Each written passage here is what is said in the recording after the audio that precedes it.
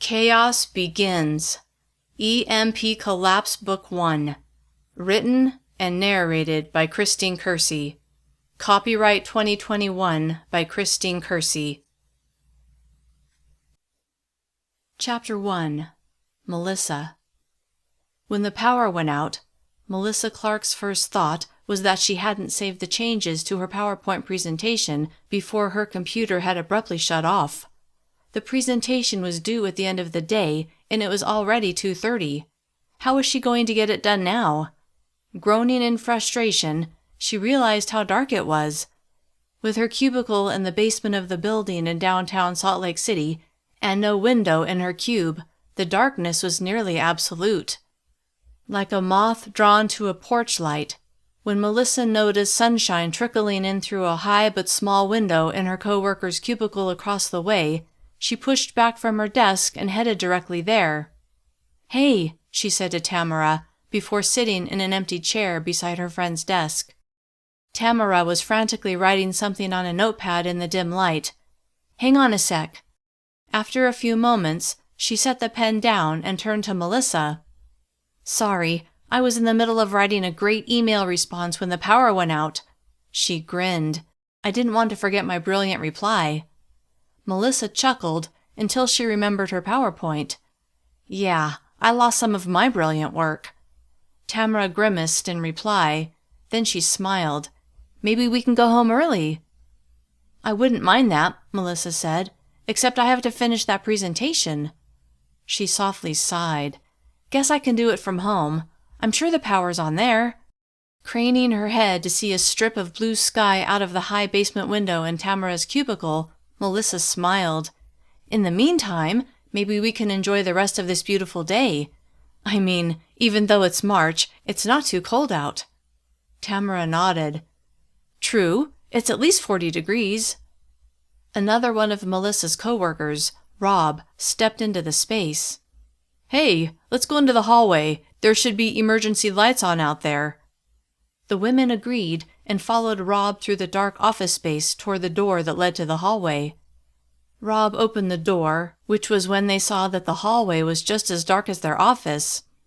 "That's weird," Rob said. "The emergency lights should be on."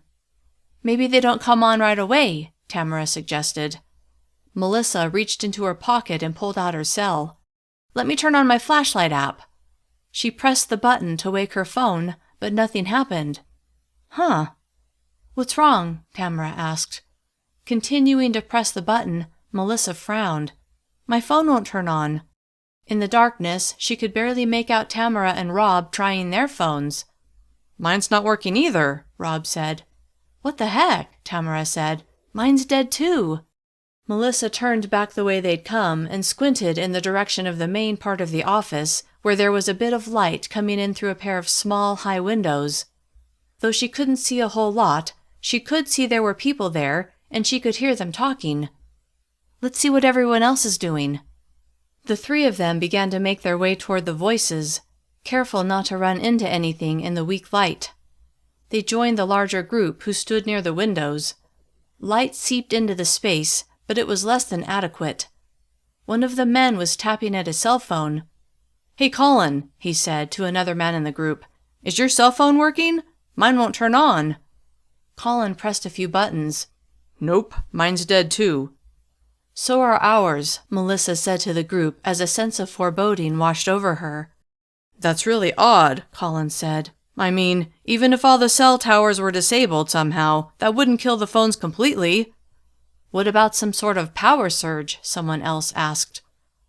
"What kind of power surge would be strong enough to take out cell phones that aren't even plugged into a wall outlet?" Colin asked.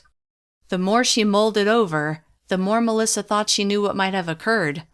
As a fan of post-apocalyptic fiction, she'd read about this kind of thing, although she'd never imagined it would actually happen. Shoving aside images of all the horrible things that might be on the horizon, she softly exhaled before speaking. "An EMP would do it." Her voice was soft, but all eyes swiveled in her direction. "An EMP?" a man in a suit asked, his voice filled with incredulity. Wondering how many of her coworkers knew what an EMP was, she said, An electromagnetic pulse could take out the power grid and our cell phones. Holy crap, someone muttered. What would cause an EMP? A woman asked. I can think of two things, Melissa said. One, a nuclear explosion detonating miles above us in the atmosphere. Or two, a really big solar flare called a coronal mass ejection. A solar flare wouldn't cause this, a man said, disbelief thick in his voice. Actually, Rob said, it already has. Ever heard of the Carrington event? Melissa was grateful to have someone else back up her claim. Not that it really mattered. Something terrible had happened, whether people wanted to believe it or not. No, the man said in reply to Rob. What's that? Back in 1859 there was a CME. He nodded toward Melissa. A coronal mass ejection. It was called the Carrington event. It wreaked havoc on the telegraph system, in some cases sending sparks through the lines and setting paper on fire. That doesn't sound like that big of a deal, the man said. Rob chuckled. Not if your biggest technology is a telegraph system. But nowadays, with everything computerized, imagine everything being hit by something that powerful. He did a chin lift toward the space where they stood and all the desks with computer monitors on them. Now it would be a big deal. A very big deal. Like catastrophic. So you think it was a CME? Someone asked. He nodded toward Melissa again. Or a nuclear explosion high in the atmosphere like Melissa said. That would take out all the electronics. I think it's time to go home, Tamara said. If our cars work, Rob said. Oh, crap.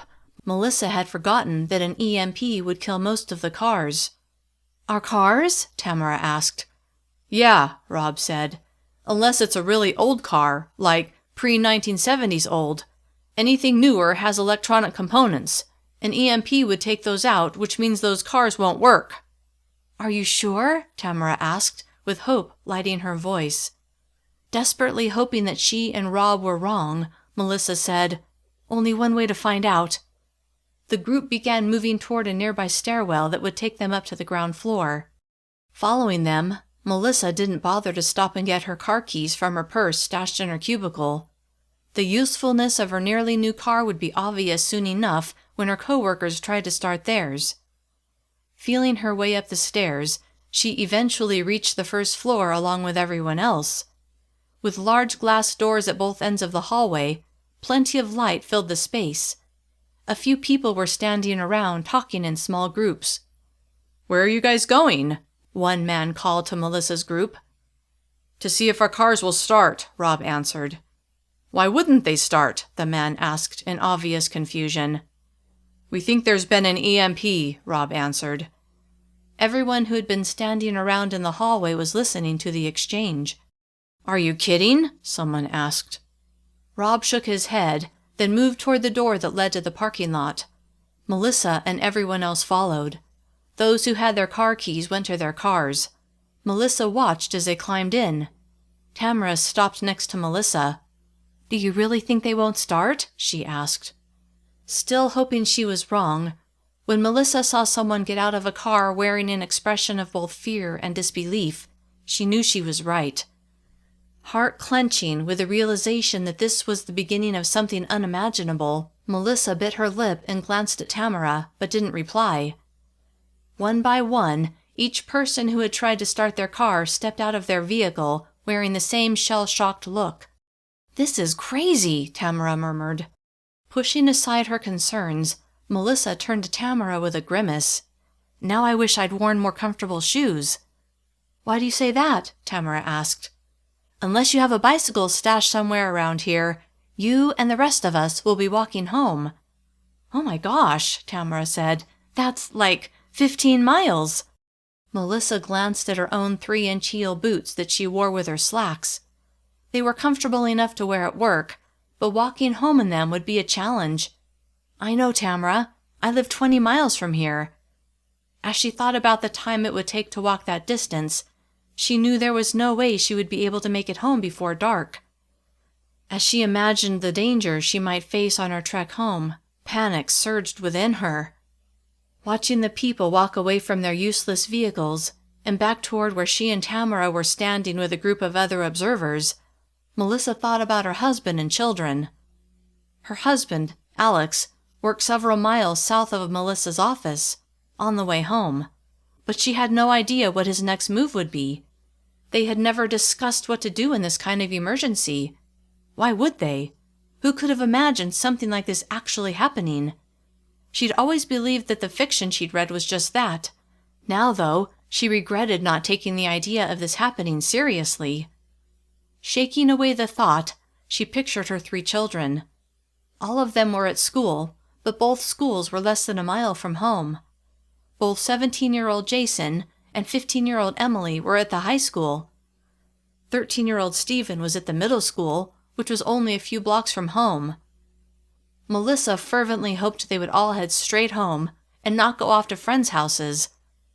Even so, the thought of them being at home completely on their own until she or Alex could get there was unsettling. Not because they were irresponsible, in fact, they were all really good kids, but because of the chaos that would inevitably ensue when people realized that society was in the midst of a collapse. Chapter 2. Alex. Alex looked through the glass wall in his office toward the reception area. The power had just gone out, but sunlight from the glass doors at the entrance to the small building let in enough light for him to see that his coworkers were beginning to gather in the small foyer. He stood from his desk and joined them. "Wonder how long it will be out," someone said. "Probably not long," Greg said. Alex hoped he was right. He had a lot of work to do. As a product development engineer for a laser company, he kept extremely busy. He wondered if the power was out at Melissa's office. Her building was in downtown Salt Lake, several miles north of where he was. It seemed unlikely they would both have a power outage at the same time, not on such a clear spring day. Still, he wanted to ask her. He took his phone out of the pocket of his dark gray slacks and tilted it up like he always did to wake it, but the screen remained black. He pressed the power button. Nothing happened. "That's weird," he murmured. No one heard him over their own conversation. He pressed the buttons to turn the phone off, waited several seconds, then long pressed the power button to turn it back on. Nothing. Last time he checked, his battery had been nearly full. He looked at the people around him who were busy chatting and joking. "My phone won't turn on," he said. Greg shifted his eyes to Alex. "Battery's probably dead." "I don't think that's it," although he didn't want to consider what it might actually be. "Does yours work?" He fervently hoped it would. Greg pulled his phone out of his pocket and tapped the screen. Nothing happened. He pressed the power button. Still nothing. Huh. This got everyone else trying. Not a single phone worked. Oh no, Alex thought, as mounting dread swept over him. It was becoming increasingly clear that Alex's worst fear was being realized, and he had no way to get in contact with Melissa, who would have been affected as well. Did she realize it was an EMP? If so, what would she do? Should he go to her office, or should he go home where the kids would, hopefully, be safely waiting? Slight panic began to build inside him. He needed to protect his family. That was the kind of thing he did. But how could he when he was miles away from them and completely unsure what they were all doing in the situation? Because he knew if this was an EMP, cell phones and electricity wouldn't be the only things that had stopped working. Most cars wouldn't run either. At least, that had always been the theory. But theories were sometimes wrong. Often wrong, in fact. Fresh hope surged inside him. Not waiting to see what anyone else's theory might be, he walked away from the group and toward the glass doors. He stopped in front of them, waiting for them to automatically slide open like they usually did. They stayed in place. Duh, the power was out. They wouldn't open without power. Annoyed with himself for not thinking straight, he strode back through the main space and down a short hallway toward the side door exit. It was extremely dark in the hallway, but he knew his way and had no trouble reaching the exit. He pushed the door open. Sunlight streamed through the doorway. He squeezed his eyes closed against the sudden brightness, then walked out into the parking lot, going straight to his truck. He took his keys out of his pocket and pressed the unlock button on his key fob, then grabbed the handle on the driver's door. It was still locked. The key fob hadn't worked. Not a good sign. Going old school, he inserted his key into the lock and turned it, then opened the door. He slid inside, then jammed his key into the ignition, a sliver of hope dancing inside him. He turned the key to start his truck. Nothing, not even a click. Swearing quietly, he tried again, then once more. It was dead, completely and utterly dead. He lifted his eyes to see that his co-workers had all flooded out of the building. They were going to their cars as well. These were not stupid people. They had obviously figured out the same thing Alex had, that somehow an EMP had taken out the power grid and everything else that ran on computer chips, which was just about everything in today's world. Concern growing, Alex got out of his truck and looked around, hopeful that someone's car would be old enough to be immune. The sound of an engine starting reached his ears. With his heart stuttering, he spun around. Colton's classic Mustang had started right up. Yes! Alex hurried over to him, as did everyone else whose cars were now nothing but huge chunks of metal. About 15 people surrounded Colton's Mustang, all wearing smiles of relief. "Can I get a lift?" someone asked. "Me too," another person said. "Same here," a third person said. "I can only fit 3 people," Colton said, his expression apologetic. 4 if we really cram in. I live in Ogden. Who else lives that way? Ogden was in the opposite direction of Alex's house, like an hour away from Alex and Melissa's house, and that was in normal traffic. If this was an EMP, the interstate would be clogged with stalled cars, which meant getting home from Ogden could take hours. Then again, walking would take a heck of a lot longer than that. Maybe Alex could get Colton to drop him off at Melissa's office. At least that way he could protect her as she headed home. But what if she managed to get a ride from someone at her work? Someone who had a car that was functional? That would put him that much farther from home. Even so, it was worth a try. Alex opened his mouth to make his suggestion, but 4 people who either lived in Ogden or on the way there were already climbing into Colton's Mustang, and 2 other people were getting angry that there wasn't room for them. Crap, Alex thought as he shook his head in frustration. Now what? Chapter 3. Melissa. As Melissa imagined people doing whatever they wanted because the authorities were either overwhelmed or busy caring for their own families, a sharp sense of fear rolled through her chest. Even more frightening, when food ran out, which was sure to happen rapidly, and people realized the food delivery system had been terminated and no more food would be coming, there was no telling what desperate acts people would be willing to commit to keep themselves and their families fed. Forcing those worries away, she tried to focus on the immediate problem, how to get home quickly and safely. It was now 3 o'clock, and since it was late March, there were about 4 hours of daylight left. At least it wasn't too cold that day, about 40 degrees, although once the sun set, it would get a lot colder. "What are you going to do?" Tamara asked, her forehead creased with worry. Melissa looked around at the other people, who looked as perplexed as she felt. "I'm not sure what to do. It's kind of late in the day. Do you think we could make it home before dark?" "What kind of pace do you think we could keep?" Tamara asked. "On the treadmill, I can walk almost 4 miles an hour, but that's my upper limit, and that's for about 15 minutes. Melissa frowned. "And that's wearing comfortable shoes. So, realistically, I can probably go about 2.5 to 3 miles an hour for a long time." She grimaced. "Maybe." And that was if they didn't run into any trouble. Tamara looked thoughtful. "So, it would take you about 7 hours to get home, and me about 5. Melissa sighed. "Yeah, it'll be way past dark before we make it all the way home."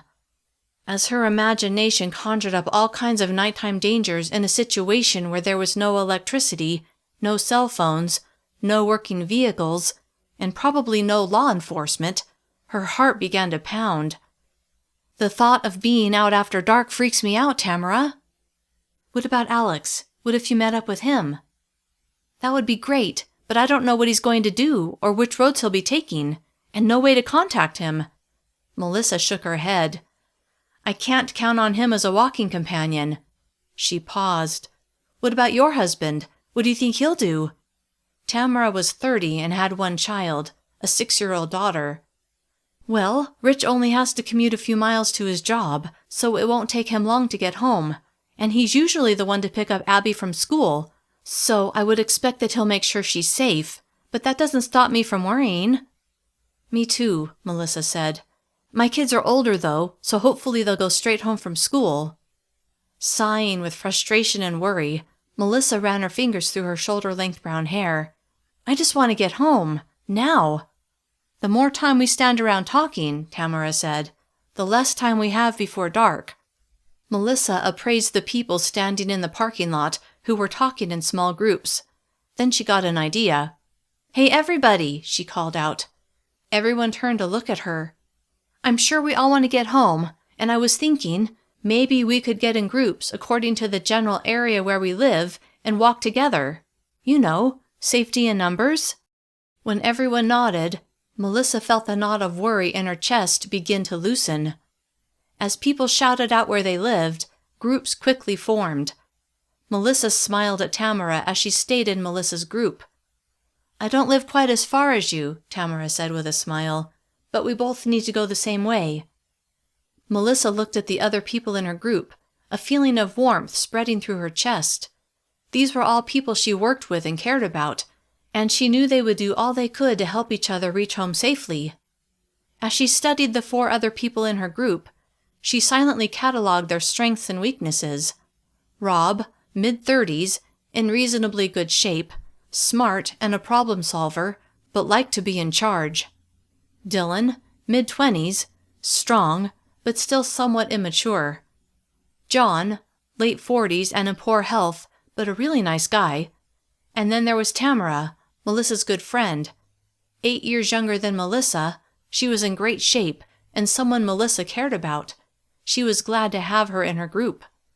What now? Tamara asked. It's going to be a long walk, John said. We should take food and water with us. Worried how he would do with so much physical exertion, Melissa regarded him. Overweight, John seemed to have trouble just walking around the office without getting out of breath. Though worried, Melissa pushed it aside. They would all just have to manage the best they could.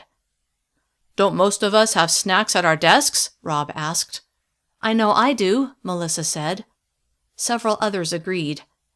Let's gather all the snacks and water bottles we can and meet back out here, Rob said. Does anyone have a backpack or something to carry them with? Melissa asked. 2 in the group raised their hands. Bring those too, Rob said. The 5 of them walked toward the building, and Melissa heard some of the other groups discussing the same strategy. As she descended the stairwell, Melissa held on to the railing. I can't see a thing, she said to Tamara, who she assumed was nearby, although she couldn't be sure. Just be careful, Tamara said from behind her. Feeling her way, Melissa reached her cubicle. She put on her sweater. Even if she warmed up while walking, she knew she would need it eventually. Then she opened the cabinet above her desk and stuck her hand in, patting the space until she touched an item she knew was a box of protein bars. She grabbed the other items, which included a bag of dried fruit and a half-eaten box of Pop-Tarts. She took out her purse, which was basically a small backpack, and placed the food inside, then grabbed the half-full water bottle that was sitting next to her computer monitor. How are you coming along, Tamara? She asked into the darkness. I'm ready, Tamara answered. How about you? I just want to top off my water bottle. Tamara entered Melissa's cubicle, and they moved carefully through the darkness toward the drinking fountain Melissa always used to fill her water bottle. But when she pressed the lever, nothing happened. Oh, she said, feeling stupid. I guess this runs on electricity. She turned around, trying to figure out where to go. I'm going to try the sink in the break room. A few moments later, she had her water bottle under the faucet, filling it.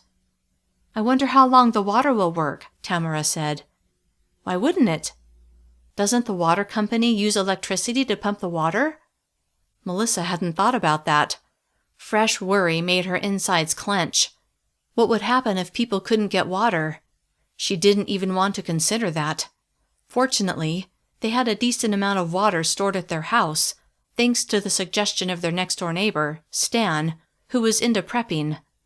"I guess I'm ready to go," Melissa said, but she felt more unprepared than she ever had in her life. Chapter 4. Alex. Alex watched the Mustang disappear in the distance. Then he turned and looked at the others who had been left behind. Some were grumbling that they hadn't been able to go in the only working vehicle, while others turned and plodded back toward the building. Alex was undecided about what to do. Head toward Melissa's office or toward home? He couldn't do both. They were in opposite directions. "What are you going to do?" Jack, a man who worked in Alex's office, asked him. Alex shook his head, his lips flat. "My wife's in Salt Lake, but my kids are in Sandy. What about you?" Jack looked off in the distance like the answer lay somewhere just out of reach. Then he turned to Alex with a frown. "Guess I'm going to walk home." "Which is where exactly?" "I'm all the way down in American Fork." That was miles south of where Alex lived. Alex chewed on the inside of his lip as he contemplated his options.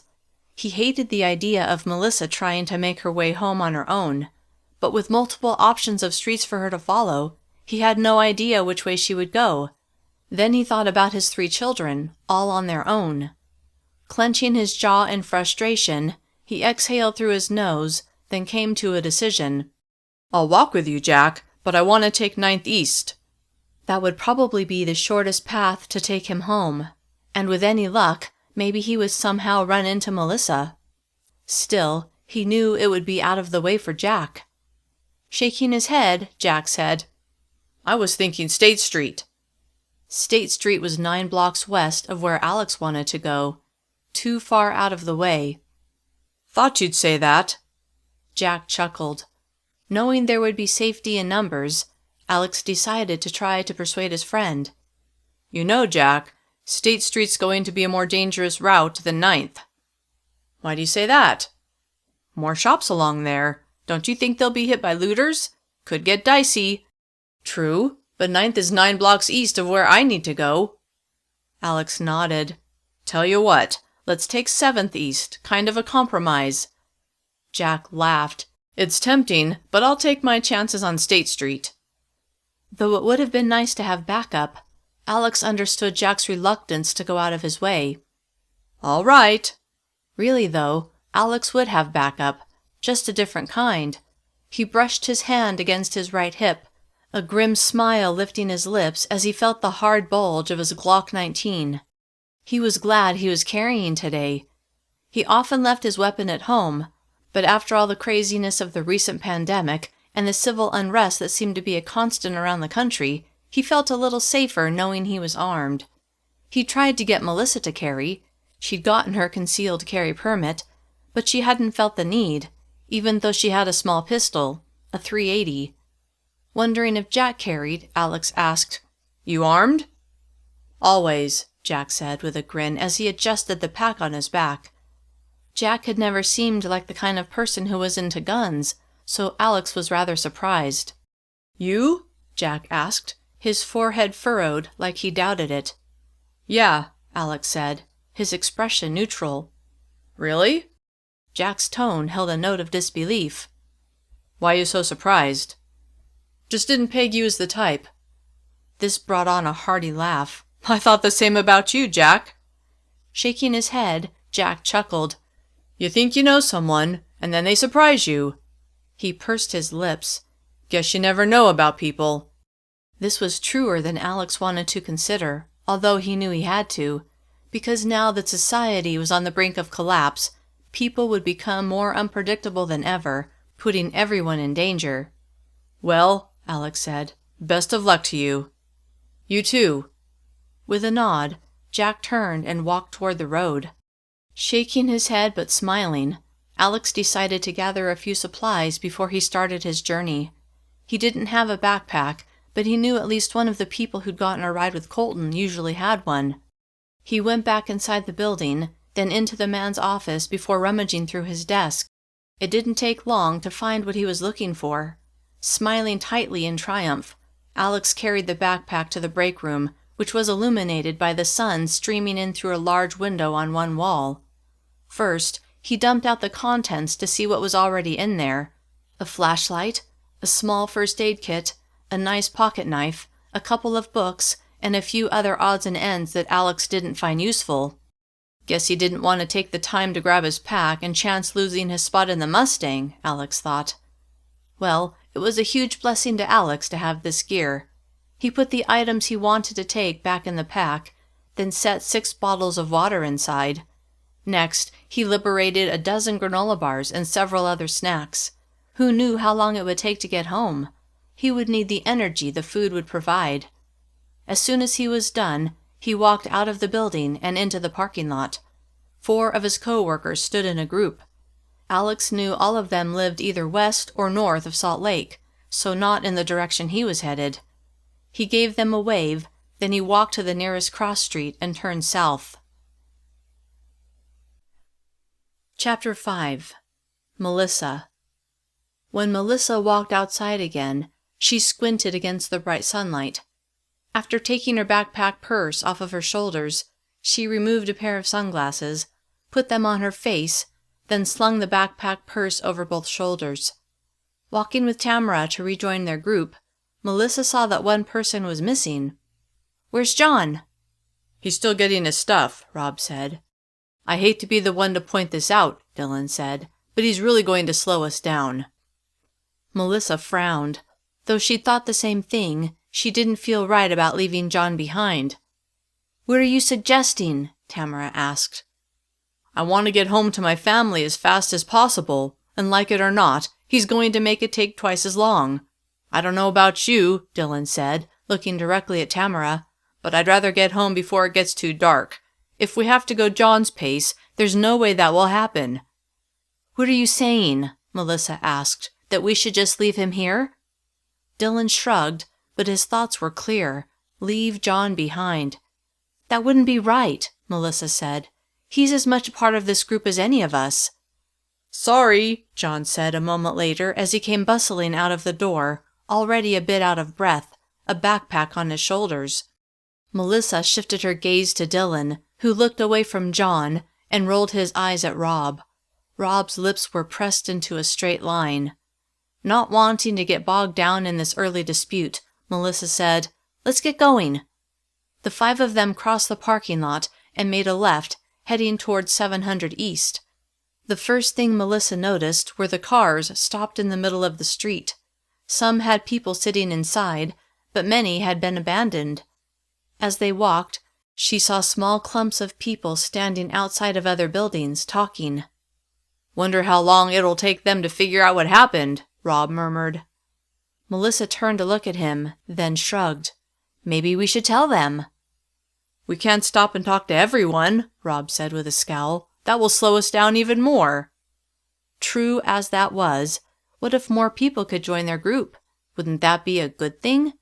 Without asking how everyone else felt about it, Melissa said, "Just give me a minute." Then she trotted off to a group of 7 people, 4 women and 3 men. The people looked her way as she approached. She smiled. "Hey!" They smiled in return. A woman who looked like she was in her 40s and was dressed in a skirt and blouse stepped forward. "Do you know what's going on?" She held up her cell phone. "I mean, the power went out, but our phones aren't working either." Melissa explained her EMP theory. After listening to their shocked responses, Melissa gestured to her group. Rob's arms were crossed over his chest, and Dylan had his hands on his hips. Ignoring their obvious impatience, Melissa swiveled back to face the people she was talking to. "We're walking home, heading south. Do any of you live that way?" 2 of the men and 1 of the women said they did. "If you want to join us," Melissa said, "you can." "Sounds good," said one of the men, who looked like he was in his 40s and seemed fit. He wore dress slacks and a button-up shirt. The other man, who wore a suit, nodded. "Yeah, I'll come." He was older, maybe late 50s. The The woman glanced at the high heels on her feet. Not exactly the best shoes for walking. Melissa nodded. Still, what other choice do you have? The woman eyed the people who hadn't spoken yet. I'm going to stay here, see if the power comes back on. Because there was no point in trying to convince her it wasn't coming back on, Melissa nodded. All right. Good luck to you. The men who had been with the woman tossed her a smile, then walked with Melissa toward her group. When they reached them, Melissa noticed that Rob's lips were twisted into a deep frown. Ignoring him, she turned to the two men, introducing everyone from her group. The man in his mid-50s said, Nice to meet everyone. I'm Curtis. He smiled at Melissa. Thanks for including me. Yeah, thanks, the other man said. I'm Tyler. Let's get going, Rob grumbled. Melissa looked at Tamara, who seemed fine with a stop, and shook her head. As they walked, Melissa asked the two newcomers what they did. We're both attorneys, Tyler, the younger man, said. What about you? I'm a project manager, Melissa said, remembering the PowerPoint she'd been working on. If this was truly an EMP, then the PowerPoint wouldn't matter. Nothing she'd been working on would. All that would matter was surviving. The thought was sobering. The group was silent, everyone lost in their own thoughts. Soon, they reached 700 East. They turned right, south, and continued on. As they walked, they passed through a residential area. Some people were outside talking to neighbors, but everyone was calm. That gave Melissa hope that they wouldn't run into too much craziness. Then again, did people understand what had happened? She kind of doubted it. They kept plodding along, passing house after house, and stopped car after stopped car. Some people were milling about. Others were walking like they'd given up on getting their cars to start and needed to get somewhere. Several people had children with them. Melissa felt sorry for those people. It was hard enough to walk a long distance with only herself to worry about. If she had little ones too, that would make it so much more difficult. They passed a park. It was too early in the year for the leaves to bud, but the trees were beautiful nevertheless. Melissa's right baby toe was rubbing against her shoe. Worried that she would get a blister so early in her long trek, she tried wiggling her toes from time to time in the hopes that would keep a blister from forming. An hour later, the discomfort on Melissa's right baby toe was becoming unbearable. She knew she'd gotten a blister from her stupid boots. Stylish, but not meant for long walks, which is also when she saw a shopping center. Hoping against hope that she would be able to fix the issue with her feet, she turned to the group. I need to find some comfortable shoes. She grimaced. My feet are killing me. I could use some different shoes too, Tamara admitted. Glad she wasn't the only one, Melissa said. Maybe one of the stores in here has shoes. Expecting the others, or at least Dylan and Rob, to look annoyed, she skimmed over their faces, but everyone seemed like they were ready for a short break. Maybe I can get more water, John said, holding up his nearly empty water bottle. Then Tyler, the lawyer who had joined their group, gestured with his chin toward the shopping center. We may have a problem. Chapter 6. Alex. Alex had barely begun heading east on 3300 South when he saw two men fighting in the street. There were numerous cars in all 6 lanes, all dead, all blocking the road, which made Alex wonder how far Colton and his passengers had gotten in the Mustang. Not that he would turn down a ride, but still, couldn't have gotten far, not if all the roads were like this. It seemed as if the men were fighting over the fact that one had run into the other. Didn't they know their cars were worthless now? One of the men turned and stormed away. Was the fight over? The man opened the passenger door to what must have been his car, leaned in for several moments, then stood and swiveled around to face the man he'd been fighting with. He raised a gun at the other man and opened fire. The man he was shooting at collapsed to the ground. With nowhere to take cover, Alex dove to the sidewalk.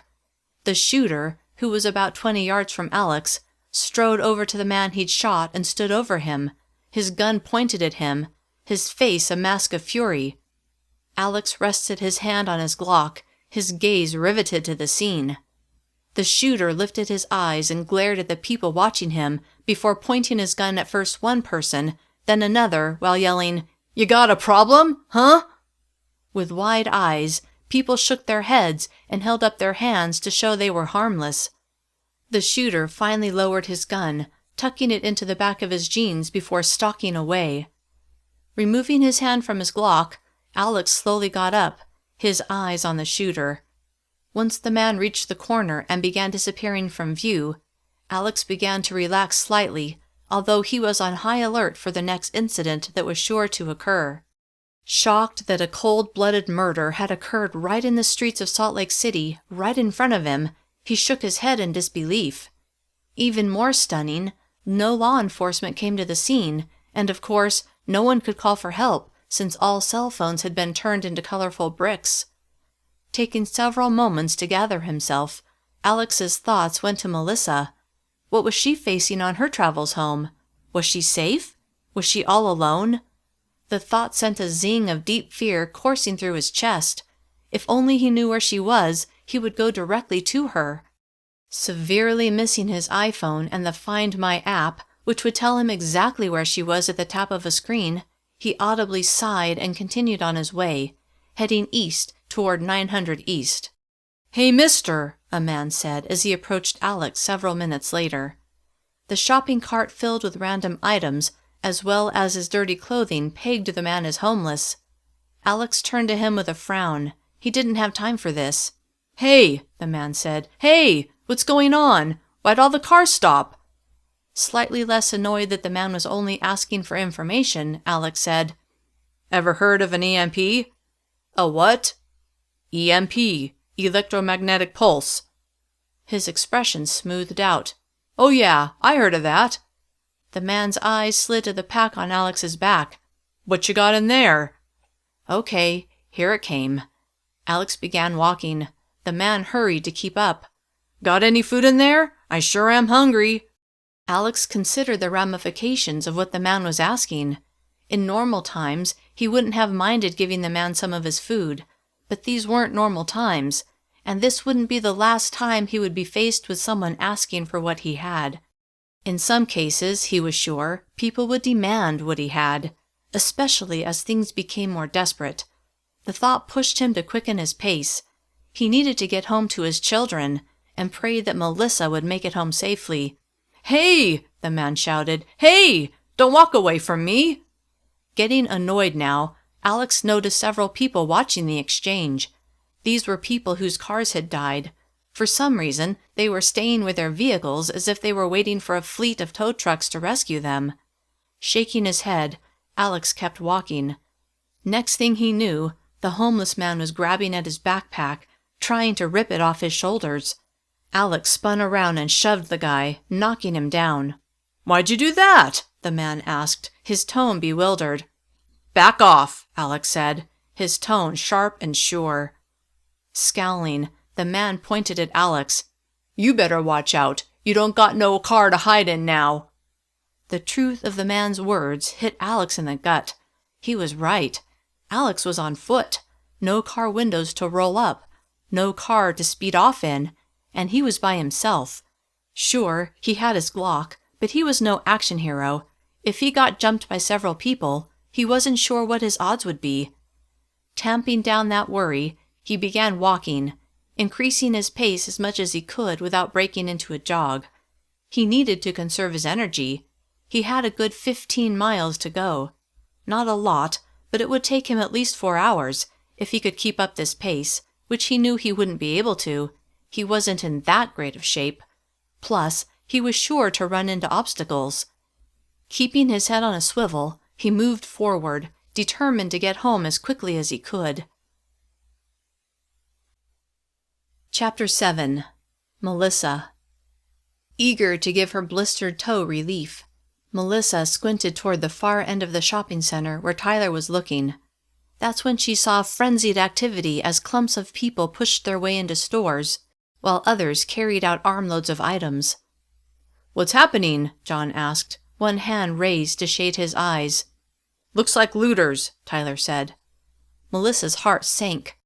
If people were already starting to take advantage of the power being out, They must have realized this was more than a run-of-the-mill outage, and that it was something more permanent, something that would send them back to the Stone Age.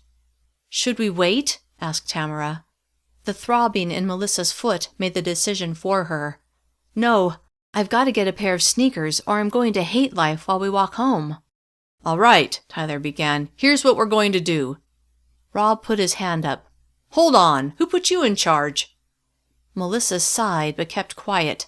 She had to be the referee at home. She wasn't about to be one with grown men. They would have to figure this out themselves. She just hoped they wouldn't take too long, because she wanted to swap out her shoes and be on her way as soon as possible. The clock was ticking towards sunset. She didn't want to think about the dangers she and the rest of her group would face once the sun had gone down and complete darkness had cloaked the night. Tyler frowned at Rob. "You want to be in charge? Fine. What's your plan to get what we need when looters are everywhere?" Rob scowled, then his lips compressed before he finally said, "We blend in, act like we're there to loot too." "What are you saying?" Tamara asked. "That we're going to steal what we need?" "Not if there's someone there to take payment," Rob answered. Melissa began. "I don't have cash, and I doubt they'll be able to take a credit card."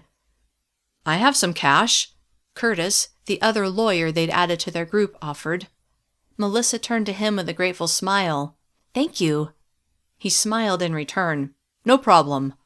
Feeling optimistic, Melissa began walking toward the row of stores. Everyone came with her. The first few stores were small restaurants. The looters were farther down. As she got closer, she saw what had attracted them, a cell phone store, and right beside it was a shoe outlet store. They passed the cell phone store with Dylan muttering, "Those phones aren't going to do them much good now." Ignoring his comment, Melissa was focused on the shoe store. Multiple people were hustling out with boxes of shoes in their arms. She hoped they still had at least one pair in her size. She reached the door but had to step back to get out of the way of two people running out. Once those looters had cleared the door, she crossed the threshold. Pure chaos greeted her. People were ransacking the shelves, tossing boxes and shoes everywhere. She turned to see if her group had followed her in, but just saw Tamara and Tyler, who were right behind her. Relieved to not be alone, she focused on Tamara. "What size do you wear?" 6.5. "I'm a 7. Let's hurry and see if we can find anything in our size." She shifted her focus to Tyler. "What about you?" He chuckled. "I'm good. I just came in to watch your backs." Gratitude swept through her. "Thank you." He glanced at his dress shoes. "Although I might see if there's something more comfortable while I'm in here." "Good idea." Melissa gave Tamara a grim smile. "Let's go." The two of them waded through the crowd, stepping over empty boxes and abandoned shoes until they reached an area with a sign that showed their shoe sizes. Melissa immediately began digging through the shelves, picking up shoes and checking the sizes listed inside. Tamara did the same. She glanced at the other people there. No one was getting violent. Yet. She turned to Tyler. "I think we'll be okay if you want to go look for shoes for yourself." He narrowed his eyes. "You sure?" Not really, she thought. "Yeah." Nodding once, he said, "All right." She watched him go, then continued digging. Finally, she found a left shoe that was her size, but she couldn't find its mate. Frustrated, but not about to be deterred, she pulled off her left boot and replaced it with a red sneaker. It fit perfectly. "Now I just need one for my right foot," she muttered. She looked over at Tamara to see how she was doing, and saw her friend putting a matching pair on her feet. Tamara scowled and looked at Melissa. "Too tight. I'm going to the next aisle." Melissa nodded, then went back to her own hunt. Eventually, she found a size 7 for her right foot in dark blue, a single shoe, probably the last size 7 in the store. Sighing in relief, she set it on the floor beside her as she pulled off her right boot, but just as she was about to pick up the shoe to put it on, someone snatched it away. "Hey!" she cried out, leaping to her feet to face the thief. It was a large, rough-looking man, and he was glaring at her as if he was daring her to take it back. Confused why he was grabbing a woman's shoe, and rather afraid of what he would do if she confronted him, she gathered her courage. She needed that shoe. "That's my shoe." He laughed at her, revealing perfectly straight white teeth. Then he held up the shoe in his hand. "This one?" Growing angry, Melissa said, "Yeah." He laughed again, then turned and began walking away. She dashed after him and grabbed his shirt. "Stop!" He did stop, and then he slowly turned to face her. The laughter had evaporated from his face, replaced by a look of menace. "Don't freaking touch me, lady!" "Give me back my shoe!" He lifted his free hand like he was going to hit her. She recoiled. Was she really going to risk getting hurt over a stupid shoe? His lip curled as he stared at her, his eyes growing dark with rage. She was in over her head, but when she backed up, she tripped over the mess of shoes on the floor behind her, falling on her rear end. The man pulled his foot back, and Melissa braced herself for the kick she knew she wouldn't be able to avoid. But rather than swinging his leg toward her, he crumpled to the ground, the shoe dropping from his hand. Melissa's gaze shot to the man who stood behind him, a gun in his hand, but with the butt pointing down. It was Tyler. He'd hit the man over the head with a gun. Where had he gotten the gun? Wait, who cared? He'd saved her from getting injured or worse. Grabbing the shoe from the floor, Melissa shoved it onto her right foot, then got to her feet, leaving her boots behind. "Are you okay?" Tyler asked. "Yes, thank you." Eager to get away from the pandemonium, she turned to see if Tamara had found a pair of shoes. She had, and she was ready to go. The trio hustled out of the store. There was no one taking payment, and clearly that wasn't the most important thing just then. When they got outside, Melissa half expected their group to have gone on without them, but to her delight, they were all there, waiting. John looked at Melissa's mismatched shoes and chuckled. "You found something to wear, I see." Melissa looked down, then smiled at him. "Yep, but I only have them thanks to Tyler." She swept her gaze over Tyler. He was wearing new sneakers, but the gun was no longer visible. Obviously, he carried concealed. She was glad at least one member of their group was armed. "What happened?" Tamara asked. "I was on the next aisle and saw you arguing with some guy, but that's all." Melissa glanced toward the store, worried that the man Tyler had knocked out would wake up and come after them. "Let's get going and I'll tell you." They headed back to the street with Melissa recounting what had happened, leaving out what Tyler had used to knock the man out. When she finished the story, everyone stayed quiet as they walked. Melissa's feet felt better already, and despite what had happened, she was glad they'd stopped. "How'd you knock that guy out?" Rob asked Tyler. "I mean, did you just hit him with your fist?" "I hit him with the butt of my gun." "Your gun?" John asked. "Your arm too?" Melissa stopped and turned to John. "What do you mean, too?" He grinned and lifted his shirt to reveal a holster on the inside of his waistband, which held a handgun. All this time she'd worked with John and had no idea he concealed carried. She appraised the rest of the group. "Anyone else?" "I have a permit," Curtis said, "but I don't have my weapon with me today, unfortunately." "No gun," Dylan said, "but I do have this." He pulled a folding knife out of his front pocket and held it out for all to see, then he put it away. Rob shook his head. "Sorry, no weapons here." "I don't have anything either," Melissa said, regretting that she hadn't listened to her husband's advice to carry her small pistol. She'd never felt all that comfortable doing so. Now she wished she had it with her. "I have to admit," she said, "I feel safer knowing some of you are armed." Her thoughts remained on her husband. What was he doing right then? Had he found a way home? If he was on foot, would he try to find her? She knew he would be worried about her, but she felt safe in her group and hoped he would focus on getting home to the kids. One of them needed to get home and make sure the kids were all right. Chapter 8. Alex. Alex covered 2 blocks, and as he walked, he scanned the area. A pawn shop across the street caught his eye. A pair of men stood just outside the doors, rifles in their hands, their heads moving from side to side as they watched every person in the vicinity. As Alex continued, he noticed that more cars in the roadway had been abandoned. People must have figured out that the cars were not going to start no matter how much they wished they would. Consequently, more people were on foot. Many wore looks of bewilderment as they plodded toward some destination or another. Others seemed focused on getting to wherever they were going, not looking around at all. Several people stared at their phones, tapping at their screens as if they would come back to life if they just tapped on them long enough. Glad he had a clue about what was happening, which could only give him an advantage, Alex strode onward. He reached a corner where a car repair shop stood. A man was arguing with a mechanic, accusing him of doing something to his car.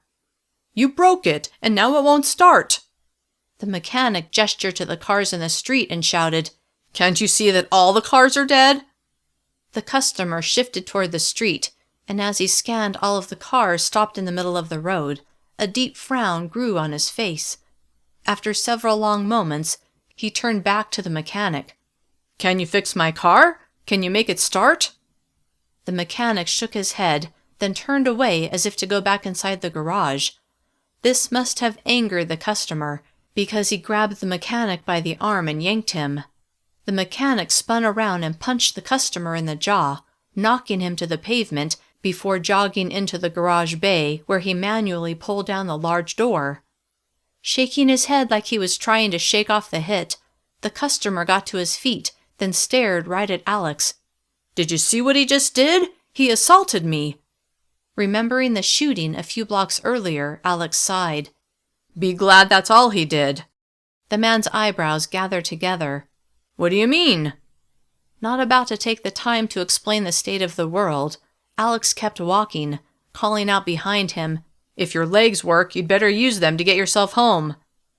The man stared after Alex, clearly perplexed by his new reality. Alex approached a strip mall, which included an electronics store. Several people appeared to be looting the place.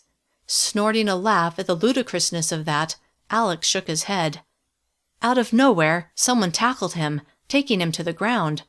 Stunned, he landed on his back. The man who had knocked him down was on top of him, but he rolled off of Alex before starting to tug at Alex's backpack. Adrenaline dumped into Alex's veins. The man who had attacked him was a little bigger than Alex, but he didn't look fit, he just looked fat. Not about to lose his only means of food and water for the long walk home, Alex twisted his body toward the man, which tore the backpack out of the man's grip.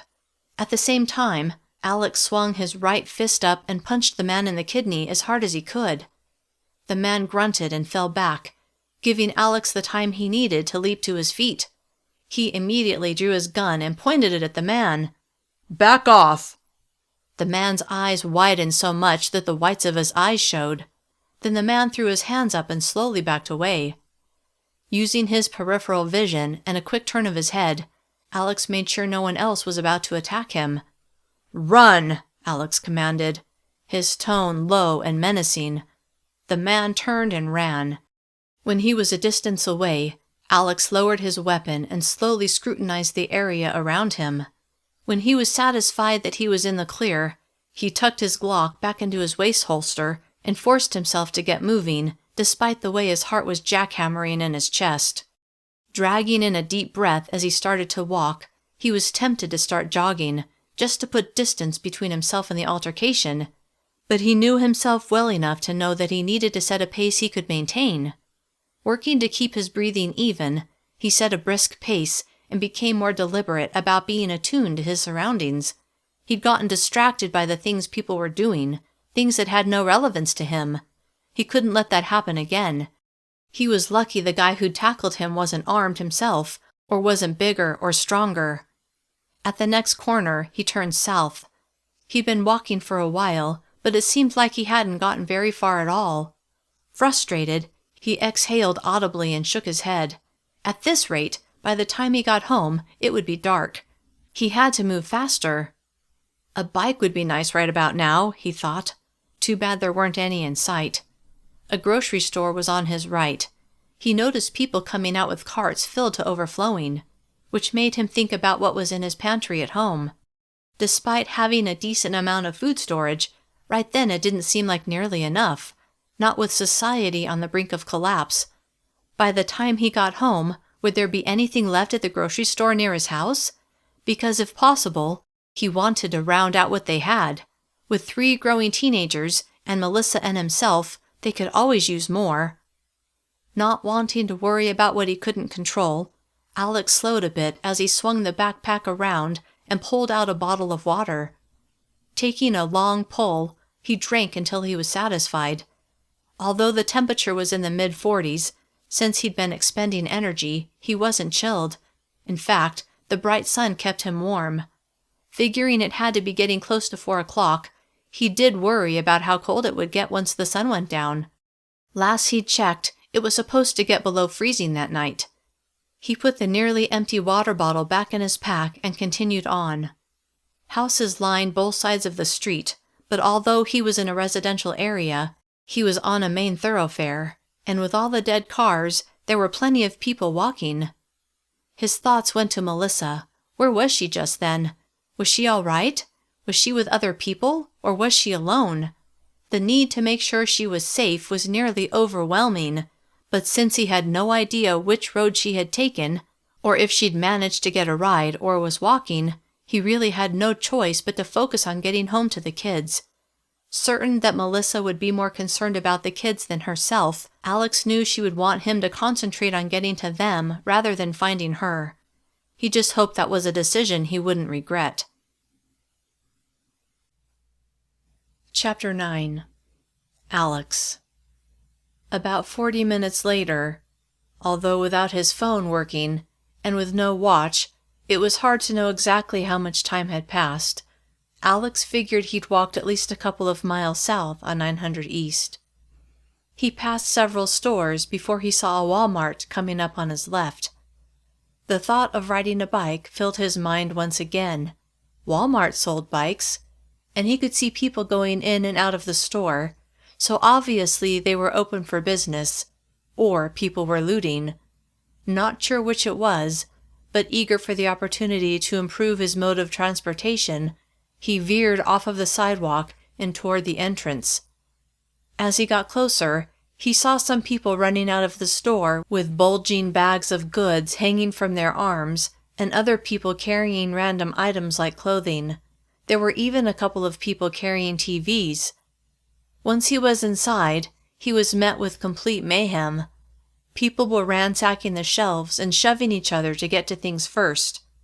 Alex looked toward the registers. No one was stationed at any of the registers to take payment. In fact, he couldn't see any employees anywhere. Not that he blamed them. With the anarchy, who would want to try to restore order?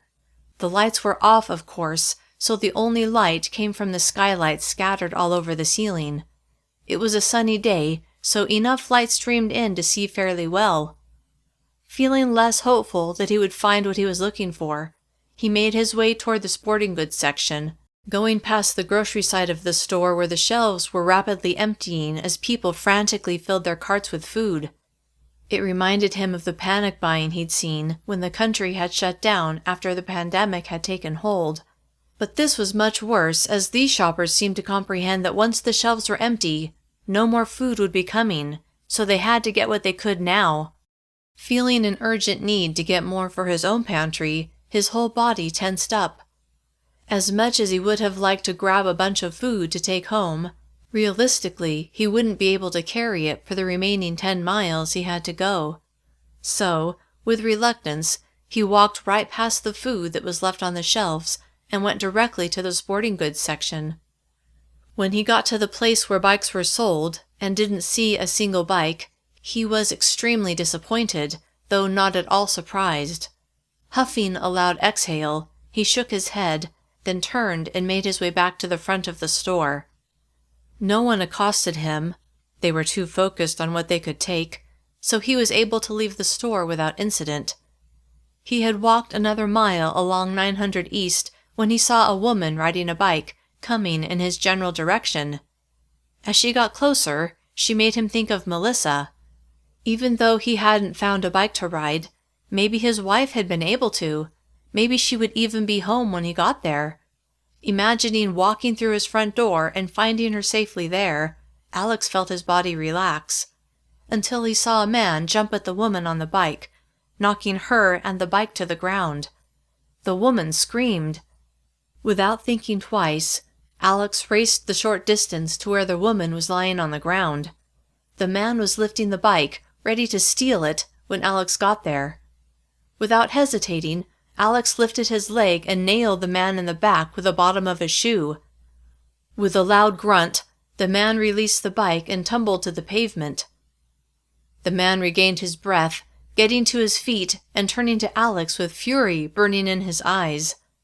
The woman, who was holding her ankle, scooted out of the way. "You want some of this?" the man shouted, his eyes blazing. Though Alex didn't want to have to keep drawing on people, it did seem to be the quickest way to make them back down. So he reached into his waist holster and pulled out his gun, but rather than aim it at the man, he used both hands to hold it in the low, ready position. "Move along and I won't have to shoot you." He really didn't want to shoot anyone, but he would defend himself and his family if needed. He would even defend a stranger if it came to that. The man's hands went up as his eyes flared. "I don't want no trouble, mister." He glanced at the bike and licked his lips. "Leave it," Alex commanded. Visibly swallowing, the man nodded, then turned and sprinted away. Alex tucked his gun back in his holster, then his eyes slid to the bike on the ground. He could pick it up, get on it, and be home in less than an hour. It was like an answer to a prayer. Except, was it really? How could he take it with the woman who owned it right there on the ground, clearly injured? "Thank you," she said from behind him. Pulled from his thoughts, Alex turned and faced her. "Are you okay?" Her eyes went to her ankle, then back to him. "I hurt my ankle. She shook her head. "I don't think I can ride now." "How far do you have to go?" "Not far. Maybe half a mile." He chewed on his bottom lip as he considered what he should do. If this was Melissa, Alex would want someone to help her, not leave her in the street. Only problem was, the woman was headed in the wrong direction. If he helped her get home, that would give him an extra mile to travel, half a mile to her place, then half a mile back to where they'd started. Still, helping her was the right thing to do. Even if society was falling apart, that didn't mean he was going to suddenly change into a person who never cared about others. He reached out a hand to the woman. "I can help you get home." Hope filled her eyes. "Really? You do that?" "Of course." She clasped her hand in his and got to her feet, favoring her right ankle. "I'm not sure how we're going to do this," she said. "Get me and the bike home." "We'll make it work." She smiled. "If you say so." "Maybe," Alex began as he mulled over the problem, "use the bike as kind of a crutch. I'll hold on to it from the other side to keep it steady." "Okay, I think that will work." She paused a beat. "I'm Cassie, by the way." "Alex." "Nice to meet you, Alex." They slowly began making their way in the direction she'd been going, which was when Alex realized that at this pace it was going to put him at least an hour behind. Suppressing a sigh, he kept walking. "I really appreciate you coming to my rescue," she said. "I mean, not only helping me now, which is amazing, but keeping that jerk from stealing my bike." Shame that he'd considered, even for a moment, taking her bike, washed over him. "You're welcome." "So," she said as she struggled along, "do you know what's going on? My cell phone won't start, and all the cars seem to be dead." She gestured to the cars parked haphazardly in the road. Alex explained his EMP theory. Cassie's eyes went wide. "Oh no!" They discussed what the ramifications might be, then they were both quiet for a while before she asked, "Where were you headed?" Feeling time slipping away, Alex said, "Home, which is in Sandy." She glanced at him, then her forehead furrowed. I have a spare bike at my house. You're welcome to take it." Alex's eyebrows shot up as his head jerked in her direction. "Really?" At his reaction, her face lit up. "Yes, it's the least I can do to thank you, and it'll get you home a lot faster than walking." "Yeah, it will. That would be awesome." Now that was an answer to his prayers, one he hadn't seen coming, and one he could feel good about. Because if he'd just taken her bike and left her on the side of the road, that would have been the first step in being the person he had no desire to become. When they finally arrived at Cassie's house, Alex helped her inside, then manually opened the garage door, after which he brought her bike in. She stood in the doorway leading from the garage to her house. "That's the one you can take," she said as she pointed to a dark gray men's bike leaning against the wall. "I think the tires are full." Alex squeezed each tire. They were solid, and the bike was in great shape. He turned to her with a grin. "I really appreciate this."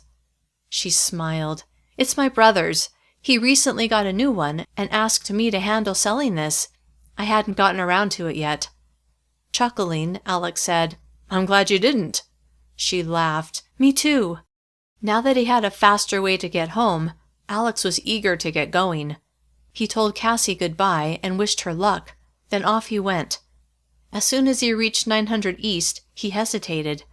Should he head north and try to find Melissa? Now that he was on a bike, it wouldn't take nearly as long to search for her. Then he pictured the shelves at the Walmart emptying so rapidly. If he made it home in the next hour, he could take the kids with him to the closest grocery store and try to stock up. As desperate as he was to get to Melissa, he knew what she would want him to do. Go home, get to the kids, get provisions. Besides, she might already be home. With a deep sigh, he turned his bike south and began pedaling. As he sped along, he passed many people on foot. Beyond grateful to Cassie, he couldn't hold back a smile as the tires ate away the miles. And before long, he reached his neighborhood. Exhaling a loud sigh of relief, he turned onto his street. A couple of his neighbors were outside talking to each other. He waved to them, and they smiled and returned his greeting.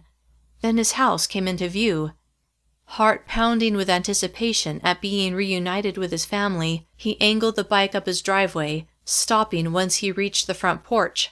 He hopped off, then, after leaning the bike against one of the pillars on the porch, he twisted the doorknob. It was locked. Was no one home? Or were the kids, and Melissa, just taking precautions? With eagerness, he took his keys out of his pocket and unlocked the door.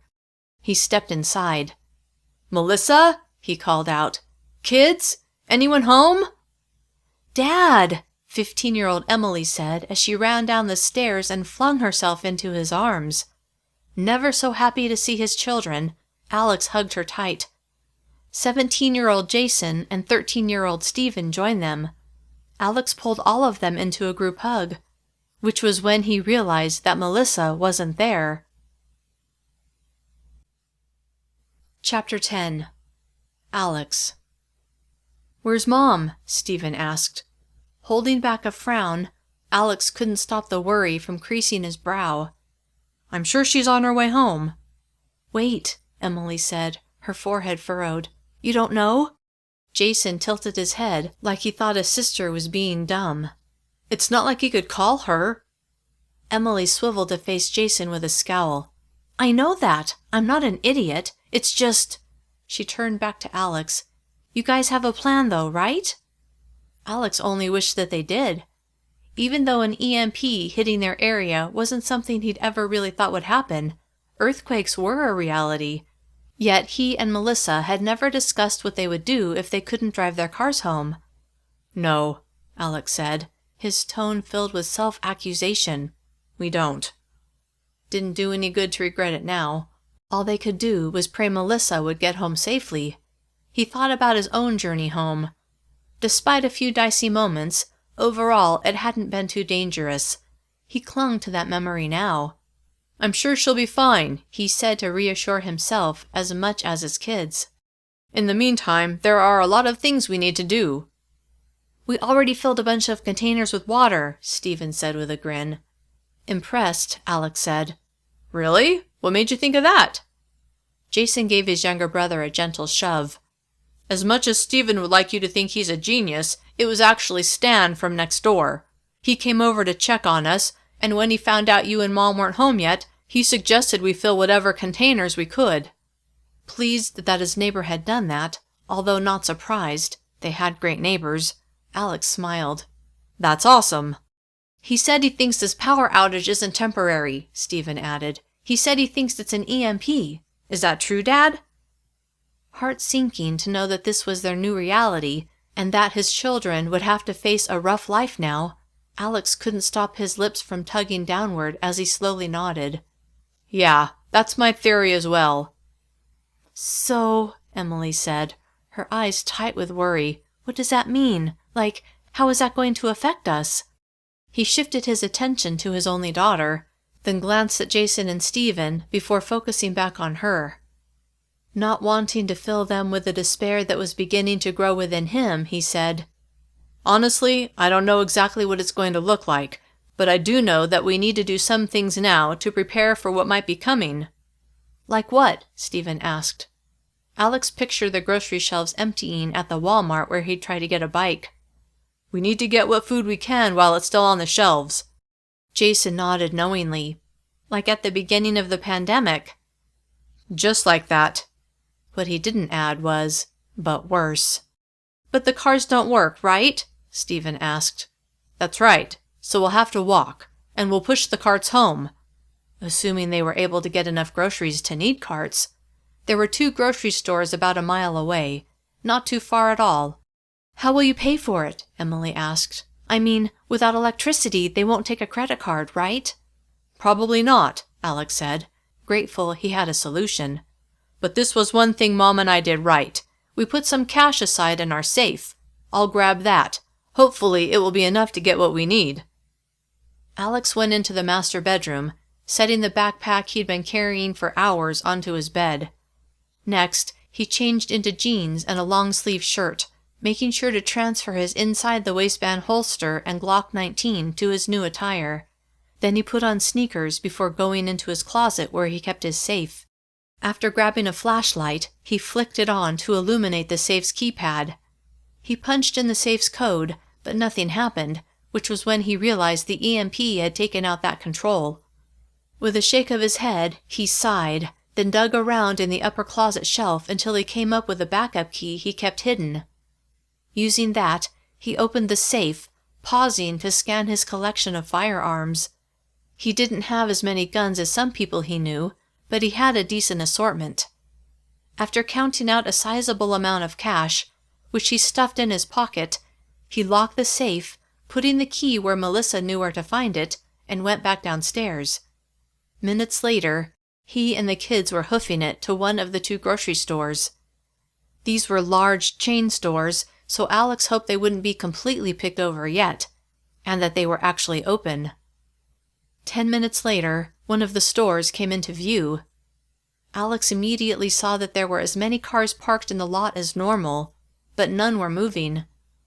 A handful of people were exiting the store carrying bags filled with food. At least that meant the store still had some things to buy.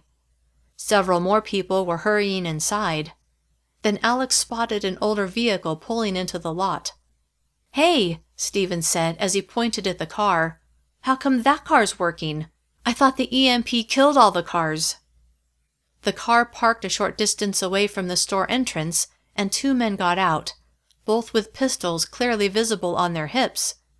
Alex was armed too, and he expected that many more would be openly carrying now as well. "Older cars still work," Alex said in answer to his son, thinking of Colton's Mustang at the office, wondering if they'd all made it home. "The EMP only affects computer components. Older cars don't have those." "We should have bought that sweet '69 Camaro," Jason said with a smirk. Alex laughed as he pictured the car his son had seen for sale on the side of the road a few months back. "Yeah, if only we'd known what was coming." They began crossing the parking lot, and as they got closer to the store entrance, Alex said, "I want each of you to grab a cart and fill it with whatever you think we can use. Don't get anything that can spoil, so stick to the inner aisles. Emily will stay with me, but you boys go by yourselves. We'll meet near the registers. Let's try to take no more than 15 minutes. He looked at each child in turn. Jason looked determined. Emily seemed anxious, but Stephen was grinning like this was a game. That was fine, as long as he completed his task, Alex was happy for him to think of it however he wanted. Moments later, they reached the door. An employee stood just inside. "Cash only," he said to Alex. "To speed things up, we're charging by the cart. $300 per." Yikes, he thought. Good thing he had enough money for each of them to fill a cart. "Okay, thanks." Only about a dozen shopping carts remained. Wearing a grim expression, he gestured with his head toward the carts. "Let's go." To their credit, the kids didn't hesitate, each one grabbing a cart. The boys headed off, each going down a different aisle. Alex watched them go, proud of their willingness to step right up and do what he'd asked. He and Emily, each pushing a cart, went a different way. With no music playing in the background, the only sounds were occasional shouts as people argued, but for the most part, things seemed relatively calm. They turned down the pasta aisle first. There wasn't a lot on the shelves, but they managed to grab several packages of spaghetti noodles, 2 boxes of rotini, 3 jars of spaghetti sauce, and the last 2 cases of ramen. He grabbed other items as he saw them, and Emily did the same. Other shoppers came down the aisle, a frantic look in their eyes, which made his chest tighten with stress of his own. What would his family do when the food they had ran out? Knowing they were probably in better shape than many other families, and not wanting to think that far ahead, he focused on his task. The 15 minutes flew by, and after he and Emily had gone up and down several aisles, including the toiletry section, they pushed their full carts to the front of the store. The boys joined them moments later. Much to Alex's relief, their carts were full. "Great job," he said with a grin. Then the 4 of them got in one of the 3 long lines that had formed. Since there was no need to put items on the non-working conveyor belt, the line moved pretty fast. Before long, it was their turn. "We have 4 carts," Alex said, as he peeled off $1,200, which seemed like highway robbery for what they'd gotten. But since that cash would soon only be useful as toilet paper, he didn't really care. The important thing was that they would have food. He handed the clerk the money. "You can bag it if you want to," she said. "Just take some bags and do it out of the way." Deciding that might not be a bad idea, Alex grabbed a bunch of plastic bags from the turnstile and pushed his cart past the counter and over near the wall. The kids followed. "Bag up what you can," he said to the kids as he handed out bags. They quickly put their purchases in bags, then, pushing their filled carts, they made their way toward the exit. "Don't take the carts beyond the parking lot," the employee manning the door said as they reached the exit. "Sure thing," Alex said, walking right past him, his kids following close behind. Once they'd cleared the exit and started crossing the parking lot, Stephen quietly said, "Are we really going to carry all of this stuff home?" There was no way the 4 of them could carry everything. "No," Alex said as he kept a brisk pace. "We'll combine what we can into 2 or 3 carts, but we're going to have to take the carts home." "But that guy said not to." Stephen had always been a rule follower, which was a great thing in normal times. These, however, were not normal times. "It's okay," Jason said with a glance at Alex. "We can bring the carts back." "Yeah," Alex said, although that certainly wasn't a priority. "Okay," Stephen said, his voice uncertain. "It's more important that we get the food we need," Alex added. When they were nearly to the street, they transferred all of the bags from one of the carts to the other 3 carts. But there was no way to combine them further. Leaving that 1 cart in the parking lot, they pushed the other 3 out of the parking lot and began the trek home. "Maybe Mom will be home when we get there," Emily said, her voice tinged with hope. "Maybe so," Alex said. "Let's hurry home and find out." Chapter 11. Melissa. Making slow but steady progress, Melissa and her group had nearly covered another 3 miles. John seemed to be having the most trouble, panting a bit as he struggled to keep up. But he was keeping up. Melissa felt bad for him. She was in decent shape, and she was getting tired. Still, she pushed on, eager to get home, her mind on Alex and the kids. Was Alex walking too? Were the kids safe at home? What she wouldn't give for a way to reach out to them. For so long, she'd taken modern technology for granted, the ability to text or call someone on a whim. Now, though? Now, there was no way to communicate. "What's that?" Dylan asked, his tone broadcasting shock as he pointed at something in the gutter in front of the Arctic Circle hamburger joint across the street from them.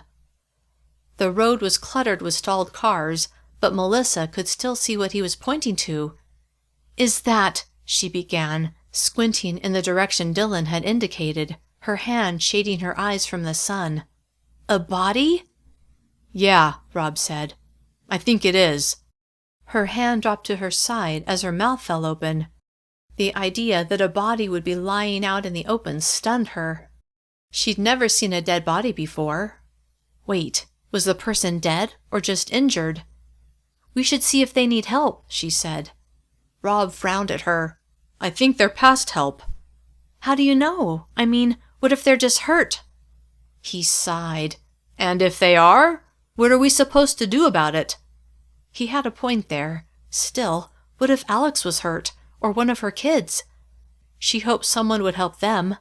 "I'm going to check," she said as she stepped off of the sidewalk and into the street. Swerving around the first dead car, she heard Tamara call out, "Wait, I'm coming with you." Pausing, Melissa waited for Tamara to catch up. Then, to her surprise, all 5 men in their group began following. As the group cleared all of the cars, and the view of the body became clearer, Melissa began to regret her insistence to check on the person. It looked like a man, and she could see a puddle of blood under his head filling the gutter. A neat hole was centered in his forehead. Yeah, it was doubtful he was still breathing. Still, when she reached him, she knelt beside him and pressed 2 fingers to his neck in search of a pulse. "Anything?" John asked from behind her. She shook her head, then tilted her head up to him with a frown. "No, he's gone." She stood and faced their group, her stomach churning. Not only was she standing beside a dead body, but she'd actually touched it. John's eyes went to the Arctic Circle behind her before widening as the blood drained from his face. "Get down!" he shouted, shoving her to the ground as he pulled a handgun out of his waist holster. Confused and terrified, Melissa flattened herself to the pavement. Several gunshots blasted around her. A chip of pavement hit her in the arm as a bullet struck the ground beside her. Screaming in surprise, she scrambled away, getting behind the nearest vehicle, a silver SUV. Frozen with fear, she curled up on the cold pavement for several long minutes, her eyes squeezed closed, but when she realized the shooting had stopped, she gathered her courage and maneuvered until she was able to peer underneath the SUV in the direction of her friends. To her horror, she saw 3 people down and bleeding. She couldn't tell who they were, although Tamara wasn't among them. Frantic to know what was happening, she crawled to the front of the car before poking her head around the grill. First, she studied the area near the Arctic Circle.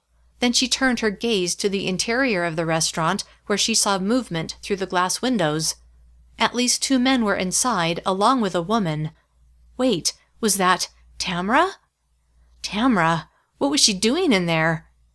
Closing her eyes in disbelief as to what this world was rapidly turning into, Melissa immediately realized that the shooters had taken Tamara. "Is everyone okay?" she called out from her place of relative safety, although she knew the answer was no. Even so, she wanted to find out who was all right. "I'm fine," John said, "but Rob, he's—" John's voice cracked. "He's dead!" Melissa's heart rattled at the news. What? How could that be? He had been alive mere moments before. Breathing rapidly, she forced her emotions aside and forced herself to think. "What about everyone else, John? Is everyone else okay?" Although she already knew Tamara was definitely not. "Dylan and Curtis were hit," John said. She squeezed her eyes shut. "What about Tyler?" Melissa thought about how he'd come to her rescue at the shoe store, taking down that man who had been about to hit her. "I'm okay," Tyler said, although his voice sounded strained. Relieved, she softly exhaled and opened her eyes. Scared to go where she would be exposed, Melissa also couldn't fathom staying where she was when her friends needed help. Gathering her courage, she scurried along the side of the car, still out of sight of the bad guys, until she reached the back end. Then she moved toward the other side where she would be visible to all. On the lookout for the men who had attacked them, unprovoked, she let her gaze ricochet between the interior of the Arctic Circle and the outside area. When she reached her friends, she took in the scene. Just like John had said, Rob was clearly dead. Dylan was bleeding profusely from his chest, as well as his right shoulder and leg. He was unconscious, and Melissa strained to see if his chest was moving. It didn't really seem like it. Tyler had his hands pressed against Curtis's stomach, but it didn't seem to be doing much to slow the blood flowing out. John moved toward Dylan, his hands hovering over Dylan's chest, like he was unsure what to do, or if doing anything would even help. "Is he alive?" Melissa asked, her voice tremulous. John shook his head. "I don't know." He pressed his fingers against Dylan's throat, waited several moments, then tried another spot, then another. Finally, he turned to Melissa with tight eyes. "He's gone." Shocked by the whole situation, Melissa felt the blood drain from her face. Then she remembered what she'd seen through the glass and felt her body go cold. "They took Tamara." John nodded. "I know." Chapter 12. Alex. It was a bit of work to push the shopping carts up the incline on 1300 East. Although with 4 of them and 3 carts, they were able to take turns. They moved forward in a single file, with Stephen in front, Jason next, and Alex taking up the rear, with Emily walking beside him. The sound of a loud diesel engine climbing the hill grabbed their attention, and they all slowed as they turned to watch an old pickup truck coming their way. As it drew closer, Alex could see a man behind the wheel. He was alone. The man swerved around a stalled vehicle in the right lane, but instead of going back into his lane, he angled his truck toward them, crossing the double yellow line into the far left lane. No one else was around on this stretch of road. Heart rate picking up, Alex murmured, "Take the cart, Emily, and everyone keep walking."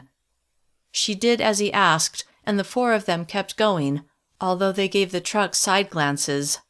Alex slid his hand to his gun, but didn't draw it, while at the same time putting himself between Emily and the truck that was now just behind them, almost hitting the curb.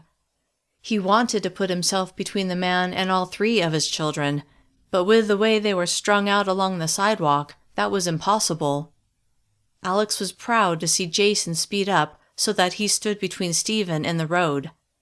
Extremely uncomfortable with the entire situation, Alex decided it would be better to confront the man rather than turn his back on him. For all he knew, the man would shoot him in the back. Stopping to face the man, who had his window down, Alex took in his long, scruffy beard and greasy hair, then said, "Can I help you with something?" The man grinned, revealing teeth that looked like they were long overdue for a dental visit. "You got quite a haul there. What's it to you?" He raised his hands like he meant no harm. "Just stating a fact." "Like I said, what's it to you?" The man lowered his hands out of sight, which put Alex on alert. He had no idea if the man had a gun sitting on his lap. "Looks like there's enough to share," the man said. "There's not," Alex shot back. The man began to softly chuckle, then the volume increased until he threw his head back with laughter. The sound cut off abruptly, and he narrowed his eyes at Alex. "What if I say there is?" Alex had had enough. For the 3rd time that day, he withdrew his gun. Using a 2-handed grip, he aimed at the man's head. "There's not. Now move along." He heard Emily gasp, but he ignored her. Hating that his children had to witness this, he was realistic enough to know that it was something they would have to get used to. Desperately hoping that the sight of the gun would end the situation, Alex felt adrenaline flooding his veins. But what if it doesn't, he asked himself. Would he be willing to actually shoot, to kill another human, especially in front of his children? Praying that wouldn't be necessary, he waited to see what the man would do. Without warning, the man lifted a handgun and pointed it at Jason, who was the largest target of Alex's 3 children. Wearing a menacing grin, the man said, "Looks like we have a standoff, and wouldn't you know, not a cop to be found." He chuckled. "Society's in the crapper now, which means I can do what I want." Narrowing his eyes at Alex, he said, "Drop your weapon and then load all that stuff into my truck, and maybe I won't shoot your kid." Alex knew he should have taken the shot the moment the man's hands had started to come up, but he was an engineer, not a soldier. He didn't have the training or the muscle memory to be that fast. But that didn't mean he had to stand down now. "Okay," Alex said, as if he was about to comply. He lowered his gun fractionally, his gaze glued to the man's hands. The man must have believed Alex was giving in, because Alex could see the man's gun lower just a bit, which is when Alex retook his aim and pulled the trigger. The man jerked back, hit in the shoulder. Not waiting to see if he was going to shoot back, Alex stepped closer while taking another shot and another until the threat had been neutralized. Emily was screaming, but Alex tuned her out, his eyes intensely focused on the man in the truck who was slumped forward, his head resting on the steering wheel, blood everywhere. With his gun still pointed at the man, Alex moved to the open window where he reached inside and pressed 2 fingers against the man's neck. He felt for a pulse, but there was none, which is when it hit him. He'd killed a man. He was going to shoot Jason, his inner voice reminded him. True though that was, he still began to feel a slight out-of-body experience that he recognized as shock. He lifted the man's handgun from where the man had dropped it in his lap, then he tucked his Glock back in his waist holster and the man's gun into the back of his jeans. Alex realized the truck's motor had shut off. Thinking it was somehow from the EMP, when he peered inside and saw that the truck had a manual transmission, he realized the man's foot had simply slipped off of the clutch, stalling the engine. "Dad," Jason said as he came up beside him. "Dad, are you okay?" Slowly turning to face his son, the son who could have been killed instead of the man in the truck, Alex dragged in a sharp breath, then focused on Jason before turning to Stephen, whose mouth was hanging open, then Emily, who was sobbing. "I'm okay," Alex said. "We're all okay." "Is he—" Jason began, his eyes going between Alex and the man. "Is he dead?" Nodding, Alex said, "Yeah." Jason seemed to relax at that. "Do you think he would have shot me?" Alex shook his head. "I don't know, but I couldn't take that chance." A small smile curved Jason's lips. "I should hope not, Dad." Eyebrows bunching, Alex gazed at his oldest child. "Doesn't it bother you that I killed him?" Jason chewed on his lower lip. "Is it bad that it doesn't? I mean, you had to." He paused. "Even if you'd let him take our stuff, what if he'd—" He glanced at his sister, who was beginning to calm down. Jason's voice went to a whisper. What if he'd taken Emily, too? That hadn't even occurred to Alex, and there was no way to know if the man would have stooped that low. But Jason was right. There would have been nothing Alex could have done to stop him. Yes, putting him down had been the only thing he could have done to protect his family. Slowly nodding, Alex let a grim smile lift his lips. "You're right, Jason. Thank you." Stepping away from the truck, Alex went to Emily and pulled her into his arms. She lay her head against his shoulder as small, shuddering breaths left her. "It's okay, sweetheart," he murmured. He held her until she drew away.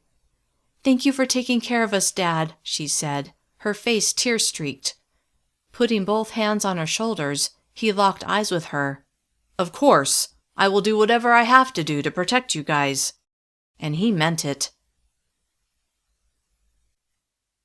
Chapter 13. Alex. "Dad?" Stephen said from beside him. Alex turned to face him. "Yeah, buddy?" "I think—" He looked down, then lifted his eyes to Alex's. "I think we all need to carry a gun." Alex recoiled at the thought. His 13-year-old carrying? That was absurd, right? Steven's right, Jason said. What if that guy had shot you, Dad? We would all be sitting ducks. Swiveling his head to Jason, Alex was flummoxed, because his son, both sons, were right. As much as he loathed the idea, and for heaven's sake it was only day one, they needed more than just him for defense. His thoughts whirled. How dangerous would it be to arm his children? What would Melissa say? Where was Melissa? Shaking his head, he closed his eyes. He couldn't get distracted by what he had no control over. Let me think about it, okay?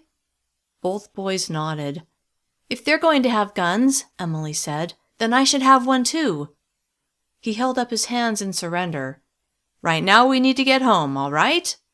Dad? Jason said. Yeah? He glanced at the truck. I don't think that guy needs his truck anymore. Maybe we should, take it. Alex's immediate reaction was to say no. It would feel like he'd killed a man for his vehicle, which logically he knew wasn't the case at all. Still, that's how it felt. We can find Mom, Steven said, his voice filled with possibility. That got Alex's attention, which was when he realized that it would be foolish to pass up the opportunity to acquire one of the rare vehicles that ran. Still, he had to make it clear to his kids that the situation wasn't optimal. For the record, he began, I wish that man had never stopped. I hate that I had to kill him, but... He frowned and shook his head as he sighed and looked at the ground. But, he began again, his voice softer, if this truck can help us find Mom, then I say yes, we should take it. Nodding with a soberness that surprised Alex, Jason said, Good call, Dad. All right, Alex said. You guys load the bed with the stuff from the shopping carts, and I'll remove the man from the cab. They immediately got to work transferring all the bags from the carts to the bed of the truck, while Alex went to the driver's door and pulled it open. The man was right where he'd been since Alex had shot him. Alex grabbed the man's left arm and began tugging. The man fell out of the truck and onto the pavement. Here, Dad, Jason said. Let me help. Proud of his son for stepping up, Alex worked with Jason to lift the man from the pavement and set him on the grass under one of the trees that lined the sidewalk. Are we just going to leave him here? Jason asked, his voice soft. Though it might seem disrespectful to not take the time to bury the man, Alex had more pressing things to do, so he nodded. Yeah, we need to find Mom. It'll be dark soon, and she's still out there. I agree. Somehow, hearing that helped assuage Alex's guilt at leaving the man. We're done, Emily said. Alex stepped between her and the body. She didn't need to see it up close and personal. Great. Hop in the passenger side. You boys get in the bed of the truck. While they did that, Alex stared at the blood smeared on the driver's side seat, then clenched his jaw before climbing inside. After pushing in the clutch, Alex started the engine, and after a short drive, they pulled into their driveway. The boys hopped out of the bed of the truck. Do you know how to manually open the garage door? Alex asked Jason. And disengage the garage door opener? That red string on the inside, right? Yeah. Then yeah, hold on a sec. When the garage door slid open from the inside, Alex pulled the truck into the garage. With the four of them helping, it didn't take long to get the food they'd purchased moved into the kitchen. We'll sort through it later, Alex said. Then with a grim smile, he added, I'll be back in a minute. Taking the stairs two at a time, he reached the top, then turned right to go into the master bedroom. He took the dead man's gun from the back of his jeans. He dropped the magazine and confirmed it was loaded. Then, after examining the gun further, he reinserted the magazine before going to his gun safe. He found the key he'd hidden earlier and opened the safe. First, he put the dead man's gun on a shelf. Next, he removed his AR-15 and carried it into the bedroom, where light from the window flooded the room.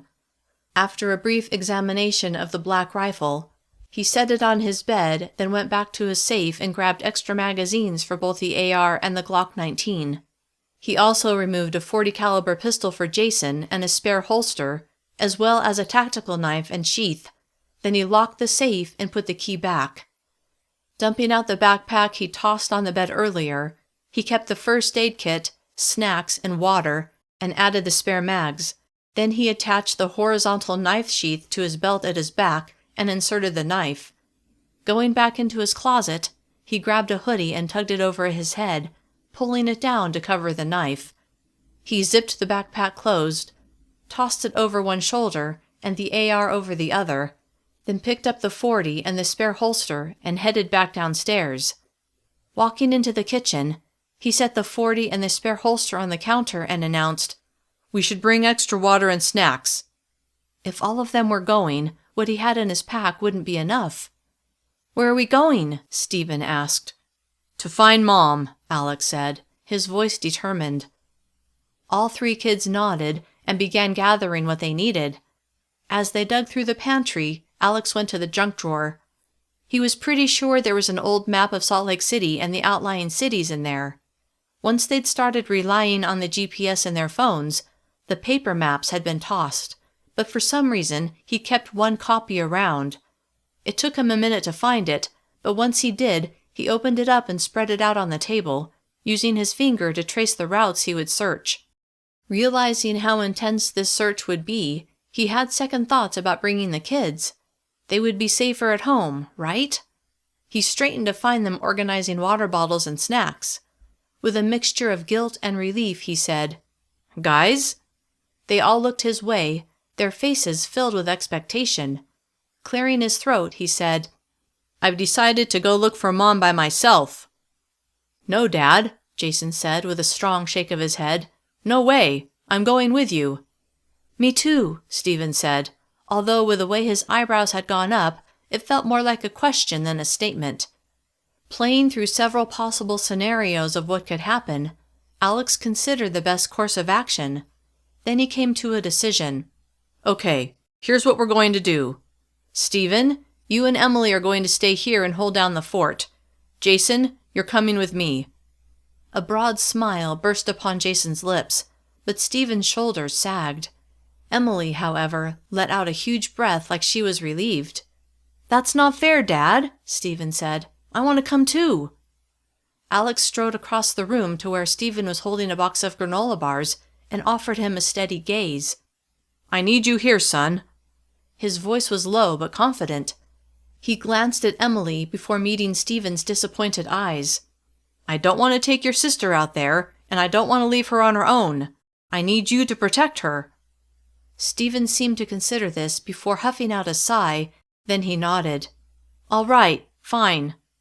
"Thanks, Stephen." Alex placed his hands on Stephen's shoulders. "I'm counting on you." At Alex's sober words, anxiety tightened Stephen's eyes. "What should I do if—" He shook his head like he didn't want to consider the possibilities. "If you feel like you're in danger," Alex said, "go next door to Stan's house." "Okay. But I think you'll be perfectly fine here," he added. "If someone comes to the door, don't answer, okay? Unless it's Mom." He could only hope she would get home while he was gone. "Okay, Dad." Alex gave first Stephen, then Emily a hug. Then he went to the counter and picked up the pistol and the holster before turning to Jason and holding them out to him. He hated that he had to arm his teenage son, but leaving him defenseless wasn't an option. Besides, they'd spent a decent amount of time at the firing range. Jason had the skill and the knowledge he needed to handle a firearm. Jason took the gun, his eyes kind of wide. "You can use this to carry it," Alex said, handing him an inside-the-waistband holster. Jason set the gun on the table, put on the holster, then tucked the gun away. "What about me?" Stephen asked, his eyes filled with a mix of hope and uncertainty. "For now," Alex said, "Jason is the only one who will be armed. He has more experience handling a gun. You and Emily need more training before I hand a gun over to either one of you." Then he thought, heaven forbid that should ever be necessary. Stephen's expression was serious, like he understood. "Okay." After folding the map and tucking it under his arm, Alex nodded toward Jason. "Let's go." A short time later, they were backing out of the garage. When they'd cleared the door, Stephen gave them a wave before pulling it closed. Alex waved back, his heart in his throat at leaving his two younger children alone. Not wanting to voice his fears, Alex glanced at Jason, who said exactly what was on Alex's mind. "Do you think they'll be okay, Dad?" "They'll be safer staying in our house than out here with us," he said. And really, he believed that was true. As much as he hated leaving them on their own, at least being at home was a more controlled environment and out of danger. Shifting his attention to the task at hand, he left the neighborhood before turning left on 1300 East, heading north. "I have no idea where Mom is, so we'll try several different routes and pray we find her." "How much fuel do we have?" Jason asked. Alex checked the gauge. "Looks like about half a tank." He glanced at Jason. "Should be enough for a while." Jason nodded. "Okay." Driving slowly, to keep an eye out for Melissa, but also because of all the stalled cars he had to dodge, Alex worried that in the hour of remaining daylight they wouldn't get very far, and then finding her would become very difficult indeed. Chapter 14. Melissa. "What are we going to do?" Melissa asked. "I mean, we can't leave Tamara in there, with them." Not wanting to consider why the men had taken her friend, when Melissa recognized that it could just as easily have been her, she knew they had to do whatever they could to rescue Tamara. "He's dead!" Tyler shouted as he leaned back on his heels in front of Curtis. He turned and stared at Melissa and John, his mouth hanging open as he rubbed his forehead. He blinked several times. "They killed him!" Terrified that the men inside were going to open fire again, Melissa's gaze flicked to the Arctic Circle, but she didn't see anyone. She began moving behind the SUV again. "We need to get out of sight." John nodded before he crawled in her direction. Then he stopped and looked at Tyler, who seemed to be in shock. "Tyler," John said, his tone urgent. "Tyler, come on! We need to move!" Tyler just looked at him like he didn't understand what was happening. John grabbed Tyler's arm and gave him a yank. "Let's go!" Tyler seemed to come out of his stupor, then he followed. Once all three of them were safely out of the range of the shooters, Melissa looked at the men with her. Their group had shrunk from 7 to 3, but it would grow to 4 once they got Tamara back. She would make sure of it, somehow. Even so, they'd lost 3 people. No, not lost. Her friends had been murdered, in cold blood, for no reason. Well, yes, she knew the reason. Those men had wanted to take Tamara. The thought of her friend, who was barely 30, being taken by those thugs made Melissa sick. "We have to get Tamara," Melissa said, her eyes going between Tyler and John. John nodded like he'd been thinking the same thing. "But how?" Tyler asked. "The men who took her—" He shook his head, his eyes tightening. "They're cold-blooded killers." Heart thudding painfully in her chest, Melissa said, "Which is exactly why we need to get Tamara back, before they hurt her, or worse." "Any idea how?" John asked. Melissa had never been into wargaming or anything like it, but she was a problem solver, or at least a project manager, which was basically the same thing. "I'll look at this like a project," she thought. That was the only way to feel like she wasn't drowning, because if she thought about the stakes, Tamara's life, she didn't know if she would be able to remain level-headed. Briefly closing her eyes, she tried to picture the area around the Arctic Circle, but she couldn't remember exactly what she'd seen. So she peered around the front of the SUV and let her gaze wander, which is when she came up with a plan of sorts. Fully behind the SUV again, she looked between Tyler and John. "We can use the cars here and in the parking lot to get close to the building without them seeing us. We'll have to be stealthy, but we can do it, right?" She desperately hoped they would approve of her plan, because she had no other ideas. "What do we do once we get to the building?" John asked. "I mean, we have no idea where they are or how many there are." Melissa frowned. Although he'd brought up a valid concern, at least he hadn't shot down her idea. "Right." "Doesn't matter," Tyler said, his jaw set. "We can't leave your friend in there." She was grateful he was willing to give it a try. Then she thought of a new problem. "You both have guns, but I—" She grimaced as she held up her empty hands and shook her head. Any ideas on what I can use as a weapon? All three of them looked around. Wait, John said. Didn't Dylan have a knife? Yeah, Tyler said. He did. Melissa recalled the conversation outside the shoe store when they discussed who had a weapon, and Dylan showing them his knife. A rather small knife. The saying, "Don't bring a knife to a gunfight," rang through her head. True as that was, a knife was better than nothing. That'll have to do, she said. Without waiting for anyone to volunteer, Melissa began making her way back to the front of the SUV, which was closest to Dylan. Where are you going? John asked, his voice just above a whisper. Not bothering to look back, she said, to get the knife. Then she slid past the SUV's grill. She could hear John calling her back, but she was committed now. Besides, she was sure she could do it a lot faster than he could. And Tyler still seemed to be struggling with his friend dying. She was struggling too, but she locked those feelings into a mental box where she would deal with them later. For now, she had to focus on what was happening, focus on what she had to do. After a long look at the Arctic Circle to make sure no one was about to shoot her, she scrambled over to Dylan. He was young, only in his 20s, and now his life was over. Reminding herself to put her grief aside, she concentrated on digging through his pockets until she found the knife he'd shown them. Just as she remembered, it wasn't very big, but it would have to do. Moments later, she was back on the safe side of the SUV. You didn't have to do that, John said. Tyler or I could have gotten it. Grinning, she held the knife up like a trophy. Yeah? Well, I got it. John smiled in return. Tyler seemed more subdued. They could have taken you too. The thought had crossed her mind. What if she'd come around the SUV only to find a gun pointed at her head and the men ready to drag her away? Shoving aside that imagery, she said, But they didn't. Okay, Tyler said, obviously ready to move on. Once we get to that building, we'll have to find a door that's unlocked, and then we'll have to go in and surprise them. None of them asked what they would do if the door was locked. Melissa looked around and saw a few people walking along the sidewalk on the other side of the road, evidently just arriving and oblivious to the gun battle that had recently taken place. Then she saw a pair of men pointing toward the bodies of her dead friends before looking at her, John, and Tyler hunkered down behind the SUV.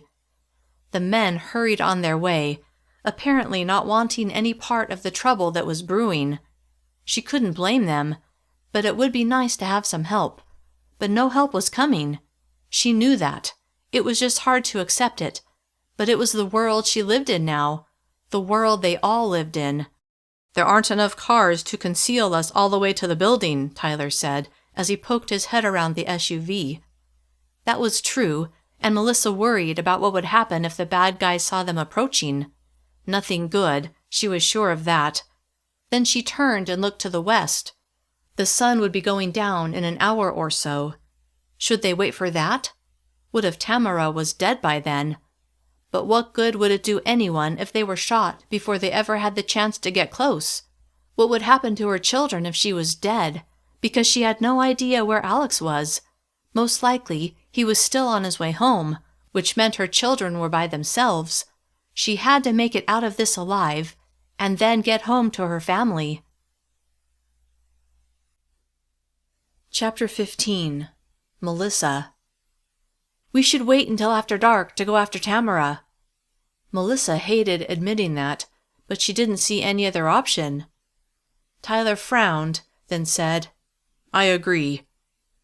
John nodded as well. I think that's a smart move. Glad they were all on the same page, Melissa removed her backpack purse from her shoulders, then took out a protein bar before leaning against the SUV's rear tire. When she noticed John and Tyler watching her, she said, Do you guys want one? That would be great, Tyler said. I'm good, John said, as he took his pack off of his back and pulled out a granola bar. She handed a protein bar to Tyler, noticing that she only had 2 left, But sharing was important because they would need their energy if they were to have a chance to succeed in rescuing Tamara. John took a bottle of water out of his pack and held it up. "Water?" Tyler nodded, and John gave him the unopened bottle while Melissa shook her head. "I've got my own, but thanks." Savoring every bite of her dark chocolate, peanut, and almond protein bar, Melissa mentally played out how Tamara's rescue could go, keeping it all positive, even though she knew their chances of success were not all that high. Not knowing what else to do, she said a silent prayer asking for help, to succeed somehow, to figure out how to make it work, to perhaps even send someone to assist them, someone who would know what to do. As the sun began its descent, Melissa felt a distinct chill in the air. In an attempt to warm up, she rubbed her arms, but she knew it was supposed to get down to freezing that night. It was March in Salt Lake City, after all. Good thing she'd chosen to put her sweater on before leaving the office. If she hadn't, wearing only her long-sleeved shirt wouldn't have been enough. Multiple people passed their position, although they were almost always on the sidewalk across the street, too far for conversation, too far to care what was happening with Melissa and her group. One man, however, was walking right down the middle of the road. When he reached them, he paused, his eyes going from the three of them to the nearby bodies, then back to them. "What happened here?" he asked, his forehead furrowed as he squatted beside them. Melissa appraised him, taking in his neat haircut, clean jeans, and dark gray hoodie. Who was this guy, and why was he stopping? "We were attacked," Melissa said. "They took our friend." The man's eyebrows rose, then his gaze started bouncing from one place to another like he was searching for danger. "Where are they now?" "In the Arctic Circle," John said. The man zeroed in on John. "Why are you still here? Are they—" He looked around again. "Taking pot shots at you?" "No," John said, drawing the man's attention back to him. "They stopped shooting after they took Tamara a couple of hours ago." The man slowly nodded. "You're going to try to rescue her?" It wasn't a question. Was this a trick? Was he one of the men who had taken Tamara, now posing as an innocent bystander so he could get more information? Wary, Melissa glanced at John, whose lips were flat, then at Tyler, whose eyes were narrowed at the man. "Why do you want to know?" Tyler asked. Melissa remembered that he'd said he was an attorney. She'd never asked him what he specialized in. Maybe he was a criminal attorney, which would probably give him a sixth sense of sorts to recognize those up to no good, and which was probably also the reason he carried a gun. The man held his hands up in surrender. "Just asking." Then his lips pressed into a thin line. "I was going to offer to help, but if you've got it under control, then I'll be on my way." All of a sudden, Melissa remembered her silent prayer asking for help, which included a plea for someone who had more experience and more knowledge, someone who could actually make this work. "What's your name?" she asked. Although she was eager for help, she was still going to be cautious. He turned to her, looking directly in her eyes, like he knew who he was and was proud of it. "Eric Barker." Instantly, Melissa knew he was a good person. She could feel it. The warmth in her chest confirmed it. He could help them. She knew it. A smile curved her lips. "I'm Melissa." She held out her hand. He took it, his grip firm and strong. When he released her hand, she glanced at John and Tyler. They were watching the exchange with interest. Melissa faced Eric again. "We could use your help." "Hold on," Tyler said. Melissa turned to him, not surprised he was objecting. That had been her first instinct as well. Wanting to get Tyler and John on board, she shifted her attention to Eric. "Why do you think you can help?" One side of Eric's mouth tilted up. "You could say I have some experience with hostage situations." Melissa knew it. He was an answer to prayer. Trying not to become giddy with relief, Melissa kept her expression impassive. "Care to elaborate?" Tyler asked. "Not really," Eric replied. "Are you SWAT?" John asked. Eric turned to him, then shook his head. "Nope." "Military?" Tyler stated. Eric's grin was back. What's your plan? Melissa's guess was that he might be special ops. Good. They could use someone with training and experience. Slightly embarrassed about what they'd come up with, she grimaced. We thought we'd use the cars as cover to get close to the building. After that? She shrugged, then looked at him with hope-filled eyes. We're open to suggestions. Eric's lips pursed, then he met each of their inquisitive eyes before saying, Back soon. At that, he crept away, staying behind the nearby cars as he moved. He headed south, in the direction Melissa and her group had originally been going. What do you think he's doing? John asked, rising to his knees to try to follow Eric's progress. Melissa was watching too, but when he vanished from sight, she turned to John and Tyler. I assume he's checking things out. Recon, Tyler said with a frown. But what makes you think we can trust him? For all we know, he's going straight to the bad guys and, I don't know, cut a deal or something. Why would he do that? Melissa asked, horrified by the idea of the man she believed was there to help them, turning on them. In my experience, Tyler said with a scowl, most people are only out to help themselves. And now, with society collapsing? He shook his head. It's only going to get worse. What kind of attorney are you? Melissa asked. Criminal defense. Just what she thought. Not everyone is bad, Tyler. He chuckled. I know. But you've seen the worst of people. Yeah, I have. Do you believe this guy will really help us? John asked Melissa. Considering the stakes, Melissa was surprised when she didn't even hesitate. Yeah, I do. Why? Tyler asked, his eyebrows bunching. Why would he help a bunch of complete strangers? I think he's special ops, so he's in the military. A lot of people join the military because they want to defeat the bad guys, or want to help people, or both. She lifted one shoulder in a shrug. He's just doing what he was trained to do, what he wants to do. Okay, yeah, Tyler said. I guess I can see that.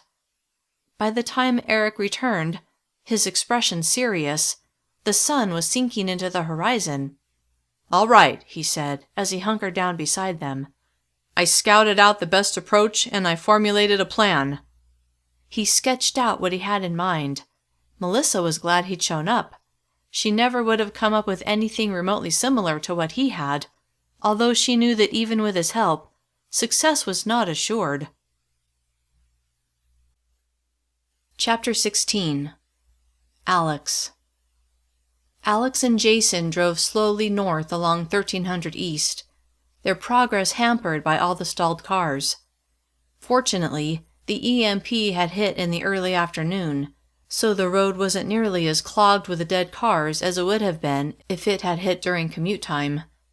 Even so, there were plenty that they had to circumvent. With his AR-15 within easy reach, his Glock on his hip, and Jason armed beside him, he felt somewhat prepared for what they might face. It helped that they were in a truck, a box of metal that surrounded them. Then he remembered how he'd gotten this means of transportation. He'd killed a man. Sure, he'd had a good reason, but it didn't make it any easier to accept. Now that things were quiet, at least for the moment, he couldn't help but reflect on how dark he felt after having taken a human life. He really hoped he wouldn't have to take another, although seeing as this was only day one of the apocalypse and what he'd already had to do, it seemed unlikely that he would never have to kill again. Frowning deeply at the thought, he scanned every woman he saw walking along the street, some on the sidewalk and some in the road. None were Melissa. It was easy to get a close look, since he and Jason were only going about 10 miles an hour. They'd only been on the road for 30 minutes, but Alex had to admit that he was already getting discouraged. It had been hours since the EMP had shattered their lives, and darkness would be descending soon. At the rate they were going, there was no way they would be able to cover all of Melissa's possible routes before dark, and it wasn't as if he could simply drive the route she normally took home. Like him, she usually drove the interstate each day, but that was when she had a car. He seriously doubted she would have chosen to walk home along I-15. Most likely, as he had done, she would take surface streets. The question was, which one? There were a number of options, and he had no idea which she had chosen. If she was with a group, and he dearly hoped she was, then the most direct route might not have been an option. Not if others in her group needed to veer off from the route Melissa would want to take. She would most likely go where the group went, rather than go off on her own. She might even be spending the night somewhere and not on the road at all. Frustrated beyond reason, Alex clenched his jaw but kept moving. Forward, always forward. "Wait!" Jason called out. Alex slammed on the brakes, his heart racing as his gaze shot in the direction Jason was studying. There was a moderate-sized group walking on the sidewalk across the street, including several women. Squinting in their direction, Alex willed Melissa to be among them, but none of them looked like her. "Nope, not her," Jason said. Then he turned to Alex with a pained expression, his voice filled with dejection. "Sorry, Dad." "That's okay." But inside, Alex's heart dropped with a sharp disappointment. "She's out there somewhere," Jason said. "So we'll find her." His eyes tightened with worry. "We have to." Fresh determination at his son's words flowed through him as he accelerated and the truck lurched forward. "We do, and we will." A while later, Jason said, "Have you noticed that there aren't as many people now as there were earlier?" They'd seen plenty of people walking, many stopping to stare at them as they drove by, some trying to flag them down. But Jason was right. The numbers had thinned considerably. "Yeah, I did." Alec glanced to his left at the setting sun. "Guess they don't want to be outdoors once the sun goes down." Not only was it going to get cold, but the dangers after dark would multiply exponentially. The thought of Melissa having to deal with both of those things made his anxiety skyrocket. Eventually, they reached the intersection of 1300 East and Van Winkle Expressway. Pausing like he was waiting for the light to turn green, Alex considered which way to go. They'd gone far enough north that it seemed unlikely that they would see Melissa on this route. It was time to try another path. But which way should they head? They had to find her. Desperation sat like a stone in Alex's gut. "Let me see the map," Alex said, as he put the truck in neutral and let the clutch out. Jason handed it over, and Alex unfolded it before laying it across the steering wheel. "We're here," Alex said, tapping the intersection where they sat. "Mom started off here." Feeling completely blind as to her location, he chewed on his lip as he considered the road she might have taken. "She could have gone this way," he said, tracing his finger along one route. "Or this way." He paused. "Or this way. And who knows how far she's gotten?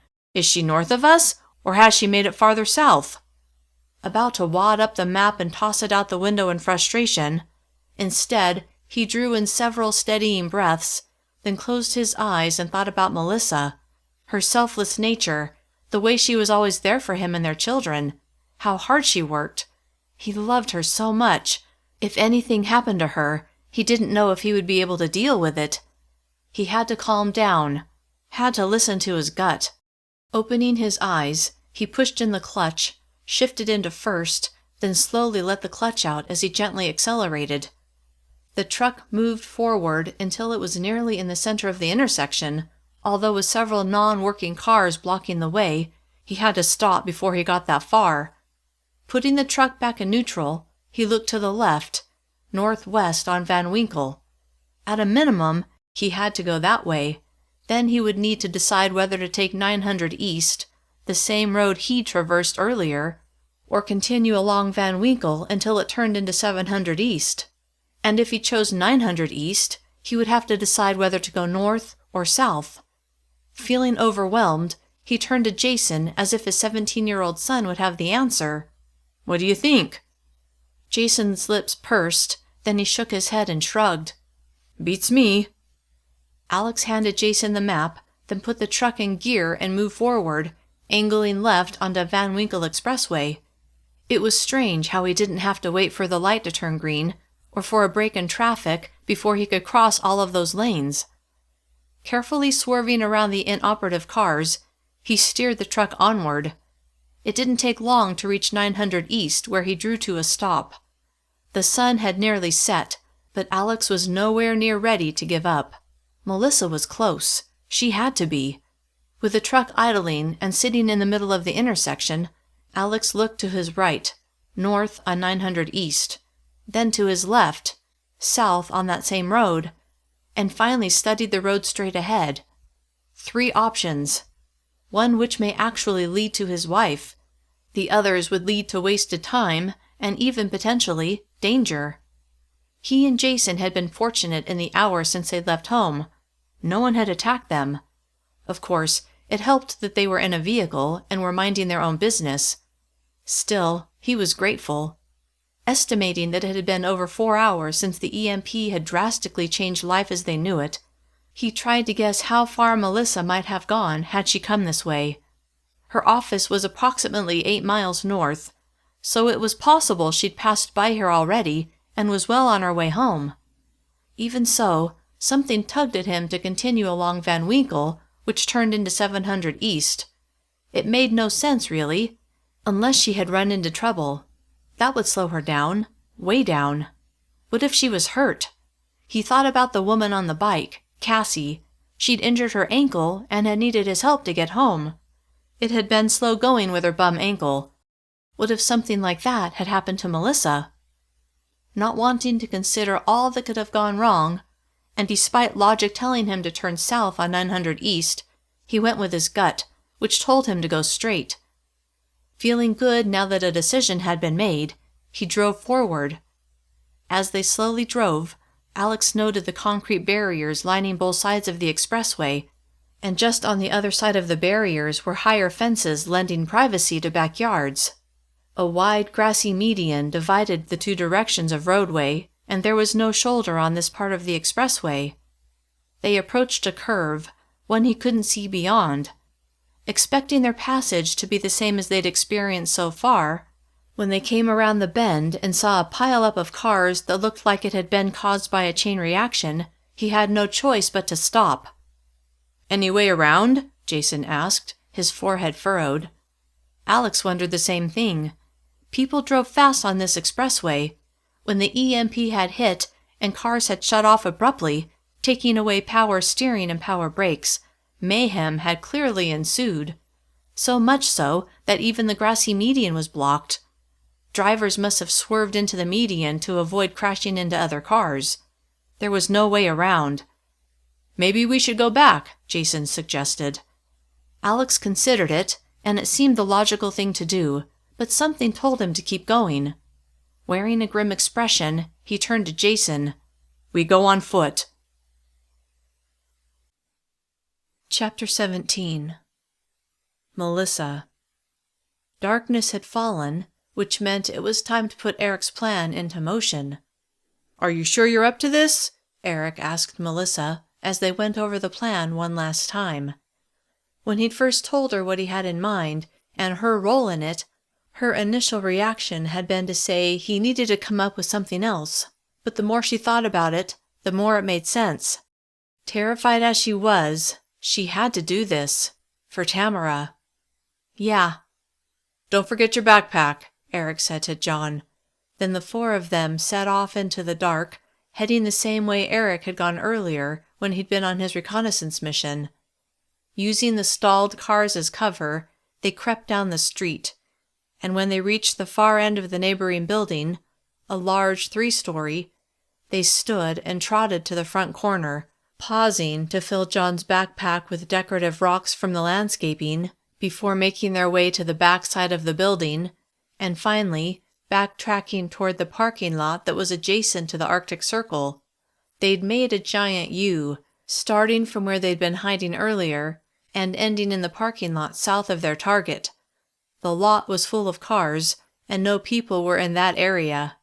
The 4 of them ducked behind a car, which was when Eric pointed to his side door on the Arctic Circle.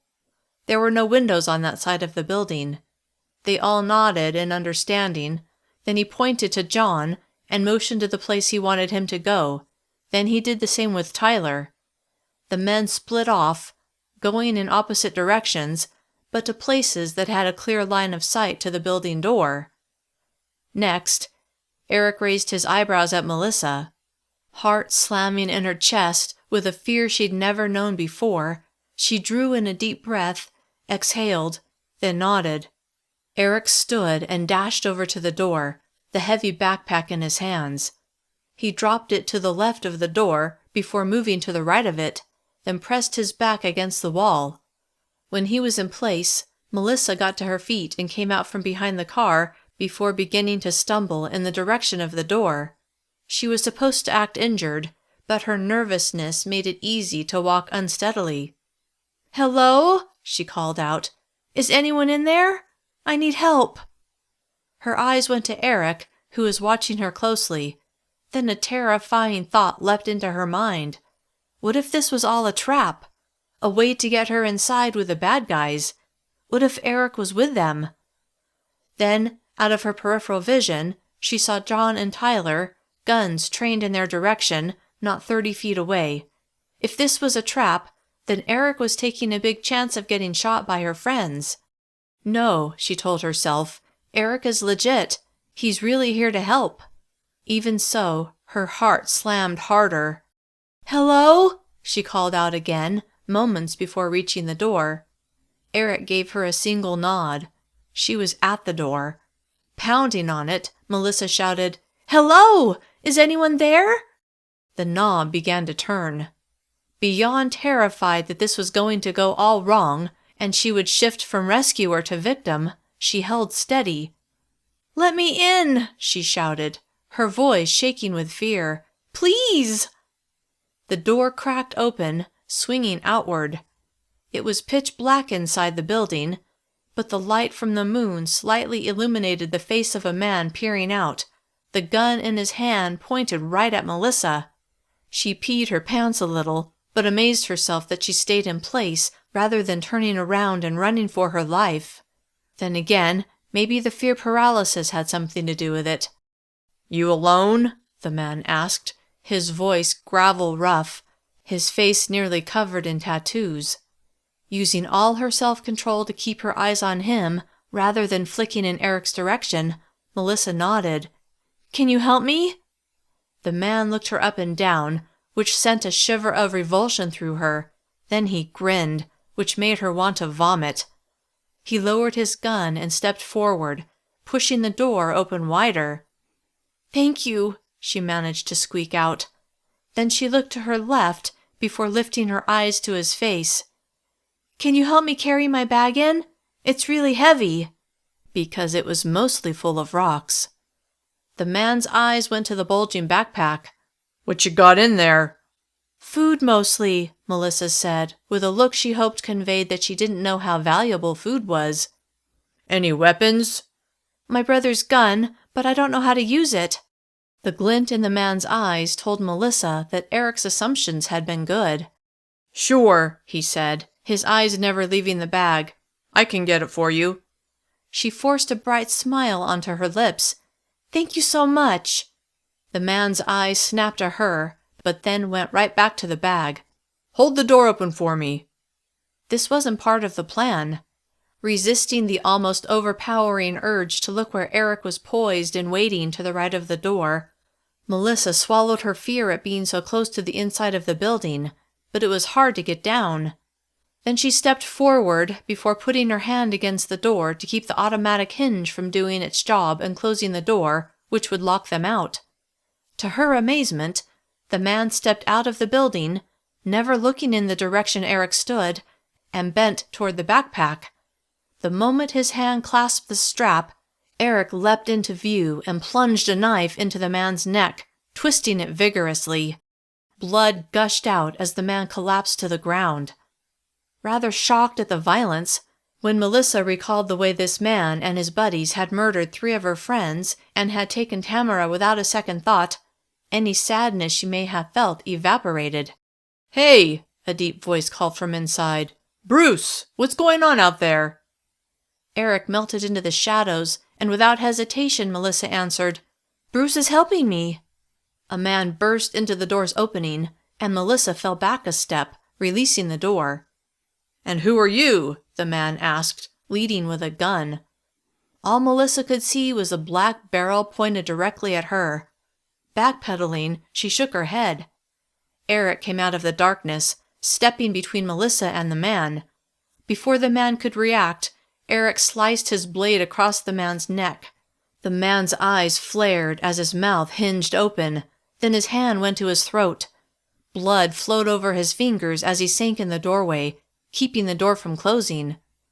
Although she'd known the plan, she was still stunned to see all the blood, and how easily Eric had executed the plan, executed the men. She inhaled sharply. Eric glanced at her. "You okay?" His voice was whisper quiet. No, she was definitely not okay. Still, she nodded. Eric tucked his knife into a sheath at his hip, then he waved Tyler and John over before grabbing the dead man under the arms and started dragging him out of the doorway. Eric looked at Melissa, then tilted his head toward the backpack on the ground. Understanding what he wanted, she half lifted and half dragged the pack into the doorway, where she used it to prop the door open once the man was out of the way. With all that Eric had just done for them, Melissa was almost ashamed that she'd thought for even a minute that he would double-cross them. He had done the complete opposite, and she was extremely grateful, despite her shock. Tyler and John joined them, and Eric motioned with his head that they should all step aside for a conversation. "From my earlier recon," Eric said, his voice barely audible, "I don't think there are any more bad guys, but I'm not positive, so we need to use caution." Wait, was he suggesting they should all go in there, where it was darker than a cave? "I'll lead," he said as he withdrew a handgun from his hip. "Tyler follows, then John." He turned to Melissa. "You're only armed with a knife, so it's up to you whether or not you want to come in." Relief flooded her, but then she glanced around. Was it any safer outside than in? Inside, she wouldn't be alone, whereas, outside, who knew who was lurking about, ready to harm her? Neither option was great, but she decided she would rather stay where there was enough illumination from the moon to allow her to see than go in there where the unknown terrified her.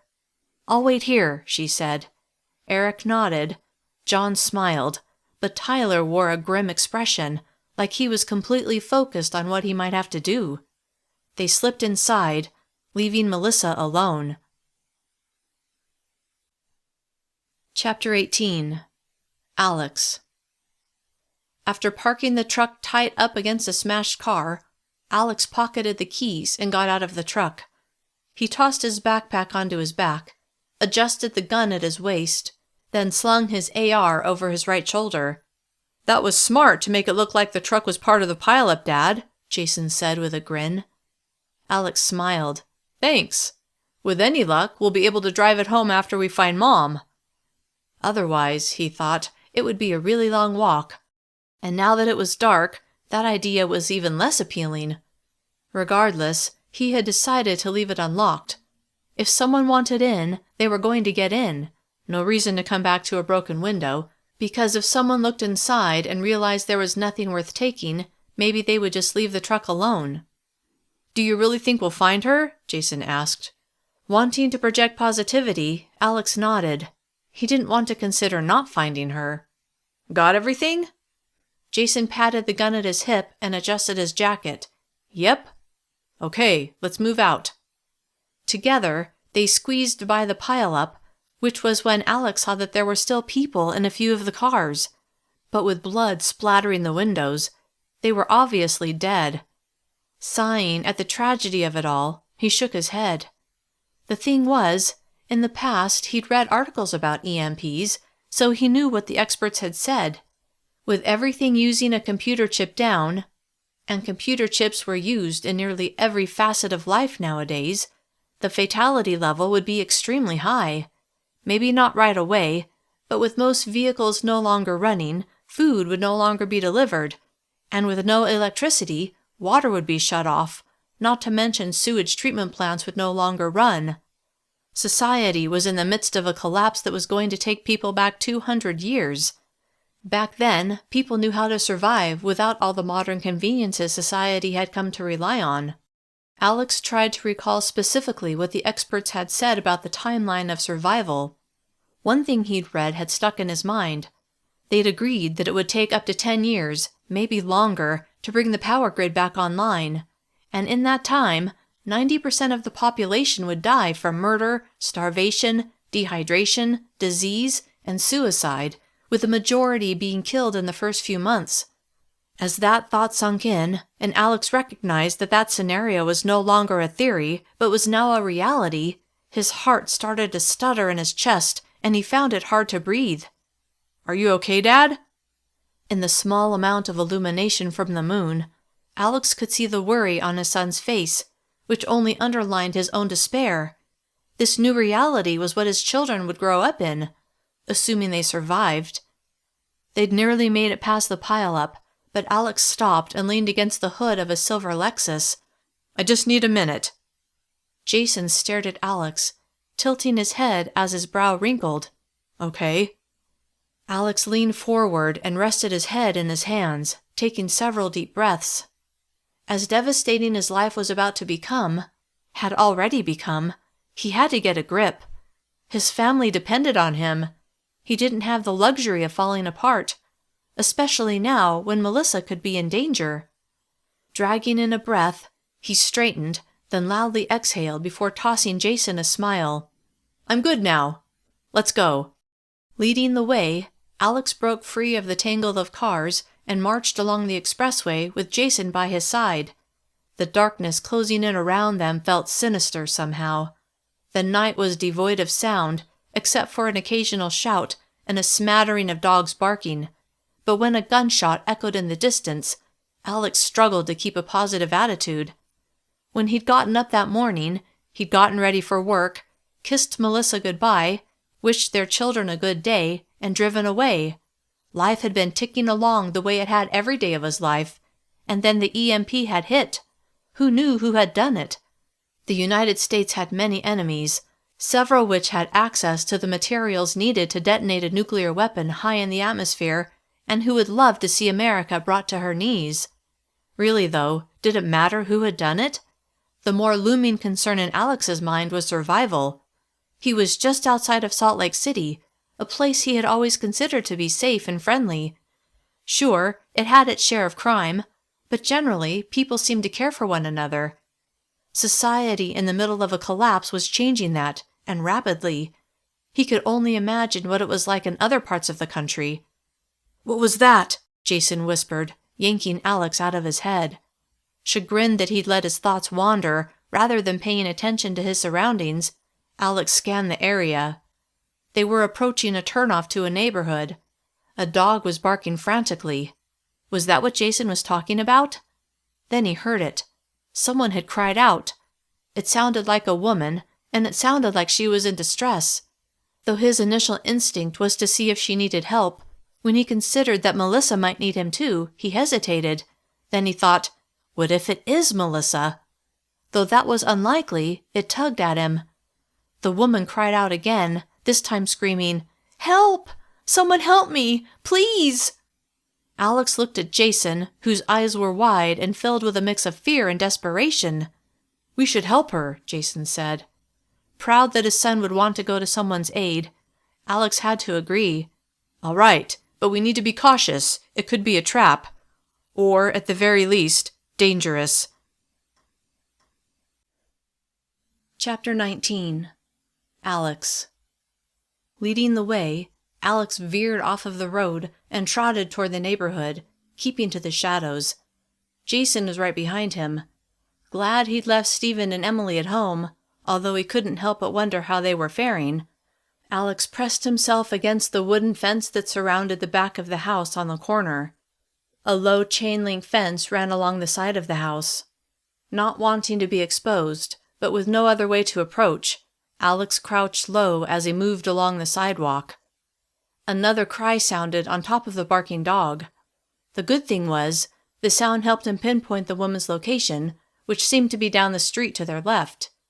Dashing across the road, Alex listened intently for any other sounds, like a man's voice or a gunshot. He heard neither.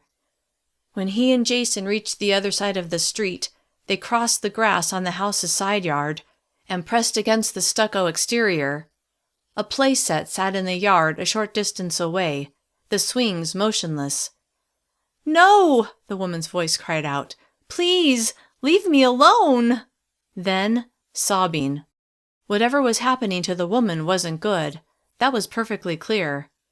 Alex turned to Jason and in a low voice said, "I'll go first. You back me up, but stay hidden." Then, knowing he had to say it, even though he didn't want to in the worst way, he added, "If you have to shoot someone—" He swallowed over the horror he felt. "Shoot to kill." Jason stared at him. Then, with his mouth hanging open, he said, "Right." Desperately hoping it wouldn't come to that, Alex crept forward, staying in the shadows as much as he could.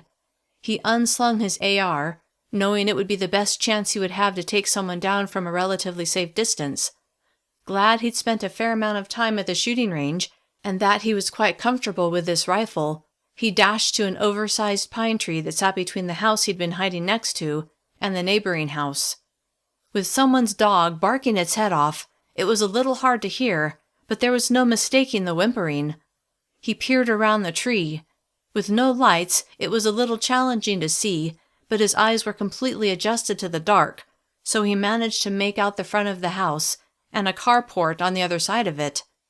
That's where it sounded like the commotion was coming from. "Hold still and I won't hurt you," a man's voice said, sounding angry. "You are hurting me! Let go!" Alex glanced behind him to see where Jason was and saw his son where he'd left him. He motioned for him to join him. Moments later, Jason was there. "You stay here," Alex said, his voice barely above a whisper. "I'm going to get closer." "Be careful, Dad." Nodding, Alex turned his attention to the house. Using the overgrown tree as cover, he backtracked to the opposite side of the tree, then darted the short distance to the house before sliding along the front toward the carport. When he reached the place where the house ended and the carport began, he poked his head around, then yanked it back, but in that brief moment he'd seen a man, he thought just one, kneeling over a woman lying on the ground. The man's back had been to him. Wanting to make sure what he'd seen, Alex took a longer look. Yep, there was just the one man, and it looked like he had bad intentions for the woman. Gathering his nerve, Alex flicked on the flashlight attached to his AR and stepped out from cover. He led with his AR, the flashlight lighting up the man. "Back away!" He made his voice as commanding as he could. The man jerked, obviously surprised, spinning around to look at Alex. "This don't concern you, so beat it." Really? Alex thought. He was going with that? Like Alex would walk away and let him assault a woman who was clearly at his mercy? But what if Alex was misreading the whole thing? Maybe he had it all wrong, although something was definitely off. He shifted his eyes to the woman. "What's going on here? Do you know this man?" She shook her head. "No." Her voice trembled. "Please help me." Okay, that cleared that up. "Get away from her," Alex said. "I'm not going to ask a second time." The man grinned, like he didn't believe Alex would actually do anything. "Do you even know how to use that thing?" Clenching his jaw, Alex pulled back the charging handle, then let it go, putting one in the chamber. "Do you really want to find out?" The man's eyes widened, and he turned away from the woman, who immediately scooted away from him. The man threw his hands up. Okay, no need to get nasty." "On your feet." The man stood. "Any weapons?" The man hesitated, then shook his head. What was that hesitation all about? Was he lying? Alex wanted to search him, but he would need Jason for that.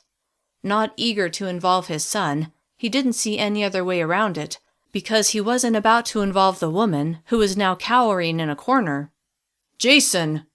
His son materialized by his side in seconds. "Yeah, Dad?" Keeping his AR trained on the man, Alex said, "Hands on your head." The man complied. "Now turn around."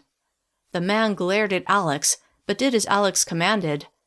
Not liking this one bit, Alex handed his AR to Jason. Although Jason had some training on the rifle, he had nowhere near as much practice as Alex had. Even so, Alex wasn't about to send his son to search the man. "Cover me," he said, his voice barely audible. Jason nodded. Alex approached the man with caution. Even though he'd never done a pat-down before, he was confident he could figure it out. Standing behind the man, Alex put his hands just under the man's arms, but the moment he began patting, the man spun around. Caught off guard, it took a moment for Alex to react, but by then, the man was tackling him. "Dad!" "Don't shoot!" Alex shouted, worried his son would shoot him by mistake. Scuffling with a man on the concrete floor of the carport, Alex rolled onto his side, his gun pressed into his hip. If he could just get to it. Alex hadn't been in very many fights, maybe one when he was in his 20s, so his experience with hand-to-hand combat was extremely limited. However, the man he was fighting didn't seem all that experienced either. Probably only attacked women. Although his experience was limited, Alex was in good shape, worked out regularly, and he was a hair over 6 feet. This man, on the other hand, didn't seem nearly as strong or as big. Okay then, he thought, use that to your advantage. With zero doubt that this could be a life-or-death situation, not only for him, but for his son, because if something happened to Alex, either this man would take Jason out, or Jason would be left on his own on the streets. Alex felt a fresh rush of adrenaline flooding his body. He had to get the upper hand, and fast. With the man straddling his waist, and Alex on his back, Alex bent his legs and placed his feet flat on the ground. Then he grabbed the man's right arm and thrust his hips upward while twisting to his left. The man lost his center of gravity and fell over. Not wasting a moment, Alex leapt on top of him, pinning him, but the man didn't relent. Instead, he swung his arms, trying to gain the advantage. Alex tried to grab his wrists, but the man's arms were flailing around too much. "Get off of me!" the man yelled. Then he went for the gun at Alex's hip, which had revealed itself in the scuffle. The man's fingers wrapped around the Glock, but with the way it was on Alex's hip, the man was grabbing it backwards, which meant if he got it out, he would only have to tilt it up for it to be pointed right at Alex. Even upside down, it would be deadly. Slightly panicked at how quickly things were going south, Alex grabbed the gun, which was nearly free of the holster, and gave it a twist, freeing it from the man's grasping hands. Managing to gain control of the weapon, Alex began turning it toward the man, but before he could get it aimed, the man grabbed the barrel and yanked it so that it was aimed at nothing. Not about to let the man take his weapon, Alex clung to the grip. The gun swung around wildly. Struggling to regain control, Alex slid his finger inside the trigger guard, and with one last effort, he pushed against the man's resistance until the gun was pointed at the man's head. Then, he reluctantly squeezed the trigger. Boom! His aim had been true. The man fell back, dead, blood pooling beneath his head. Breathing heavily, Alex closed his eyes and shook his head. He'd not only killed one man that day, but 2. He could hardly believe it. How had the world come to this already? "Dad, are you okay?" Opening his eyes, Alex got off the man, then stood and faced his son. "Yeah." The dejection in his tone was clear. Glancing around to make sure no other threats had appeared, when he didn't see anyone but his son and the woman, he tucked his gun into its holster and took the AR back from Jason, putting it over his shoulder. He didn't want his son to have the burden of taking anyone's life, not if he could help it. He turned to look at the woman. She'd gotten to her feet, but stood a distance away, in the far reaches of the dark carport. "Are you all right?" Alex asked. "Did he hurt you?" She shook her head. "I'm okay." She took several steps toward him, as a tentative smile curved her lips. "Thanks to you." She paused. "I'm Misty." "I'm Alex." He turned to his son. "This is Jason." Glancing behind her, he asked, "Is this your house?" "Yes. I just came outside for a minute to take out the trash, and he—" Her eyes slid to the man before quickly going back to Alex. "He came out of nowhere and attacked me." "I take it no one else is home." She shook her head. "My husband. I don't know where he is." Alex wondered how many other families were separated. Most people would have been at work when the EMP hit, meaning most people would have to get home on foot. Just like him, just like Melissa. He had to go, had to find his wife. Who knew how many other people like the man he'd just shot were out there, looking for vulnerable people to attack. Now that law and order was gone, and society was collapsing, people who had up until now controlled their evil natures would have to control themselves no more. Those people knew that they could get away with anything now, which would only embolden them to do whatever evil deeds their hearts desired. Just like this man, who had told Alex to mind his own business because he thought he could get away with doing whatever he wanted. Those were the kinds of people that would make this world a terrifying and dangerous place. That was a bigger threat than trying to find food and water. Suppressing a shudder at their new reality, Alex said, "I hope he comes home." He paused. "We've got to go." He nodded toward Jason. "We're looking for my wife." "Good luck to you." "Thanks." At that, they turned and strode away. Chapter 20. Melissa. Now that she was all alone, Melissa was aware of every single sound. Not that there were many. With everything electronic off, all she heard were crickets chirping and dogs barking. Those didn't scare her, but when she heard gunshots, her heart raced. The sound wasn't coming from inside the Arctic Circle, but somewhere distant. Even so, it meant that bad things were happening, things that could eventually reach her.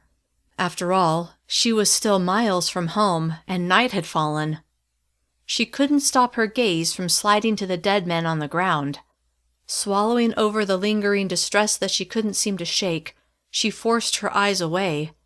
Instead, with her back to the wall, she let her gaze slowly scan the area surrounding this side of the Arctic Circle. Her vision had adjusted to the darkness, which allowed her to see far enough into the distance to keep an eye out for danger, which is when she saw 3 men walking along the sidewalk, coming in her general direction. Had they seen her? She didn't think so. Their barely audible conversation was punctuated with raucous laughter, and although they looked around occasionally, their gaze hadn't yet landed on her. As they drew closer, she saw that all 3 had handguns strapped to their waists, and 2 of them had rifles slung over their shoulders. Were these good guys like Eric, or killers and kidnappers like the men sprawled on the ground near her? If they were armed and out at night, they couldn't have anything good in mind. Desperate to stay out of their sight, she glanced toward the door that had been swung outward and propped open, then made a decision. Quickly and silently, she slid along the stuccoed wall until she reached the corner of the building farthest from the sidewalk. Peeking around the edge, she didn't see anyone, so she slipped around the side. Eric, Tyler, and John had been inside for at least 3 minutes. Shouldn't they be coming out any second now? Hopefully with Tamara. Peering back around the corner to where she'd been waiting moments before, she saw the trio of men pause on the sidewalk, their focus on the propped-open door. After a brief conversation that Melissa couldn't hear, they began crossing the grass. Oh no, they were going to investigate the Arctic Circle, which would put John, Tyler, Eric, and Tamara in mortal danger. Desperate to warn her friends, but terrified to call attention to herself, Melissa froze, her heart thrashing against her ribs. What should I do? What should I do? With her thoughts flying, she got an idea. She hurried to the other side of the Arctic Circle, the side where all the windows were, the side opposite where those 3 men had been headed. Cupping her hand against the glass, she peered in, but it was completely dark inside and she couldn't see a thing. With her chest tight with panic, she used the tip of one finger to lightly tap on the glass. 2 seconds later, Tyler's face appeared. Startled, it took Melissa a full second to regain her composure. Then she held up 3 fingers and whisper-screamed, "3 men are coming!" Tyler tilted his head and cupped his ear. She repeated her message, but he just shook his head. "Ah," she thought, "he can't hear me." Panic swelled to a crescendo. Frantic to get her message across, but terrified to reveal her position, Melissa did the only thing she could think of. She repeatedly pointed her finger to the area behind Tyler. He must have gotten the message, because he looked over his shoulder, then spun around. Half a second later, Melissa heard a gunshot, and then Tyler's body fell against the glass before sliding out of view. Gasping audibly, she dropped to her knees. "They just shot Tyler," she thought. Her gaze darted in every direction for a place to hide. Then she scrambled to get to the other side of the large drive-through menu board. It wasn't much of a barrier to bullets, but it was better than nothing. Several more gunshots rang out. She didn't want to even begin to consider that Eric and John, and perhaps Tamara, had been killed. Maybe her friends had gotten the upper hand, but she had no way of knowing. Instead, on her hands and knees, she crawled into the parking lot, making her way to the farthest car as fast as she could. Pressing her back against a tire, and with the water bottles in her backpack purse jabbing at her spine, she wrapped her arms around her bent knees in an attempt to make herself as small as she could. Sitting there, waiting to somehow know when it was safe to come out, she felt wetness on her cheeks. Had she been shot? Was it blood? Swiping it away, she looked at her hands. No, it was tears. They were streaming down her face and she hadn't even realized it. Using the knees of her pants, she wiped the tears from her cheeks, then she took slow, deep breaths in an effort to get control over herself. She had to have her wits about her. After all, it was highly possible that she was completely on her own now. Her stomach twisted painfully at the notion, and she thought she might throw up. Swallowing convulsively, she concentrated all of her attention on her breathing. Well, almost all of it. Another part of her, the part that was meant to keep her alive, the part that controlled her fight or flight response, was finely attuned to any and all sounds, movement, and smells. Rather shocked at how her mind and body had gone into survival mode, Melissa rested her cheeks on her knees. Chapter 21. Melissa. "Melissa!" a voice called out a few minutes later, just loud enough for her to hear. Her head shot up. Was that John? Getting back on her hands and knees, she crawled toward the front of the car, then peered around. Yes, there was John, and he seemed unharmed. Even so, once she got to her feet, she stayed cautious. "Over here," she called out just above a whisper. In the moonlight, she saw a smile blossom on his lips. He waved her over. While scanning her surroundings, Melissa hurried to his side. "You're okay?" "Yeah, so's Eric." His smile grew. "And Tamara." After all that had happened, Melissa had started to mentally prepare herself to learn that Tamara was dead. "Really?" "Yeah. The men who took her gave her something to knock her out, but she's awake now." "What about the—" She tried not to replay the memory of Tyler being shot, but couldn't erase the image. "What about the men who shot Tyler?" John grimaced. "They're dead." He hung his head. "And Tyler didn't make it." Not surprised, although deeply saddened, Melissa felt tears threatening again. How had her world gone from steady and predictable to all-out bedlam in a matter of hours? Which made her think about her family. Had Alex made it home? Were he and the children safe? Or had he gotten caught up in dangers of his own? Was he even still alive? "Don't think that way," she told herself. Blowing out a steadying breath, Melissa forced her mind to focus on the here and now, on getting herself to a safe place. "Come on," John said, gently taking her arm. Blinking away the tears, Melissa let him lead her around the Arctic Circle back toward the side door. As they rounded the corner, she was thrilled to see Tamara sitting on the ground, her back against the wall. She was a fair distance from the dead men who had taken her, the men Eric had killed earlier. Eric was standing guard, his eyes constantly moving. "She's okay," John announced. Eric looked at Melissa and gave a sharp nod, then went right back to keeping watch. Melissa hurried to Tamara's side, hunkering down beside her. "Are you all right? Did they hurt you?" Tamara shook her head and lifted her shoulders at the same time. "Not really. I mean, when I wouldn't stop fighting, they covered my mouth with a cloth that stunk of some chemical, and I guess it knocked me out." Melissa put her arms around her friend as fresh tears filled her eyes. "I'm so glad you're okay." "Me too." Melissa released her and sat on the ground beside her. Tamara stared at her hands for several beats, then she met Melissa's eyes, her chin trembling.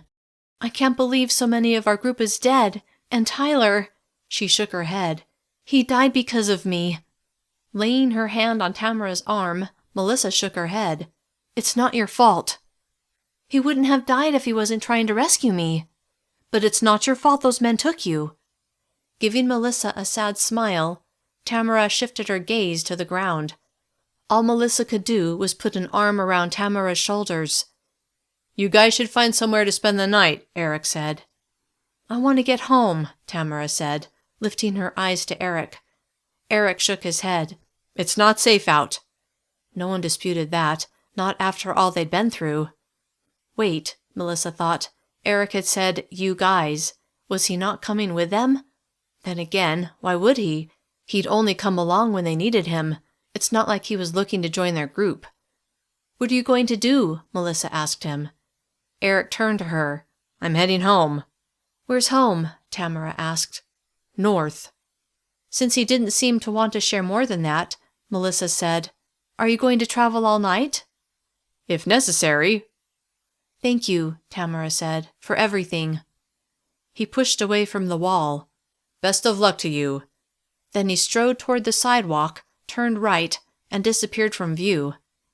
With Eric gone, Melissa felt a fresh sense of danger. It was just her, Tamara, and John. Not exactly the most experienced group to be with. Then again, they'd managed to survive when so many of their number had not. But was it dumb luck, or had they done some things right? Eric took this off of Tyler, John said. Turning her head to see what John was talking about, Melissa saw him holding out a gun. She got to her feet and faced him. I'm already armed, he said. So, do you want it? Are you comfortable with guns? Yeah. She took the gun from John. It was larger than her small pistol, but she was thrilled to have something with which to protect herself. Thanks. She worked hard not to think about the fact that this gun had belonged to Tyler, and what she had witnessed happen to him. Eric took this off of Tyler too, John said with a small frown. Melissa took the waist holster from John, glad she would have a way to comfortably carry the gun. Putting it in the pocket of her slacks wouldn't be the best option. She hooked the holster on the inside of her waistband and slid the gun inside. It felt a bit unnatural to have that bulge at her hip, but in a way it was also comforting, because she knew she could defend herself, at least if she had enough time to draw before being attacked. She would just have to stay hyper-alert. We should get going, John said. Extremely relieved that she wasn't by herself, Melissa nodded, then she reached down to Tamara and helped her friend to her feet. Where should we go? Tamara asked, her eyes tight with worry. I don't know, Melissa said. She could only imagine how vulnerable she would feel if she'd been the one kidnapped. Even though nothing had happened to Tamara beyond being rendered unconscious, all kinds of terrible things probably would have happened if Eric, John, and Tyler hadn't gone after her. Melissa knew that she needed to do everything within her power to make sure she wasn't ever taken. Chapter 22. Melissa. Let's just start walking south, John suggested. We'll look for a safe place to spend the night as we're heading home. Melissa liked the idea of holing up somewhere during the night and facing the world when the sun was shining again. The bright light of a fresh day always made things seem a little less dire. Of course, that was when her world had been normal and predictable. Now, the new day could look just as harrowing as the night, and that was assuming they made it to morning. After seeing 4 of their group murdered, Melissa had no assurances that any of them would live to see the sun rise. Rather than share her fears, she said, Yeah, okay. Shifting her eyes to Tamara, she asked, What about you? Are you up for some walking? I don't have much choice, do I? Tamara said. No, I guess you don't. Then let's go. She glanced at her sneakers. At least we have comfortable shoes. Melissa laughed, but when she thought of their foray into the shoe store earlier that day, she had to shake her head. It seemed like ages ago. They set off, walking along the sidewalk, staying to the shadows as much as possible.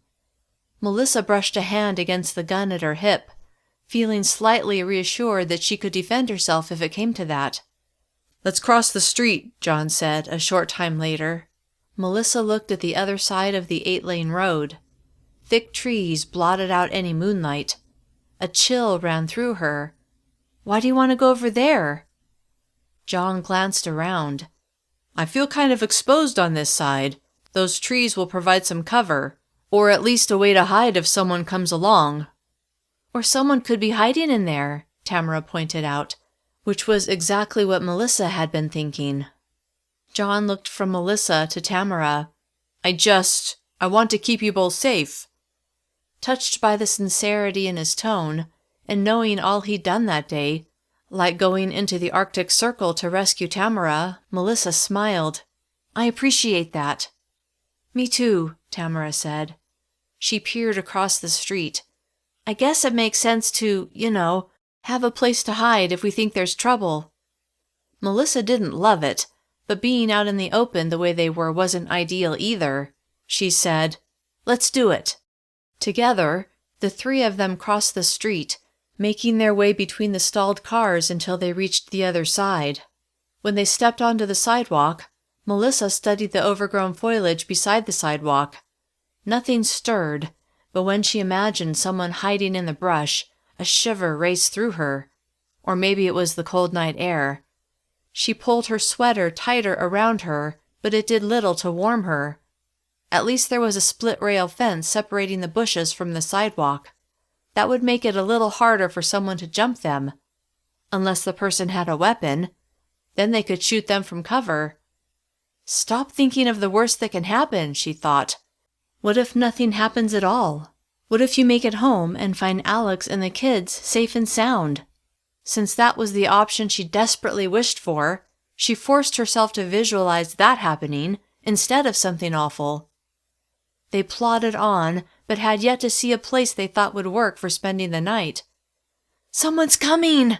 Tamara whisper screamed, pointing in the direction they were headed. Melissa narrowed her eyes, her gaze scanning. Then she saw them. 2 men walking along the sidewalk across the road. One of them had a rifle over his shoulder. Memories of what had happened at the Arctic Circle the short time before slammed through her, sending a tremor of fear right to the heart of her. Desperate to not be seen, she said, "Let's hop the fence and hide in the bushes." Tamara and John agreed. Melissa looked at the fence, which had 3 white horizontal slats of wood with wide gaps between them. Shouldn't be too hard to climb over. It was more of a decorative fence than anything else. Melissa and Tamara climbed over without too much difficulty. John, however, being the large man that he was, had a bit more trouble, but he made it over as well. The 3 of them pushed backwards into the bushes, although the foliage was too thick for them to get very deep. Nevertheless, Melissa felt pretty well hidden. Glad that she and Tamara had listened to John's suggestion to cross the street, she watched the 2 men as they made their way north. Between the 8 lanes separating her from the men and the darkness, it was hard to see them very well, but in the absolute stillness of the night, she could make out their quiet conversation. "Hey, Dad," one of the men said, which surprised Melissa. It was a father and son? "Maybe we should go back. There's no one around." The other man stopped and looked at his companion, but then his head turned like he was searching. His gaze tracked toward her, Tamara, and John. He paused as he looked their way, which sent Melissa's heart slamming. But then his eyes moved past them as if he hadn't seen them. She exhaled in relief, although her heart still stuttered. Despite the darkness and the distance, something about the man seemed familiar. In a way, he reminded her of Alex, but there was no way it could be Alex. All the way here? It was too far from home. No, it was just her heart's desire to be reunited with her family that was trying to convince her of something that wasn't there. "Maybe you're right, Jason," the man said. Melissa's eyes flared with shock. He'd called the other person Jason, right? She hadn't misheard? And this Jason, he'd called the other man Dad. No, it couldn't be. No way. The pair turned and began walking back the way they'd come, and they were moving fast, like whatever they'd come to do hadn't panned out, and now they wanted to get back to where they'd started. Could it have been Alex and Jason out looking for her? Her hope for that outcome was so profound that she nearly called out to the men. But what if she was wrong? What if they were like the men who had killed so many of her friends? She couldn't risk it, not after all she'd witnessed, all that she'd experienced.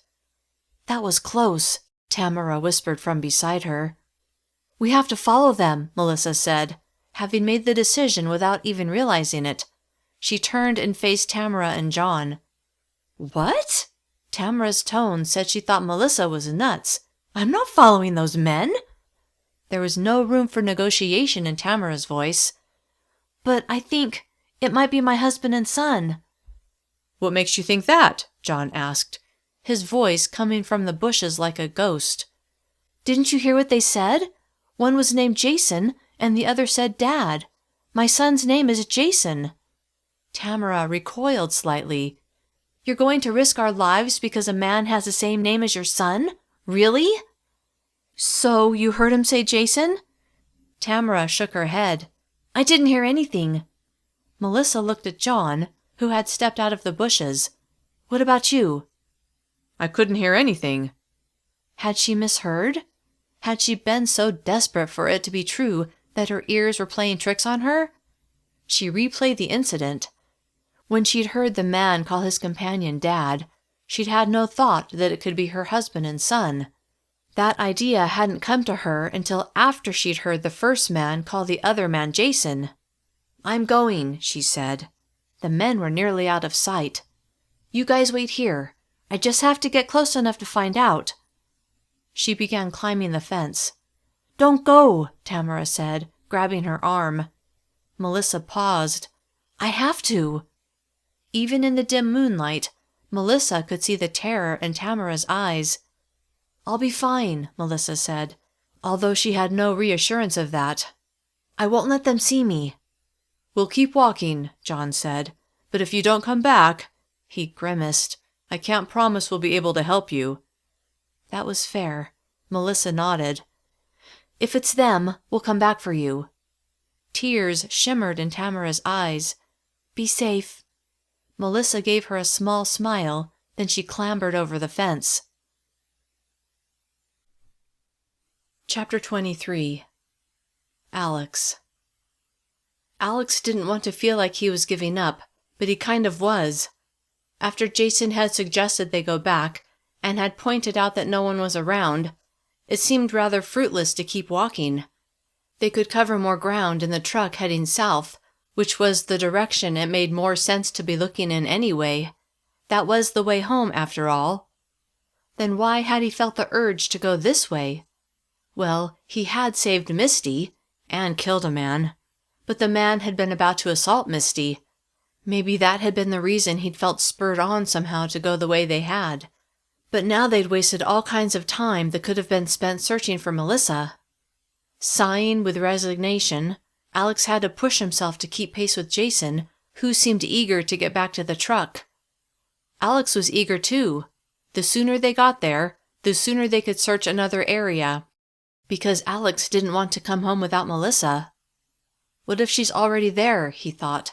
Maybe she's home, worrying about you. Maybe you should go home. Shaking off the thought, he reminded himself to stay aware. Then he thought he heard something. Slow down, he murmured to Jason. What's up? Shh, don't turn around, but I thought I heard something. Keep moving, but go slower, and listen. Jason gave a brisk nod, but slowed. Alex strained his ears to hear any little sound. A dog barked in the distance. A shout could be heard somewhere far off. There! He heard it again. A shuffling sound, like someone was trying to sneak up on them. He swung his AR off of his shoulder and spun around. Nothing. No one there. But cars littered the road. Someone could be hiding behind any one of them. Someone could be going from car to car, pacing them. He flicked on his flashlight, reluctant to kill again, but willing to if it came to that. He wasn't about to be anyone's victim. He met Jason's eyes and signaled with his head to go behind a nearby tree. Jason complied. Satisfied that his son was safe, Alex stepped into the road, his AR up and ready. He eased along the back of a black SUV, pausing when he reached the corner of it. The windows were tinted, so he couldn't see through to the other side.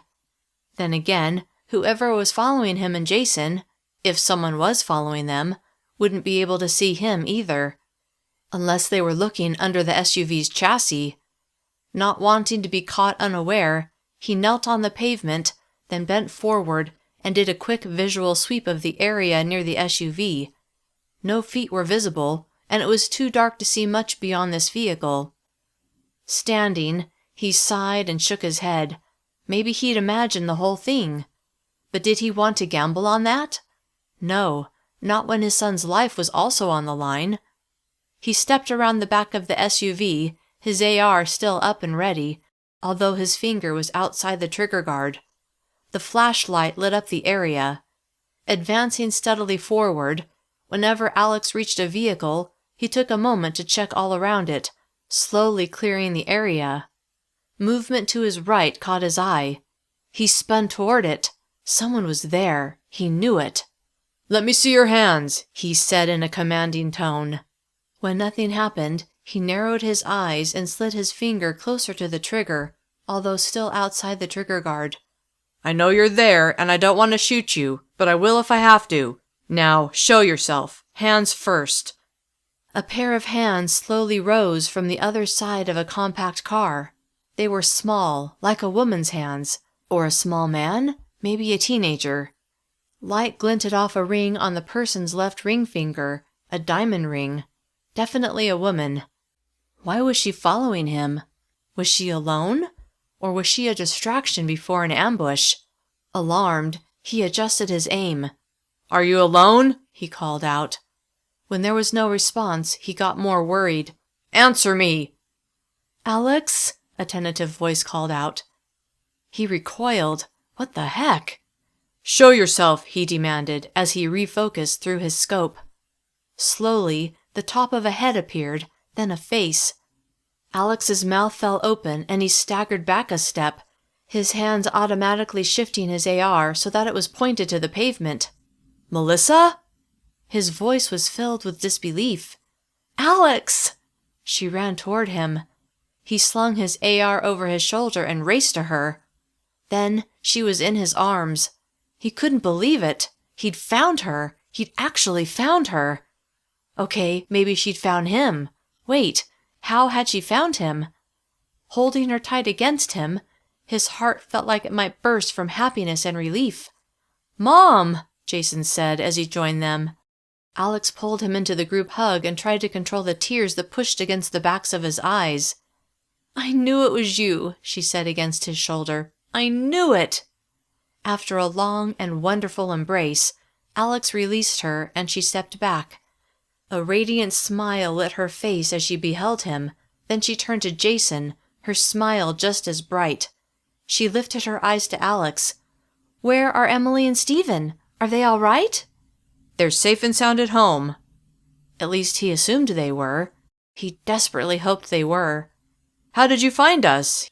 "I'll tell you," she said, "but we have to go back to get Tamara and John." He'd met Tamara before, but he didn't remember John. "Back where?" She turned and pointed the way they'd come, the way he and Jason had been going when they'd basically given up on finding her. Startled to realize that they could have given up a little too soon, and then this reunion wouldn't have happened, Alex felt a jolt. But it had happened, so there was no reason to think of what could have happened. "Okay, lead the way." She intertwined her fingers with his, and he clung to her hand. They got out of the street and onto the sidewalk, across from where they'd been walking earlier. "They shouldn't be far," she said. "They said they were going to keep going." As they walked, she gave a brief explanation of how she'd seen him and Jason coming their way, how she and her friends had hidden, how she'd thought it might be them, and how she'd followed them. "After what Tamara went through, I can't blame her for not wanting to follow you, but I had to know." She smiled at him again. Alex released her hand and put an arm around her shoulders, tugging her against him. He never wanted to let her out of his sight again. He wondered what Melissa was talking about, though, about what Tamara had been through. He wondered what Melissa had been through. He knew what he'd experienced. He hoped nothing like that had happened to her. There would be time to discuss their day later. Right now, they needed to get her friends, get back to the truck, and get home. "There they are," Melissa said, pointing to a man and a woman a short distance away. "Tamara," she called out in a soft voice. "John! It was them! I knew it was them!" Her friends sped up, and moments later, Melissa was introducing Alex and Jason to John. Alex shook his hand and said hello to Tamara. "We have a truck," Alex announced, "about a mile south of here. We would have driven it, but there was a pile-up we couldn't get past." "You have a truck?" Melissa asked. "Where'd you get a truck?" Oh yeah, she had no idea what had happened. "I'll explain it to you later. Let's just get to it so we can all get home." "You'll take me home?" Tamara asked. Alex nodded, so happy that things had turned out well. "Of course, and John too." She smiled. "Thank you." "Yeah," John said, "that would be awesome." "Let's get moving," Alex said. Chapter 24. Melissa. In a day of horrifying lows, finding her husband and son had been the most amazing high. Melissa couldn't stop smiling, and she didn't want to let go of Alex's hand. The strength in his grip was reassuring. No longer did she have to worry about where he was, not when he was right beside her, as was Jason. Although she was thrilled to see her son, she would have preferred that he was safe at home with her two younger children, and she hadn't missed the fact that Jason was armed. Hating that her 17-year-old son was carrying a gun, she was glad that she and Alex had taken the time to bring him shooting. If he had to be armed, at least he would know what he was doing, but she hated the idea that being armed had become a necessity. "How far?" Tamara asked as the five of them plodded along. "Not much farther," Alex said, the timbre of his voice filling Melissa with all kinds of warm feelings. Although she'd proven that she could take care of herself, at least she had so far, she always preferred to be with her husband and her children, no question. They reached a tangle of cars. Even in the darkness, it was clear that this had been a serious accident. Vehicles were smashed together. One large truck was even halfway on top of a small car. No wonder Alex and Jason hadn't been able to get through, and had had to go on foot. "Oh no," Alex said. "What?" Melissa asked. "What's wrong?" "The truck's gone," Jason said. Shoulders sagging, Melissa exhaled audibly. She was so tired, exhausted really. Until that moment, she hadn't realized how eager she'd been to stop walking and get a ride in a vehicle. "Someone must have hot-wired it," Alex said. "What are we going to do now?" Tamara asked, shivering in the cold night air. "Keep walking," John said. Melissa turned to Alex. "I don't think I can make it all the way home tonight. I'm so dang tired." She glanced around. "I also don't like the idea of being out here all night." "Plus," Tamara added, "it's freezing out here." "You know," Melissa said, "when we crossed paths with you, we were actually looking for a place to shelter for the night." "I know a safe place where we can spend the night," Alex said. Surprised, Melissa asked, "Where?" Alex shifted his gaze to Jason, whose eyebrows rose before he slowly nodded. Alex said, "Are you thinking what I'm thinking?" Jason smiled. "Misty?" "Yep." "Who's Misty?" Melissa asked. She didn't know anyone by that name. Was it a friend of Jason's? Alex turned to Melissa. "She's a woman we helped earlier. She lives close by." Curious what had happened, but knowing this wasn't the time to ask for details, instead Melissa asked, "Do you think she'll let us stay at her house?"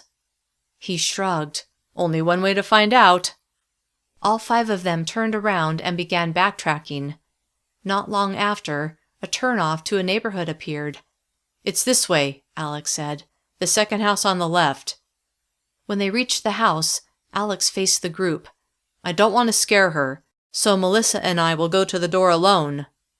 Everyone nodded their agreement, and with her hand in her husband's, Melissa began walking up the driveway. A dark puddle near the carport caught Melissa's eye. It seemed to be partially dried. Wait, was that blood?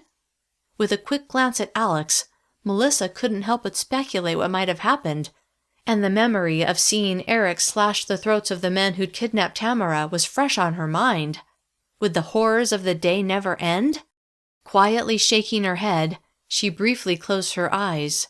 No, they wouldn't. The world had changed now, irrevocably and in the worst way. They reached the front door. "Misty?" Alex called out in a quiet voice, although in the dead of night the sound surely carried. He followed that up with a gentle knock. "Misty, it's Alex, from earlier." Melissa heard footsteps approaching on the other side of the door. Then the door opened, and in the shadows stood a woman. Her eyes went from Alex to Melissa, then back to Alex. "You found your wife?" Alex nodded, and when Melissa looked at his face, she couldn't miss the happiness shining from his eyes. "Yes." The woman, Misty, looked past his shoulder. "Where's your son? Is he okay?" "Yes, he's on the sidewalk with 2 other people, co-workers of my wife's." Misty shook her head. "Why are you here?" "Our truck. Someone took it. We were wondering—" He paused a beat. "Would it be all right if we spent the night here? We would leave first thing in the morning, but we don't want to be out all night, and we have miles to go before we reach home." She didn't even hesitate. Instead, she stepped back and opened her door wide. "Yes, of course." Several candles burned in the room behind her. Alex smiled. "Thank you. Let me just get Jason and the others." While Alex went to gather the rest of their group, Melissa smiled at the woman. "I'm Melissa." "I'm Misty." "We really appreciate this. Melissa swallowed over the lump in her throat. "I can't deal with what's out there right now. I just need—" Tears leapt into her eyes, taking her by surprise. She shook her head. Misty reached out and touched her arm. "I understand. Please, come in." Exceedingly grateful for Misty's willingness to host perfect strangers in this dreadful time, Melissa impulsively gave her a hug. To her surprise, Misty started sobbing. Melissa held her tight, her heart going out to her. Whatever had prompted those tears, Melissa was sure she could relate. By the time Alex and the others had gone into the house, Misty's sobs had slowed, and Melissa gently released her. "Are you all right?" Misty nodded once, then she began shaking her head. "My husband never came home." Oh yeah, Melissa could totally relate. Ever since the EMP had obliterated modern society, Melissa had worried about Alex. She knew she had been so very blessed to be reunited with him.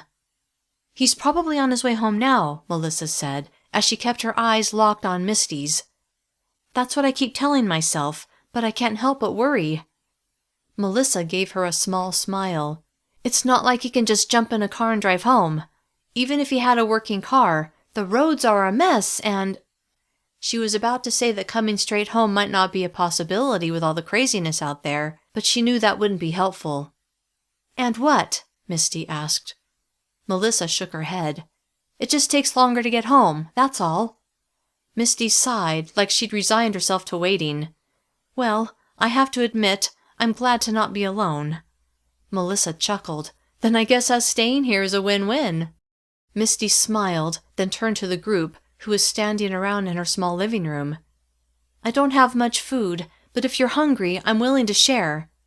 "That's very generous," Alex said, "but we don't want to take your food." He took a pack off of his back. "I have some snacks in here." "It's the least I can do," Misty said. Then she shifted her eyes to Melissa. "Your husband and son saved me earlier." Alex had just said he'd helped her, not saved her. Melissa would definitely have to get the details later. "I just feel bad that he had to kill that man," Misty murmured. Whoa, Melissa thought. What? Alex had killed someone? Remembering the puddle of blood on the driveway, she turned to look at her husband. In the candlelight, she could see his frown. She knew him well enough to know he wasn't happy he'd had to do whatever it was he had done. But for Misty's sake, she was glad he'd had the courage to do it. "I'm super tired," Tamara said. "Oh," Misty said, "right. I have 2 extra bedrooms up here, and 2 in the basement. Not all of them have beds, though. You guys can figure out who sleeps where." She took a flashlight from a side table. "Whoever goes in the basement will need this." John took it from her. "Thank you for letting us stay the night."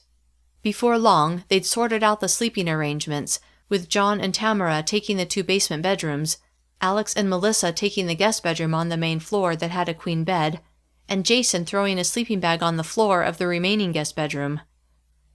In bed, Melissa snuggled into Alex's arms, her thoughts on her 2 younger children. They were all alone at the house. They had to be frightened, especially Emily. Even though she was 15, she still wasn't a fan of the dark. "I'm worried about Stephen and Emily," Melissa said. "I told them to go to Stan's house if they were scared." Grateful for good neighbors, that eased Melissa's mind some.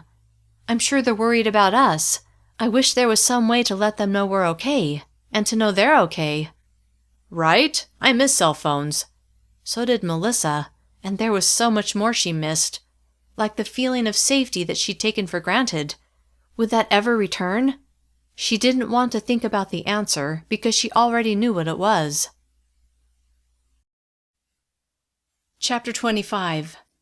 Alex. Weak sunlight filtered in through the window, waking Alex. For a moment, he was disoriented. This wasn't his bedroom, although Melissa was sleeping next to him. Then it all came back to him. The EMP, the struggle to get home, killing 2 people, searching for Melissa, finding Melissa, the truck being gone, going to Misty's house. Frowning deeply, he considered the day ahead. He figured their house was about 10 miles away. If they kept a steady pace, it would take 4 or 5 hours. Barring anything terrible happening, which he knew was entirely possible, they should be home by early afternoon. Feeling optimistic, he stretched, then gently shook Melissa. "Wake up, sleepyhead." "Huh?" she murmured through half-closed eyes. "Did I oversleep? What time is it?" "No idea, but we should get going." "Are the kids going to be late for—" Her words trailed off as her eyes snapped open. "Oh no, I thought it was just a nightmare." She pushed up onto her elbows. "But it's not, is it?" She looked around the unfamiliar room, then turned to Alex. He wished he could tell her it was only a nightmare, but it was all too real. "Yeah." She sat up straight and lifted her chin. "Then let's go. I want to get home to our children." Proud of her fortitude, he kissed her softly on the lips, then threw back the covers, got out of bed, and quickly dressed before going into the living room. To his surprise, Jason was already up. Normally one to sleep in as long as possible, Jason was chatting with Misty and a man Alex hadn't seen before. Had Misty's husband come home? "Alex," Misty said, wearing a big smile. "This is Chris, my husband." Alex shook the man's hand. "Glad you made it home." Chris clasped both of Alex's hands in his. "I can't thank you and your son enough for coming to Misty's rescue yesterday." With a resolute nod, he released Alex's hand. "Right time and place," Alex said. "But you didn't have to help," Chris said. With a tilt of his head, he added, "No one else did." Glad he had. Alex didn't want to focus on that any longer. "Well, it all worked out, I guess." Melissa, John, and Tamara joined them. After all the introductions, Alex said, "We have a ways to go, so we'd better get a move on. Thanks again for letting us crash here last night." He glanced at his group. "I don't know about the rest of you, but after a decent night's sleep, I feel a lot better." Although that was relative, he was still extremely worried about how their journey home would go, but at least they would have daylight, which would help them see trouble coming before it hit them, he hoped. "Do you have everything you need?" Chris asked. "A working vehicle would be nice," Alex said with a wry smile. "Sorry, can't help you there." "Didn't think so," Alex said. "Other than that, I think we're good." He wasn't about to take any of Chris and Misty's supplies. They would need them, and Alex and his group weren't that desperate. Yet. They said their goodbyes, then headed out the door. Gray clouds filled the sky. Was a snowstorm on the way? He hoped not. That would make the walk home that much more miserable. It didn't take long to reach the same place where they turned back the night before. The truck Alex had left parked in a way he'd thought was so clever was still nowhere to be seen. Good thing they were all healthy enough to hoof it. except maybe John. Alex had noticed that he'd been struggling a bit with the pace Alex was trying to set, but he'd made it from Melissa's office to this point so far, and he'd helped to keep Melissa safe, so Alex would do whatever he could to help John get home. They weaved their way through the mess of cars and continued on. When they got to the intersection of Van Winkle Expressway and 900 East, Alex stopped. "Okay, so I'm thinking we should go south on 900 East." He turned to Tamara and John. "How would that work for getting to your houses?" John said, "Yeah, that would be good. I can break off and head east when I get closer to my place." "I don't live too far from you," Tamara said to John, "so I'll break off when you do." "Awesome," Alex said. "Let's keep moving. The sooner we get home, the better." He smiled at Melissa, who he could tell was chomping at the bit to get home to Stephen and Emily. "At least this brisk pace keeps us warm," John said with a chuckle. Alex guessed it wasn't much above freezing, but if a storm began, it would stay pretty cold. He was just glad they'd had a warm place to sleep the night before. He didn't want to think about what might have happened if they'd had to be out all night. Shoving aside those thoughts, he pushed on, walking on the shoulder of the road since there was no sidewalk in this area. The back of an apartment complex was to their right, and to their left was a low-slung office building. No one else seemed to be around, which was a relief. The fewer people they ran into, the better, as far as Alex was concerned.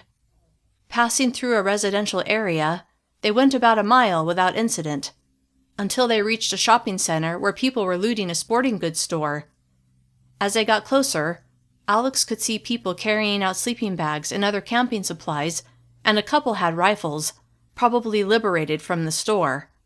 Hefting his AR on his shoulder, he remembered how he'd had to kill 2 people the day before. He had yet to tell Melissa about it, and they hadn't discussed what they'd been through.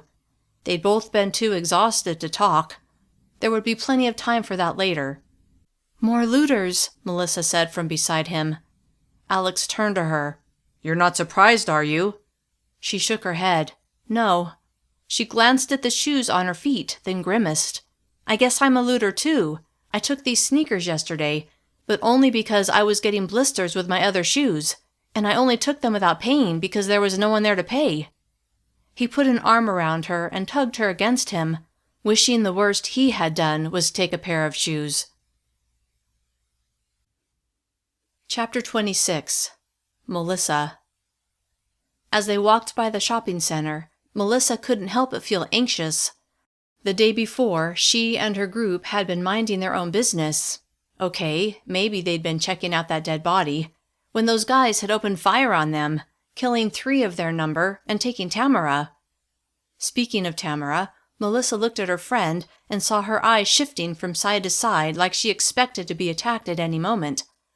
Melissa knew how she felt. She turned her attention back to the looters. Not able to tear her gaze from the people coming and going in a frenzy, she said, "Let's go a little faster." "Something wrong?" Alex asked as he turned to her. "It's just, all those people are making me nervous." The thought of someone firing on them, on her husband and son, made Melissa's apprehension climb several notches. "All right," Alex said. "Sure, we can go faster." He looked toward John, who was panting a bit. "You okay?" John nodded. "I'll be fine, and I agree with Melissa, especially after what happened yesterday."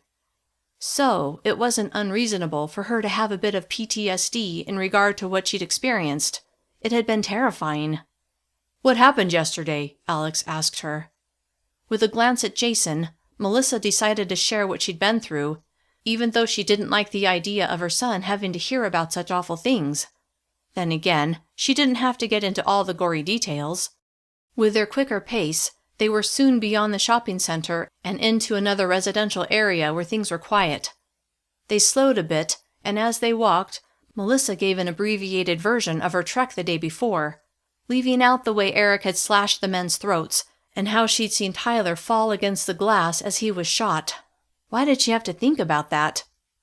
Instead, she kept it simple, telling Alex that Rob, Dylan, and Curtis had been gunned down for no reason, and how Eric had come along at the right time to help them free Tamara, and that Tyler had died in the process. When she finished, Alex stopped and pulled her into his arms. "I wish I'd been there," he murmured. Although she agreed, a part of her was glad he hadn't been. If he had been there, he could have been killed. But it would have been wonderful to have him by her side. No matter, he was with her now. He released her, and they began walking again. Then he turned to Tamara and John. "You guys are amazing, all of you." Tamara smiled. "They are amazing, for rescuing me." Melissa reached over and gave Tamara's arm a squeeze. A gunshot rang out. With her heart going into a gallop, Melissa dove to the pavement. Then she immediately lifted her eyes to Jason and Alex to make sure they hadn't been shot. They looked healthy, just startled, as they hit the ground too. John and Tamara had also gotten down, but looked unharmed. "Where'd that come from?" Jason asked. "Don't know," Alex said, "but I don't think it was meant for us." All 5 of them crawled behind a car, which was way too reminiscent of the day before. Melissa's stomach churned with agitation as she shivered from the cold. Another gunshot. Melissa shuddered. The idea that walking along the street could be deadly, something that would have been ludicrous just 24 hours earlier, made Melissa shake her head in disbelief. But she had to believe it, because it was all too accurate now. Sure, in some places in the country it might have been the way it was before, but not in Melissa's world. It was hard to wrap her head around. "I never heard those rounds hitting anything," Alex pointed out. "I think the shots are somewhere inside that apartment complex." "Good point, Dad," Jason said. "So," Melissa began, "what? We just get up and keep walking like nothing happened?" Alex scrubbed a hand over his face. "Do you have a better idea?"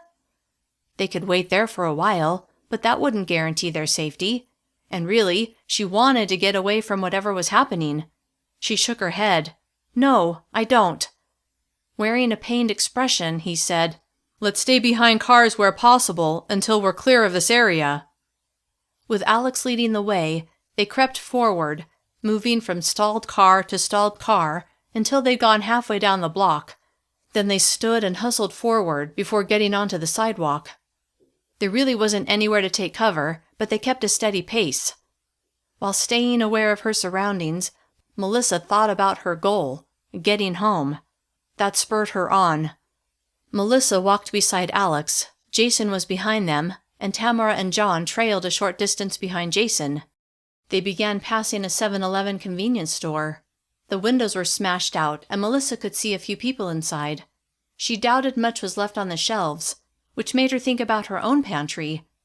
"How long do you think our food will last?" she asked Alex. "Well, with that food storage Stan suggested we get, we should be okay for a few months.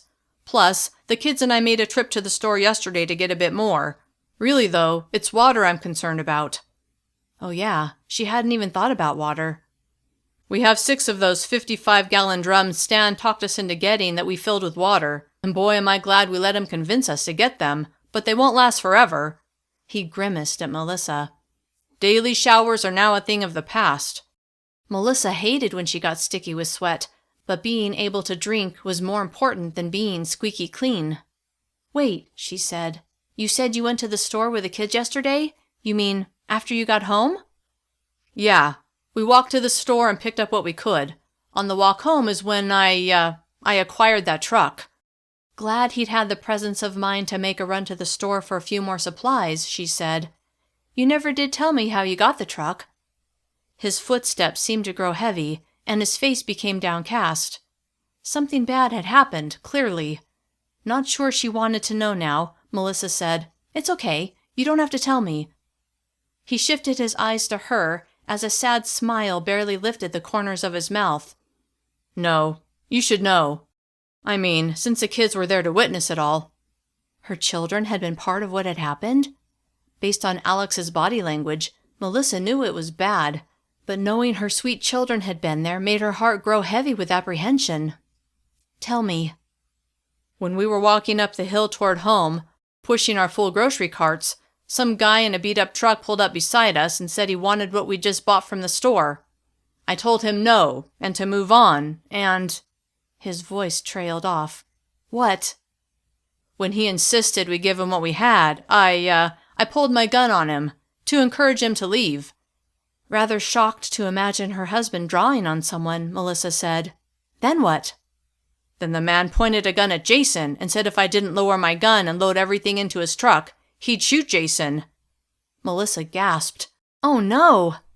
Even though this was something that had already happened, and Jason hadn't been hurt, she still felt her heart race. What did you do? I acted like I was complying with his demand to put my gun down. Then I... He lowered his eyes, then glanced at Melissa. I shot him. Horrified, but also grateful Alex had protected Jason and their other children, Melissa took his hand. Did he die? Yeah, Alex said, his voice dropping. It was my idea to take the truck, Jason said, as he moved up beside Melissa, obviously having overheard the conversation. Melissa turned to him, but didn't know what to say. I figured, Jason added, the man didn't need it anymore, and it would help us find you.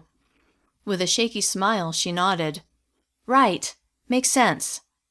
And we did find you, Alex said, giving her hand a gentle squeeze. That was without dispute. Melissa smiled at him, then remembered the puddle of blood at Misty's house. What happened with Misty? When a shadow fell over Alex's face, Melissa felt her insides twist with dread. Chapter 27. Alex. Alex was surprised Melissa had taken the story of his killing the man in the truck so well. What would she think of him when she learned that he'd killed not one, but 2 men the day before? When we came to the roadblock, he began, knowing he should just get it over with and hope for the best. We parked the truck and set out on foot. We heard a woman calling for help, Jason added. Nodding at his son, Alex said, We had no idea what was happening, but I couldn't ignore her sounds of distress. Melissa smiled at him like she expected nothing less, which made him feel good. Anyway, we approached with caution, and when I got close to Misty's house, I saw a man attacking her. He paused. She was on the ground, begging him to leave her alone. I'm so glad you helped her, Melissa said. Now that they'd gotten to know Misty and had met her husband, it gave him a different perspective. They were good people. The man that had attacked her was not. Though it pained him to have killed the man, he didn't regret it. Now the man wouldn't be able to hurt anyone else. What happened after you saw him attacking her? Melissa asked. With a glance at Jason, Alex described how he'd demanded the man get off Misty, and how the man had refused, how the man had finally backed off, but when Alex had begun searching him for weapons, the man had tackled Alex. I managed to get on top of him, but he went for my gun. The memory made adrenaline surge through him once again. He even got my gun halfway out of my holster before I managed to gain some control. In the end, though, he clenched his jaw. I felt I had no choice but to shoot him. Melissa's eyes widened, but then she must have realized how that would come off, because a second later, her face settled back to normal. Concerned how she saw him now, he didn't say anything, giving her time to process what he'd told her. After several long beats, she softly sighed and said, I know you well enough to know you didn't want to have to kill either of those men, Alex. That's not who you are. But when push came to shove, you did what you had to do. Smiling softly, she added, It helps me to know that you'll be able to do what it takes to keep us safe. Glad she saw it that way, he leaned toward her and planted a kiss on her forehead. Mom! Dad! Jason shouted. Look out! He leapt in front of them just as the sound of a gunshot reached Alex's ears. Then, to his horror, Alex saw red blooming on the thigh of Jason's jeans before his son collapsed to the pavement.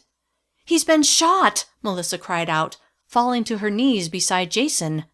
As worried as Alex was for his son, his immediate reaction was to unsling his AR and point it in the direction of where the blast had come from.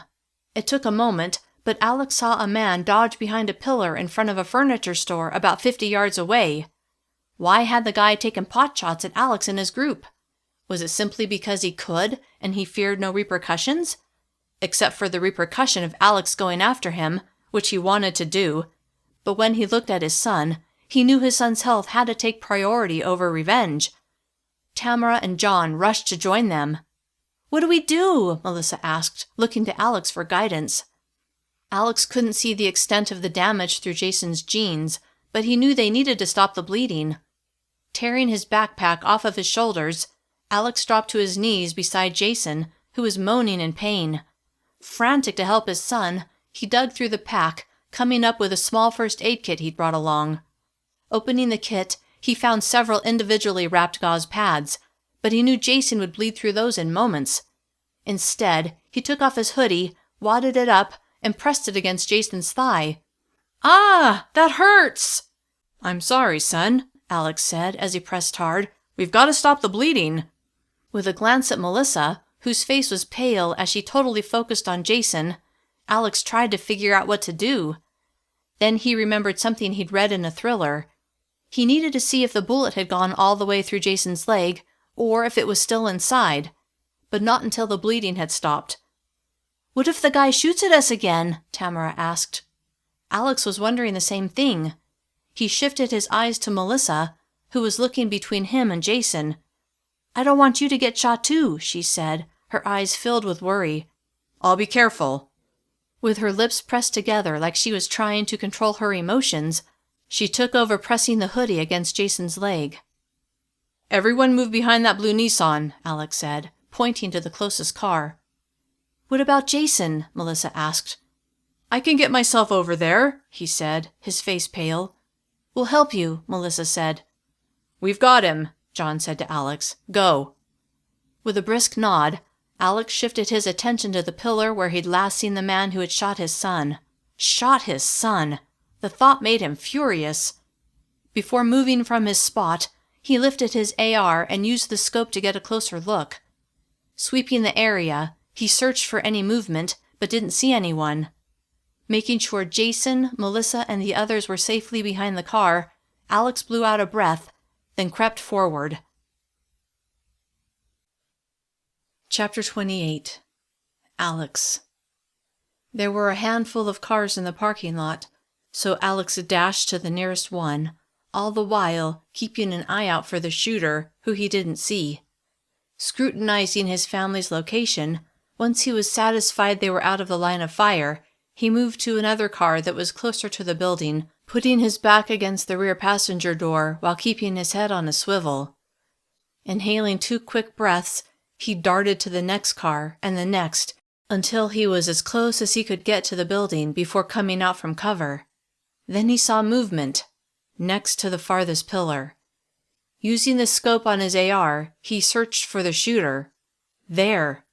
The man poked his head out, seemingly unaware of Alex's proximity, his focus on Alex's group. Moving his scope down slightly, Alex searched for the man's weapon. He wanted to know what he was up against. With the man facing the pillar, only his left side was visible. His weapon was obscured by his body.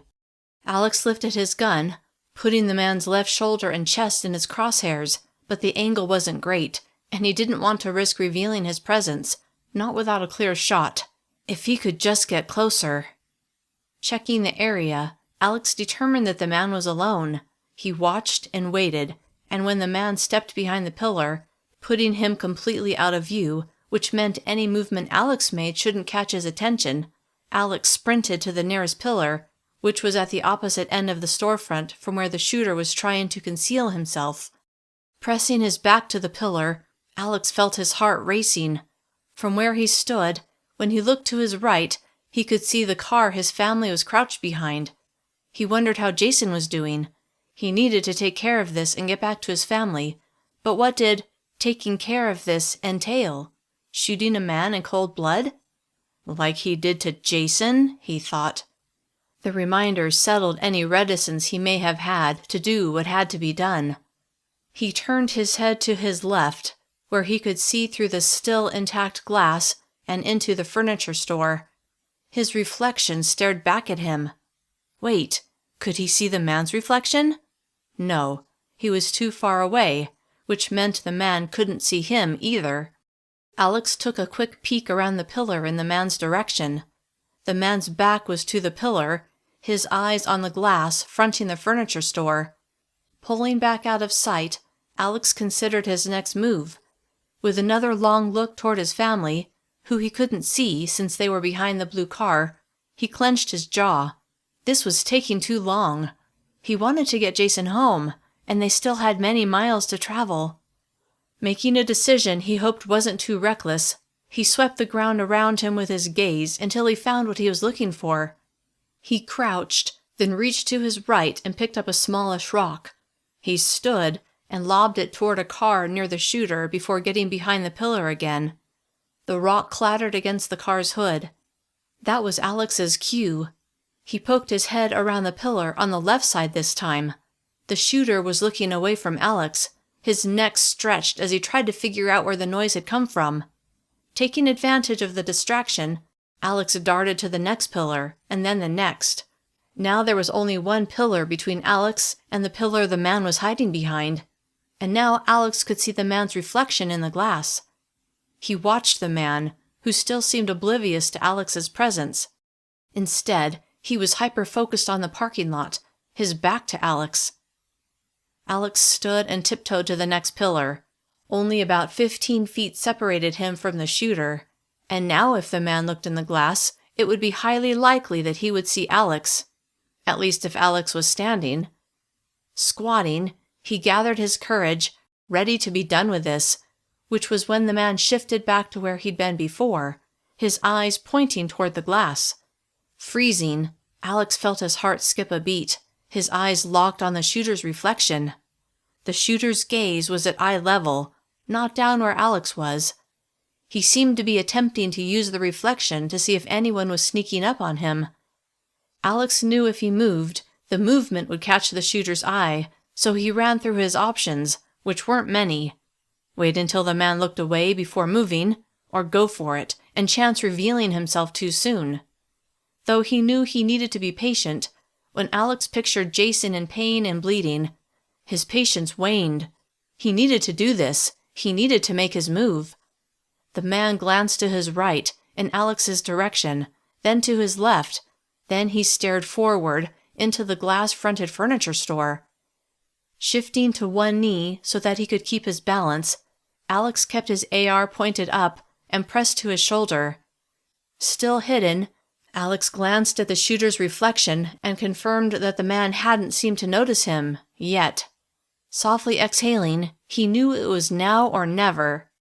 Moving slowly at first, once he had his feet under him, he leapt up and swung his AR around the pillar, aiming it in the direction of the shooter.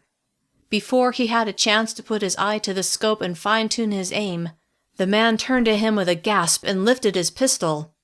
"Drop it!" Alex shouted as he frantically tried to get a bead on the man.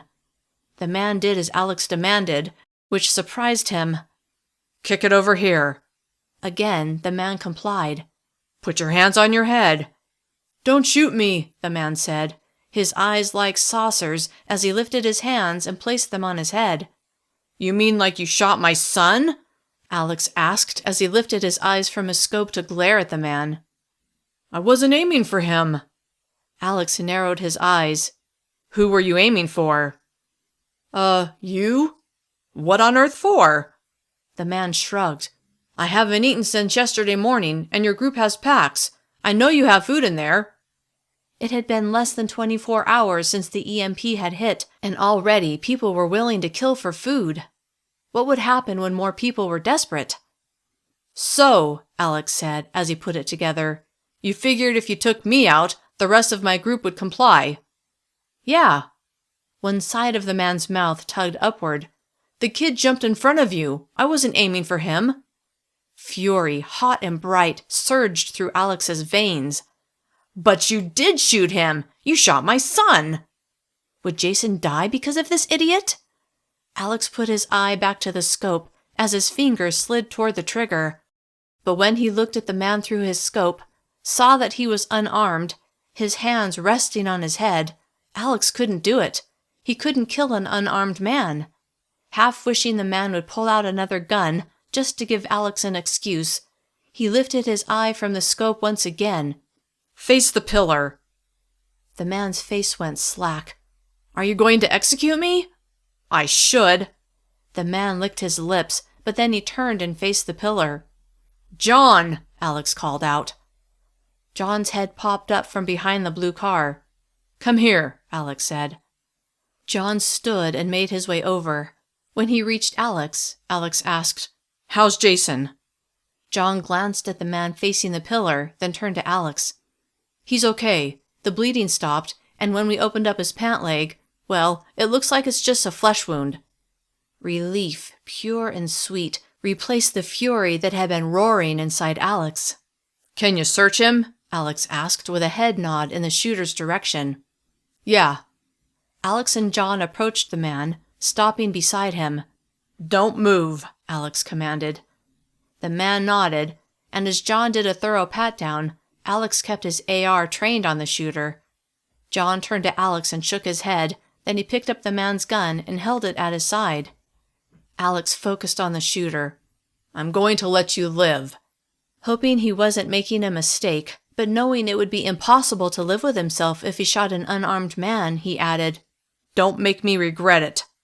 The man turned his head and met Alex's eyes. "You won't." He paused. "Thank you for not—" He swallowed hard. "For not killing me." Huffing out a breath, Alex shook his head and frowned. "Beat it." The man turned and ran off, heading north. Alex watched him go until he was out of sight. Then he turned to John. "Did I do the right thing, letting him go?" "What else could you have done?" John asked. "Turned him in to the police? How would you do that? So then what, shoot him? In cold blood?" His lips twisted as he shook his head. "That wouldn't be right." Feeling better about his decision, Alex let a small smile curve his lips. "That was my thinking too. Now, let me see how my son is doing." Chapter 29. Melissa. The entire time Alex had been going after the shooter, Melissa's stomach had been churning. But when he called John over, she felt some relief. He wouldn't have called him over if things weren't under control, right? "What's happening?" Jason asked, the color in his cheeks better than it had been earlier as he sat on the asphalt, his back against the car. "I don't know." Moving until she was squatting on the balls of her feet, Melissa rose until she was able to see through the windows on the car they were hiding behind. Alex and John were a distance away, past the sidewalk and on the other side of the parking lot, but she was still able to see a man with his hands on his head facing a white pillar. Alex was holding his rifle on the man, and John was talking to Alex. A few moments later, Alex said something to the man and he ran off. Why had Alex let him go? Then she reminded herself that these weren't normal times. It wasn't like they could call the police and have them pick the man up. And she wasn't surprised that Alex hadn't shot him when he'd disarmed him. She only hoped the man would crawl back into the hole he'd come out of and not bother them or anyone else. When she saw Alex and John walking toward them, she stood. "Looks like we can go." She turned to Jason. "How are you feeling? Are you going to be able to walk?" He grimaced a bit, but nodded. "I kind of have to, don't I?" Wishing she could call an ambulance to come help her son, a new worry filled her mind. Even if his injury was only a flesh wound, what about infection? They needed to get their hands on antibiotics. "What happened?" Melissa asked Alex when he and John joined them. Alex gave a brief replay of his conversation with the man, then frowned. "I couldn't shoot an unarmed man." Melissa smiled at him and placed a hand on his arm. "No, of course not." Alex knelt beside Jason. "Let me see the wound." Jason nodded, and Alex lifted the wadded-up hoodie from Jason's thigh, examining the area where the bullet had torn out a small chunk of flesh. A muscle moved in Alex's jaw as he shook his head. "John, can you hand me a couple of gauze pads from the first aid kit?" "Yep," John said as he removed a few items from the first aid kit. "We wanted you to take a look at the wound before we covered it." Alex ripped open the packaging, then gently placed a large square of sterile gauze over the wound. Thankfully, the bleeding had slowed. After the gauze was in place, Alex wrapped an ace bandage around Jason's leg, securing the gauze more firmly. "We need to find antibiotics," Melissa said, her earlier thought filling her mind.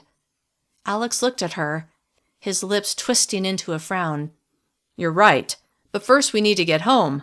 He paused. "We'll keep an eye out for a pharmacy on the way." That sounded like a good plan to Melissa. "Okay."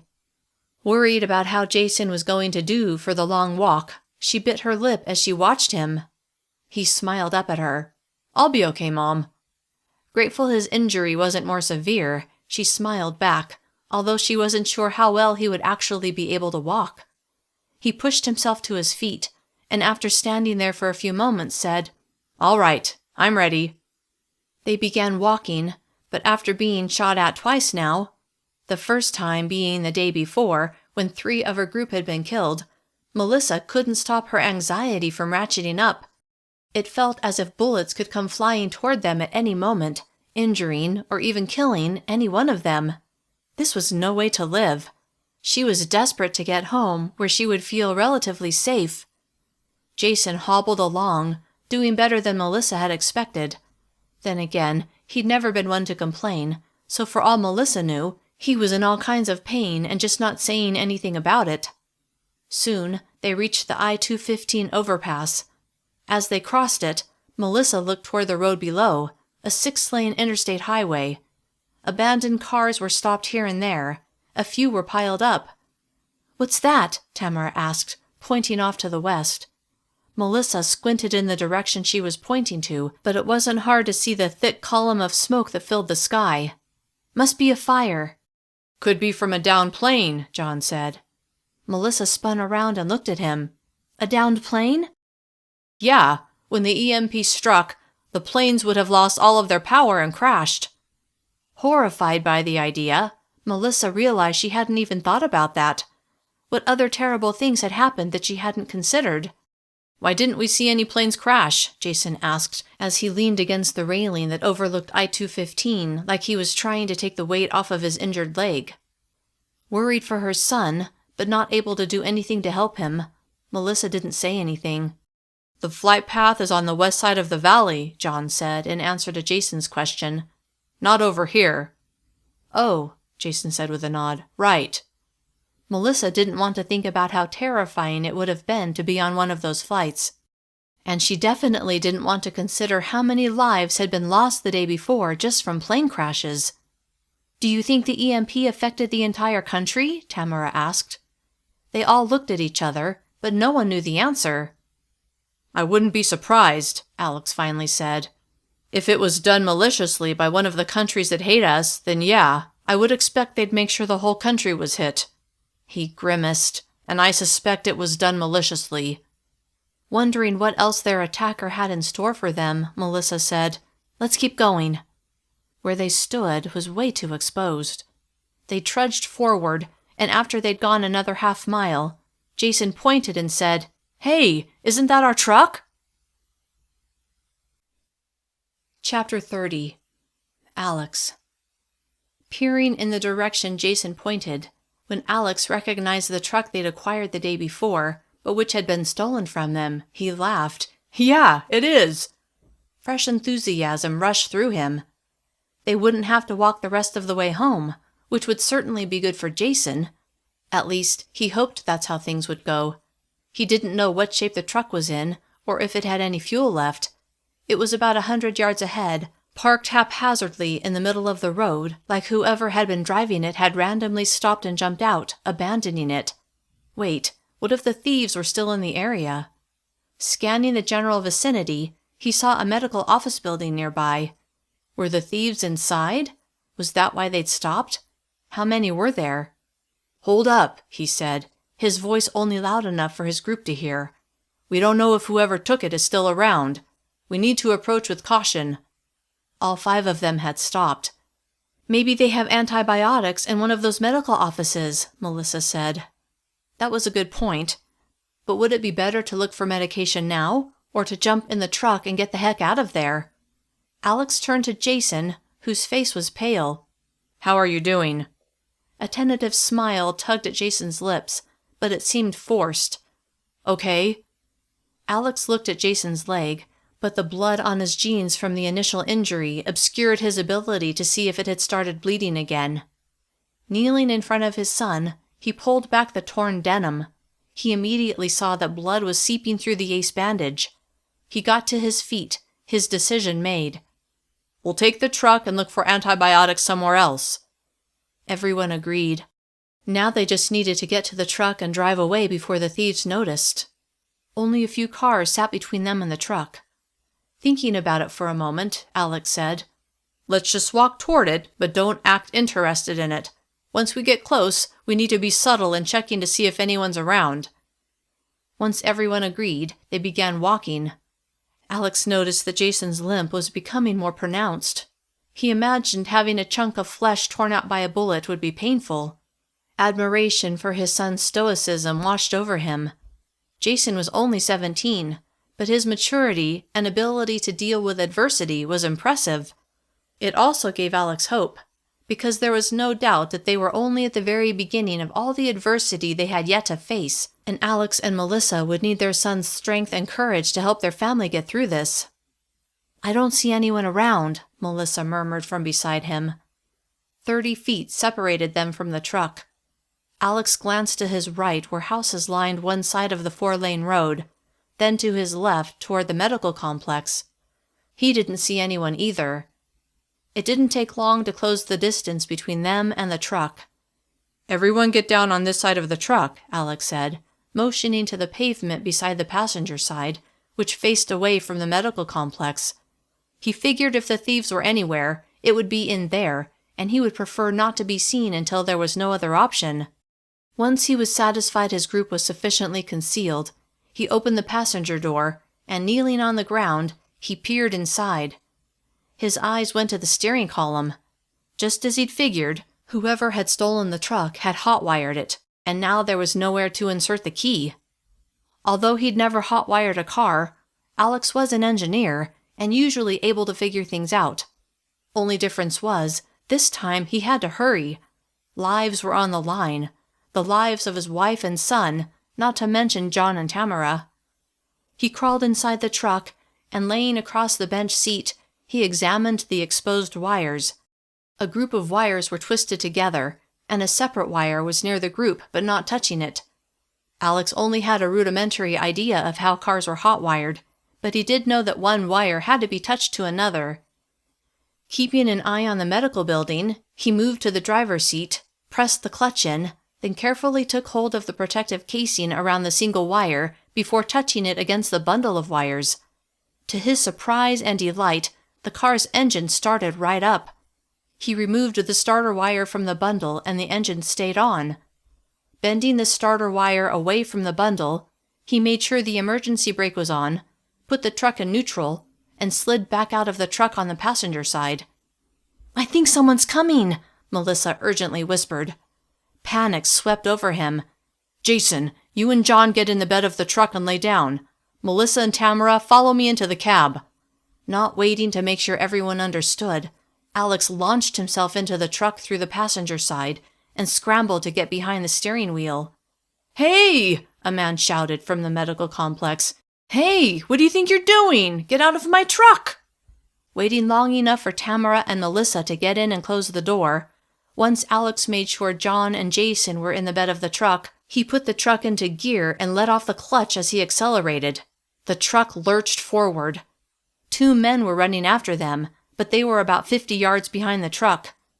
Lifting his eyes to the rearview mirror, Alex saw both men pointing pistols in their direction. "Everyone down!" Melissa and Tamara leaned forward, hugging their knees. John and Jason were already lying down in the bed of the truck. Multiple gunshots rang out, but it didn't sound like any bullets hit the truck. Although Alex wanted to duck too, he forced himself to stay upright and in control of the truck. It didn't take long to be out of range of the men's guns and for them to disappear from sight. Breathing a sigh of relief, Alex smiled at Melissa, who sat next to the passenger window, with Tamara sitting between them on the bench seat. He would have preferred to have Melissa next to him, but he guessed she was probably more comfortable with guns than her friend, so it made sense to have her riding shotgun. He silently smiled, understanding more than ever the meaning of that term. "I can't believe we got this truck back," Melissa said with a grin. "Just in time, too," Alex said with a chin lift to the snowflakes that had begun floating down and settling on the windshield before melting away. And thankfully, the windows were all intact. Chapter 31. Melissa. Melissa looked over her shoulder at Jason and John in the bed of the truck. They must be freezing back there. Maybe they could all squeeze into the cab, but when she looked at how little space there was, she knew that wasn't possible. "If you turn left here," Tamara said, "my house isn't too much farther."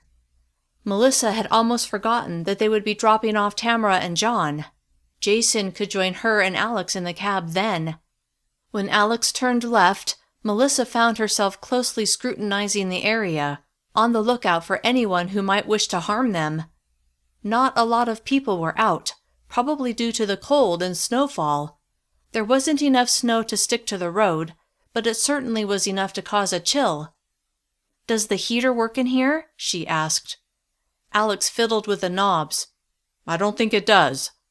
Shivering, Melissa was still grateful to be riding in the truck, which was preferable to being on foot.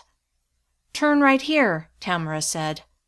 After a few more turns, they arrived at Tamara's house, and Alex pulled into her driveway. "Do you want me to come in with you?" Alex offered, "to make sure everything is okay inside?" "Yes," she said. Then she turned to Melissa. "You can all come in if you want." Eager to get home to her children, she shook her head. "I want to get going as soon as we can." Alex put the truck in neutral to keep the engine running and turned to Melissa. "I'll leave it idling. I shouldn't be long." Melissa opened her door and got out, and after Tamara climbed out as well, Melissa gave her a hug. "Take care." Nodding, Tamara smiled. "You too." While Alex escorted Tamara inside, Melissa spoke to Jason and John, who were now sitting up in the bed of the truck. "We'll be dropping John off soon," she said. "So Jason, why don't you get in the cab with Dad and me?" He visibly shivered. "I think I will." "Are you doing okay back here, John?" Melissa asked as Jason climbed over the side of the truck, wincing as he did. John chuckled. "I have to admit that I've been better, but I sure do appreciate having a ride." Alex joined them a few minutes later. "Tamara's husband and daughter made it home." Happy that Tamara had been reunited with her family, she smiled. "That's great." "I gave them our address," Alex added, "just in case." He handed a slip of paper to John. "I wrote it down for you, too." John pocketed the piece of paper. "Thank you. I really appreciate all you and Melissa have done for me." Melissa tilted her head. "What did I do for you?" He chuckled. "I know some of the others in our group thought I would slow everyone down, but Tamara told me you spoke up for me." It had only been the day before, but yeah, Melissa remembered how Dylan, who was now dead, had been annoyed that John would be coming with them. "I'm glad you were with us, John." "Thanks." He smiled, then he gave Alex directions to his house. After that, Melissa climbed into the cab, sitting in the middle. Jason got in after her, taking the spot beside the passenger window. When Alex opened the driver's door to get in, Melissa noticed a large red stain on the seat. Pointing to it, she asked, "Is that—" She wrinkled her nose. "Blood?" "Uh-huh," Alex said as he got behind the wheel. Seeing the blood made her realize how truly dangerous the men they'd taken the truck back from actually were, and how lucky they'd been to get away with the truck. She felt a combination of fear and great relief. "It's from the guy Dad shot," Jason said from beside her. Startled to realize that, she turned to Jason before shifting her attention to Alex. "What?" Rather than look her way, Alex kept his eyes pointed to the road. "We already talked about this." "I know, I thought it was from the men who took the truck, that they'd, killed someone." But nope, it was her own husband who was the dangerous one. Only in his case, he'd been protecting their family. If it had been up to her, would she have been able to do the same thing? Kill someone to protect her children? Yes, in fact, she had no doubt she would be able to do whatever it took to protect her children, which settled any misgivings she had about what Alex had done. A few minutes later, they reached John's house. She and Alex got out of the truck to tell John goodbye, and after he went into his house, they got back in the truck and drove out of the neighborhood, turning south on 1300 East. "How long do you think it will take to get home?" Jason asked, which reminded Melissa that her son was injured, almost certainly in pain, and in need of antibiotics. "We're about 5 miles away," Alex said. which didn't seem like much now that they were in a vehicle. "But since we have to go kind of slow to get around the stalled cars, it'll probably take at least 20 minutes. Melissa couldn't believe they would be home so soon. Ecstatic, she forced herself to rein in her enthusiasm. Anything could happen between here and home.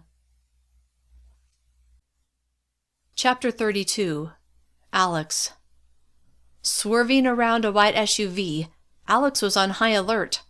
In this stretch of road, there were 2 lanes in each direction, with a wide concrete median dividing them. In addition, a concrete wall, a sound barrier for the houses that backed up to this street, lined both sides of the road. In other words, if some obstruction appeared, or if someone tried to attack them, they would have no way to escape, nowhere to go. Tension grew inside him. They needed to get through this section of road as quickly as possible, but that was difficult with all the stalled cars. And when he saw a pair of cars up ahead, stalled so close together that there was no way around, he audibly sighed. "Can you drive over the median?" Melissa asked. Small bushes and trees were in the median, which would make it a challenge to drive over. Still, what choice did he have? "Guess we'll have to," he said. Looking for a spot where the bushes were lower, he eased the steering wheel to the left, downshifted, and goosed the gas pedal. The left front tire bumped up onto the concrete curb of the median. The right front tire quickly followed. Not sure how well the old truck would handle jumping the curb, he went for it, bouncing over the island and thumping down onto the other side. "That was fun," Jason said with a lopsided grin. Alex burst out laughing, which released some of the tension he'd been holding in his chest. It felt great. "Yeah, it kind of was, wasn't it?" Melissa was smiling as well. Not too far ahead, Alex could see that on the right side of the road, the concrete wall ended and a shopping center began. Just before that, though, was a turnoff to a neighborhood. On the left side of the road, however, the side they were currently on, the wall continued beyond his view. Wanting to be on the side where escape would be possible, once they passed the stalled cars that had been blocking the road, he said, "Hold on, guys, I'm going back over the median."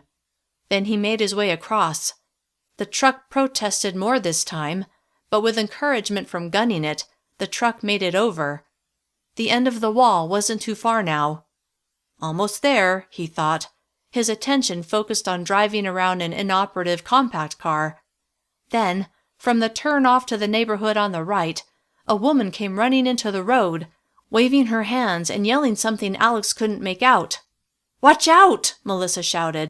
Not sure if her comment was directed at him or the woman who was now directly in their path, Alex had no choice but to slam on the brakes, because he wasn't about to mow down a woman in the street.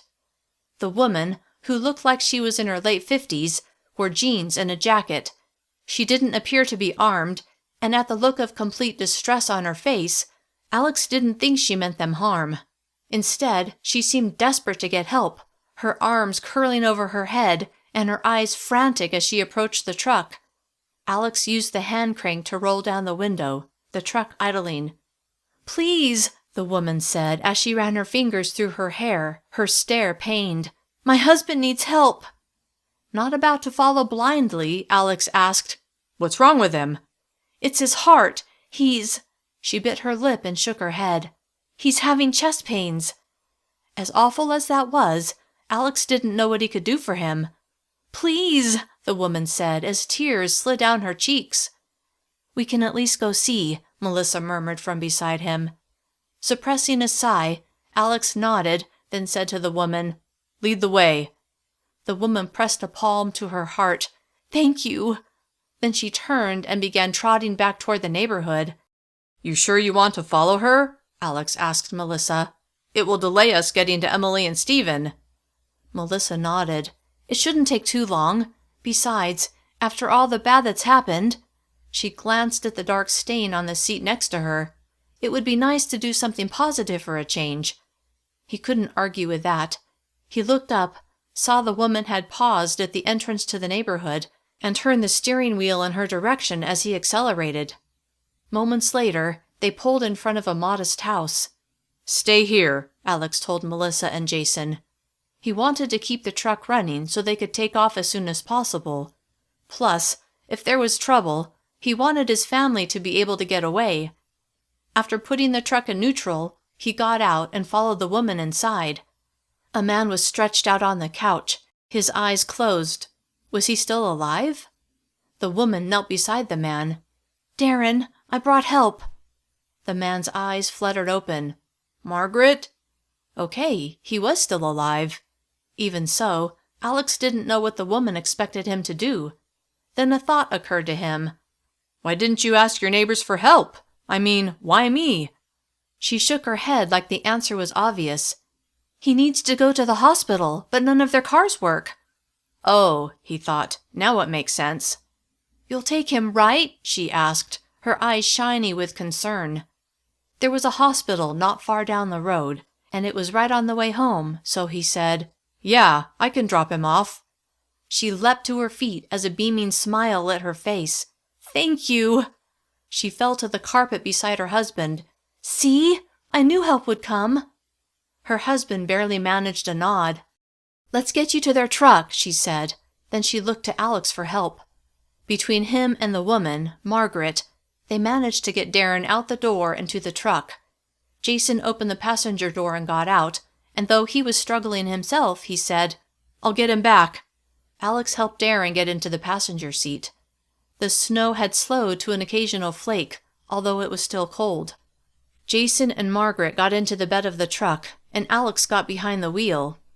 As they got back on 1300 East, it occurred to him that while they were at the hospital, they should see if they could get help for Jason. Surely there were doctors still working. It was slow going, but eventually they made it to the hospital. Alex pulled right up to the doors of the emergency room entrance.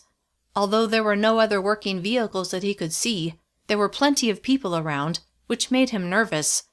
Would someone try to steal their truck, their only means of transportation? Wanting to drop Darren and Margaret off and leave, when he glanced in the rearview mirror and saw Jason sitting in the truck bed looking toward the entrance, he knew the most important thing was to get his son medical care. "Maybe they can help Jason," Melissa said, as if she'd read his mind. "Yeah," he said with a nod. "We'll take him inside and see." With the truck idling, Alex got out and spoke to Margaret. "Why don't you see if you can get a wheelchair?" She nodded, climbed out of the truck's bed, and disappeared inside the hospital. A few moments later, she came out, pushing a wheelchair. Glad she'd found one, Alex helped Darren into the chair. "Thank you so much," Margaret said with tears in her eyes. Feeling good about something he'd done for a change, Alex said, "Good luck to you." She smiled, then began pushing the man inside. Alex got back in the truck.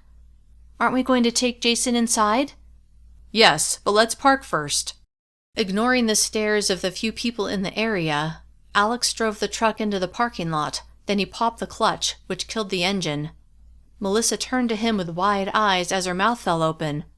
"How are we going to drive the truck home now?" Giving her a lopsided smile, he said, "Popping the clutch was the simplest way to turn off the engine. I should be able to start it again with the wires like I did before." "Okay, if you're sure." He laughed. "I am. Once we're home, I'll see about fixing the ignition so we can use the key again." He leaned forward and met Jason's eyes. "Let's get you taken care of and get home." "Sounds good to me," he said. Once they were all out of the truck, Jason used his keys to lock the doors. He didn't want to give someone else the opportunity to take the truck and hoped they wouldn't be inside long enough for someone to try. Then the three of them trooped inside. Every chair was taken, so injured and sick people were sitting on the floor with their backs against the wall or lying on the ground, moaning and bleeding. The couple they'd brought to the hospital was talking to a woman who looked like she worked at the hospital. Well, Margaret was talking. Darren was slumped forward in the wheelchair. "Maybe we should just go, Dad," Jason said from beside him. Scanning the space and seeing nowhere to sit but the floor, and with others looking a lot worse off than they were, Alex frowned. "Let me see if I can at least get some antibiotics." "Maybe we should wait in the truck," Melissa said. "Hold on a sec. They might need to see Jason before they give me any meds." "All right." He left them near the door and went in search of someone to assist him, but no one was around except the person Margaret was talking to. He went over and stood behind them. "Sir," the woman talking to the couple said to him, "please back up." Margaret spun around and looked at Alex, but when she saw him standing behind her, relief filled her eyes like she thought he was there to help. She turned back to the worker. "It's okay, he's with us." The worker nodded and said, "Like I said, ma'am, we'll get to your husband as soon as we can." Margaret swiveled her head to Alex. "They're too busy to see him right away." Surprised, because Darren seemed to be in pretty bad shape, Alex said, "If you don't see him immediately, he's going to die." Margaret gave him a pained look like she didn't want to believe that, but then she nodded. The worker audibly sighed. "I'll do what I can." She turned to leave, but Alex said, "Wait." She stopped and looked at him, exasperation clear on her face. "My son, he was shot. It's just a flesh wound, but I was wondering if we could get some antibiotics." She pinched the bridge of her nose and closed her eyes, then met his gaze. "The doctor will have to take care of that.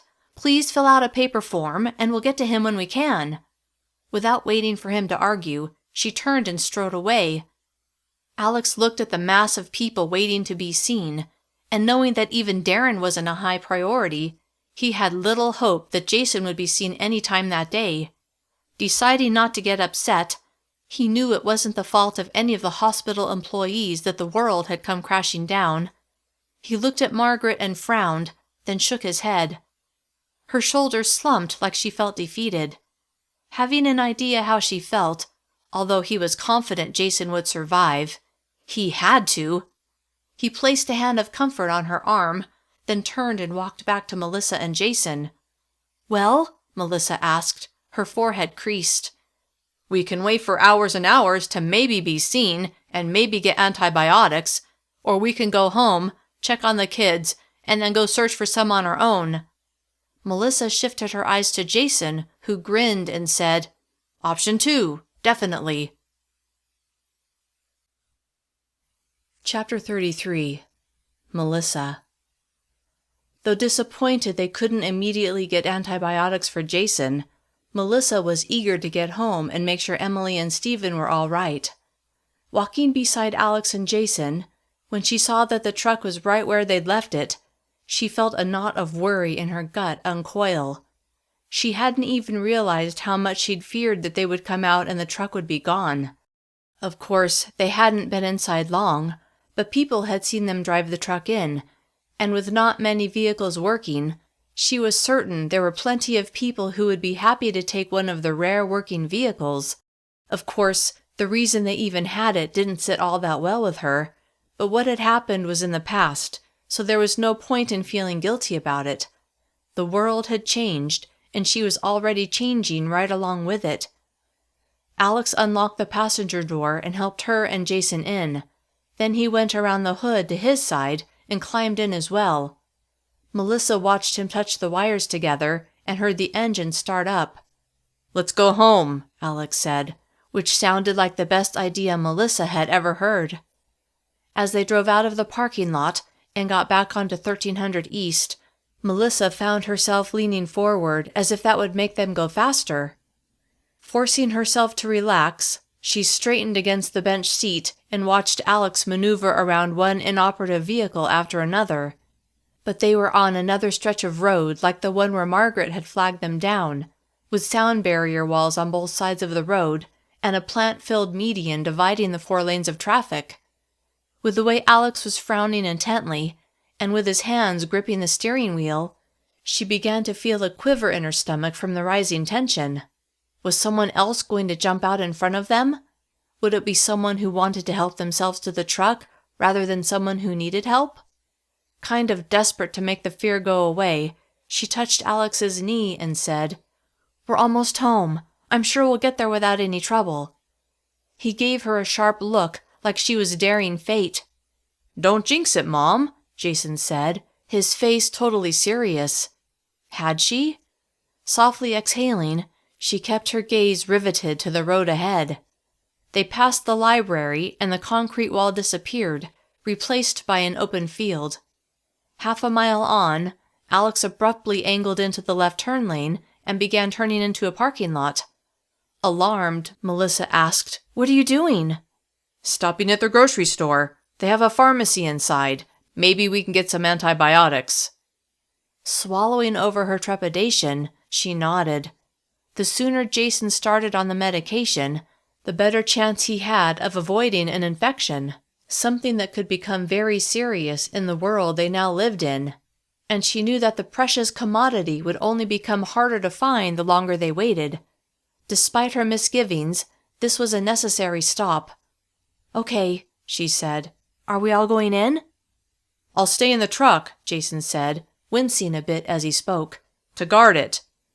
Not liking leaving him on his own, she could see he wasn't in the best shape to go into the store. What if they had to make a run for it? He would struggle to keep up. "Good idea, son," Alex said. "Your mother and I will go in." "Shouldn't I stay with him?" Alex shook his head. "We need to stock up on first aid supplies while we're in there, just in case." Just in case someone else in their family got shot, she thought. Is that what he meant? But she knew it was more than that, although getting shot was also a distinct possibility. Any number of injuries could occur, injuries that used to be minor, but in this world of limited medical help could quickly become major. Not loving the idea of leaving Jason on his own, she agreed.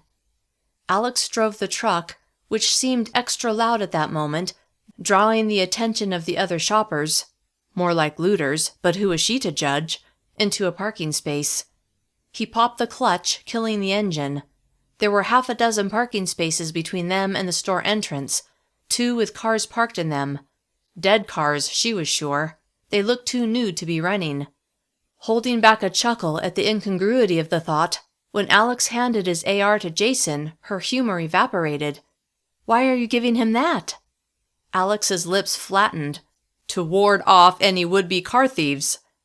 With each passing second, Melissa was liking this plan less and less.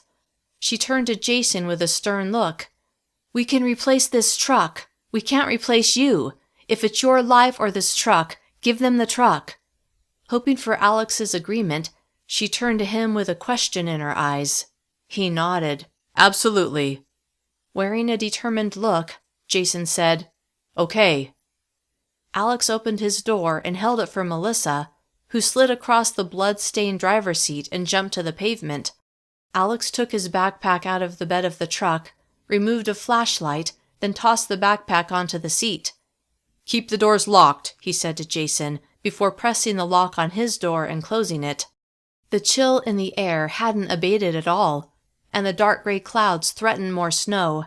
Shivering, and not just from the cold, when Alex took her hand, Melissa felt slightly better, although as she watched people shoving past each other at the entrance to the store, she was reminded of her unpleasant experience the day before when she'd gotten her sneakers.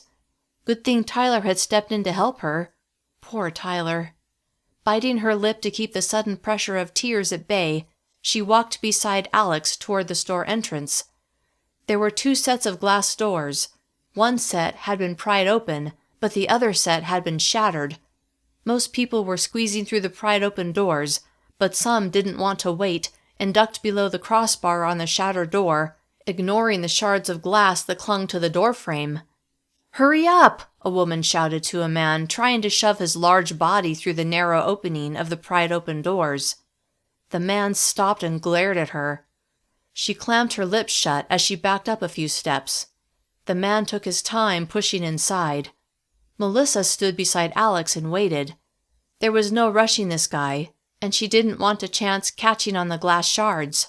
Finally, he was through. The woman followed, and when she was in, she gave the man a wide berth. Alex went through first, and when he was inside the store, he motioned for Melissa to follow. With a glance at the truck and Jason, she moved to the narrow gap but easily slid between the partially open doors. Once inside, she had to blink a few times. Although it wasn't all that sunny outside, it was much dimmer inside the store. Alex took her hand, and they went deeper into the interior, pausing to see where the pharmacy was located. "There it is," Melissa said. Together, they hurried in that direction, bypassing other shopper looters. In the distance, a man shouted and a woman screamed obscenities. Down a nearby aisle, a man shoved a woman to the floor and took the box of cereal she'd been cradling against her chest. "Hey!" the woman shouted, getting to her feet. "Hey! That's mine!" She took chase after him, running right past Melissa and Alex and throwing herself at the man's back. He shook her off and walked toward the exit. "Must be his favorite cereal," Alex murmured, which nearly made Melissa choke on a much-needed burst of laughter. The woman leapt to her feet and ran after the man in hot pursuit. Shaking her head at the craziness of it, Melissa could only imagine how bad things would get once food was gone. They reached the pharmacy, but when Melissa saw that the metal sliding doors at the windows were severely bent but still in place, she shifted her attention to the door that led into the back. Wide open, it hung on its hinges as if someone had forced their way in. With all the commotion around them, her chest tightened with a sense of urgency to get what they needed and get out. It felt like severe violence could erupt at any moment. Swallowing over a knot of trepidation, she looked at Alex. With pursed lips, he met her eyes. "Let's see what's left." "Shouldn't I see what other supplies I can get?" He shook his head. "Let's stay together." That sounded good to her, and she walked beside him toward the back area. When they reached the door, they paused. A man was inside, gripping a small flashlight in his teeth as he frantically pawed through what medication was on the shelves. He seemed harmless enough, so when Alex turned on his flashlight and shone it inside, Melissa walked into the room with Alex right behind her. "What are you looking for?" she asked the man. He barely glanced at them, his focus on searching the shelves, but then he removed the flashlight from between his lips. "Flow vent. My wife has asthma and is about to run out of her meds." Melissa hadn't thought about all the people with chronic illnesses who would need their medication.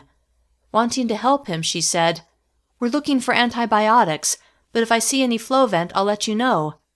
The man tossed her a smile. "Thank you." Then he jammed the flashlight into his mouth and continued searching. Alex was already rummaging through the shelves. "Let me hold the flashlight," she said to him. He handed it to her, and she pointed it at the shelf he was searching through. Now he could use 2 hands. "Found it!" the man shouted in triumph, the flashlight in one hand and several boxes in the other. He turned and ran out of the room. Shaking her head, Melissa sighed. "What are we looking for exactly? Amoxicillin? What else?" Alex shrugged. "I remember using Cipro one time, and isn't there one called something like azithromycin? Those are the only ones I know." Feeling kind of helpless, all Melissa could do was agree. "I think this is it," he said a few minutes later as he examined a bottle in his hand. "Amoxicillin." Relieved, she watched as he tucked the bottle into a back pocket. "Now let's see if there are other first aid supplies we can get." A few moments later, they stood in front of the shelves where first aid supplies were sold. There wasn't a lot left, but they managed to get a few bandages and antibiotic creams. "This will have to do," Alex said. Glad they'd been able to get at least some things, Melissa nodded agreement. They carried their items to the register area just so they could put them in a bag. A few other people had the same idea as they shoved the food they'd put in their carts into bags. A gunshot rang out. Startled, when Melissa realized the sound had come from outside, she turned to Alex. "Jason!" Alex's eyes flared, then with the bag of their supplies in one hand, he used his other to take Melissa's hand before running toward the doors. Chapter 34. Alex. When they reached the exit, there was a bottleneck several people deep. Looking toward the parking lot, Alex saw a small group of people gathered beside the truck, but he couldn't see if Jason was still inside or what exactly was happening. "Get out of the way!" he shouted at the people blocking the exit. "Wait your turn," a man grumbled from ahead of him. Frantic to get to his son, Alex pulled out his gun and shot it into the air. People screamed and covered their heads as debris fell from the ceiling. "Move!" he demanded. "Now!" The people parted like a miracle, and after he and Melissa reached the door, he ushered her through, then quickly followed. Once outside, They raced toward the truck as light snow filtered to the ground. 2 men and a woman were bunched up by the driver's side, but the doors were still closed. Alex strained to see Jason as he hurried toward the truck. Where was he? And had that gunshot come from here? Had Jason been the one shooting, or had someone shot at him? The windows were still intact, so it seemed unlikely that any bullets had flown. "What's going on?" Alex shouted as he reached the truck and handed Melissa the bag that held the antibiotics and first aid supplies. "It's a working truck," a man with a dark beard said to him, "and there's a kid inside that won't let anyone in." Alex was close enough now that he could see inside. There was Jason, the AR in his hands, pointed toward the people just outside the door. He looked unharmed. Relief surged through Alex's veins. Pretending like he was just an interested bystander, he faced Darkbeard. "How do you know it's working?" "Gotta be," Darkbeard said. "It's an older truck, and only older vehicles seem to work. Plus, why would the kid be inside if it don't work?" Alex appraised the man. He looked like he was in his 30s and in decent shape. The other man looked older, maybe in his early 60s, and was overweight. The woman stood quietly beside the older man. Alex guessed they were together. Maybe all 3 were together. "Has anyone tried to get in?" Alex asked.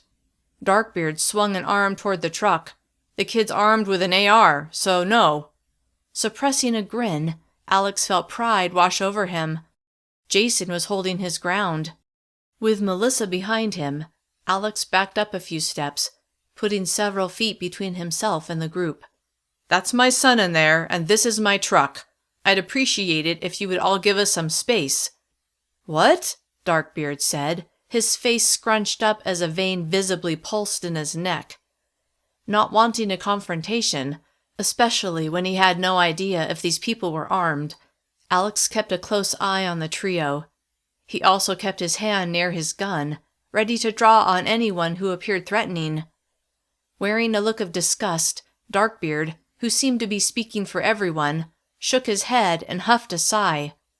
When no one moved back, Alex felt the tension in his body rise.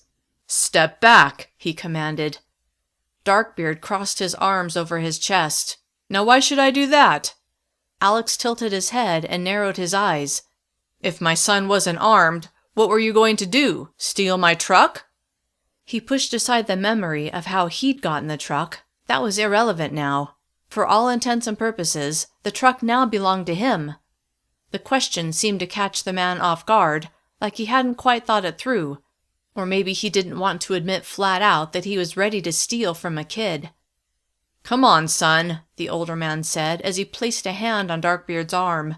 "Let's go home." Darkbeard made a scoffing sound, then spit on the ground near Alex's feet. Ignoring that, Alex stood there, waiting to see if the man would leave. Finally, after several tense moments, Darkbeard frowned deeply and shook his head, then turned and stormed away. The other 2 followed. When all 3 people were a distance away, Alex turned to Jason, giving him a nod. Jason unlocked the door. Alex helped Melissa inside, climbed in beside her, then closed and locked his door. He pushed in the clutch and tapped the wires together, and after the truck started, he put it in neutral while he bent the wires away from each other. Then he put the truck in gear and drove away from the store. Once they were back on 1300 East and heading toward home, he asked, "What happened? We heard a gunshot." "I don't know," Jason said. "It wasn't from me, and it wasn't those guys." He paused. "They showed up and started yelling at me to get out and give them the truck." He shook his head.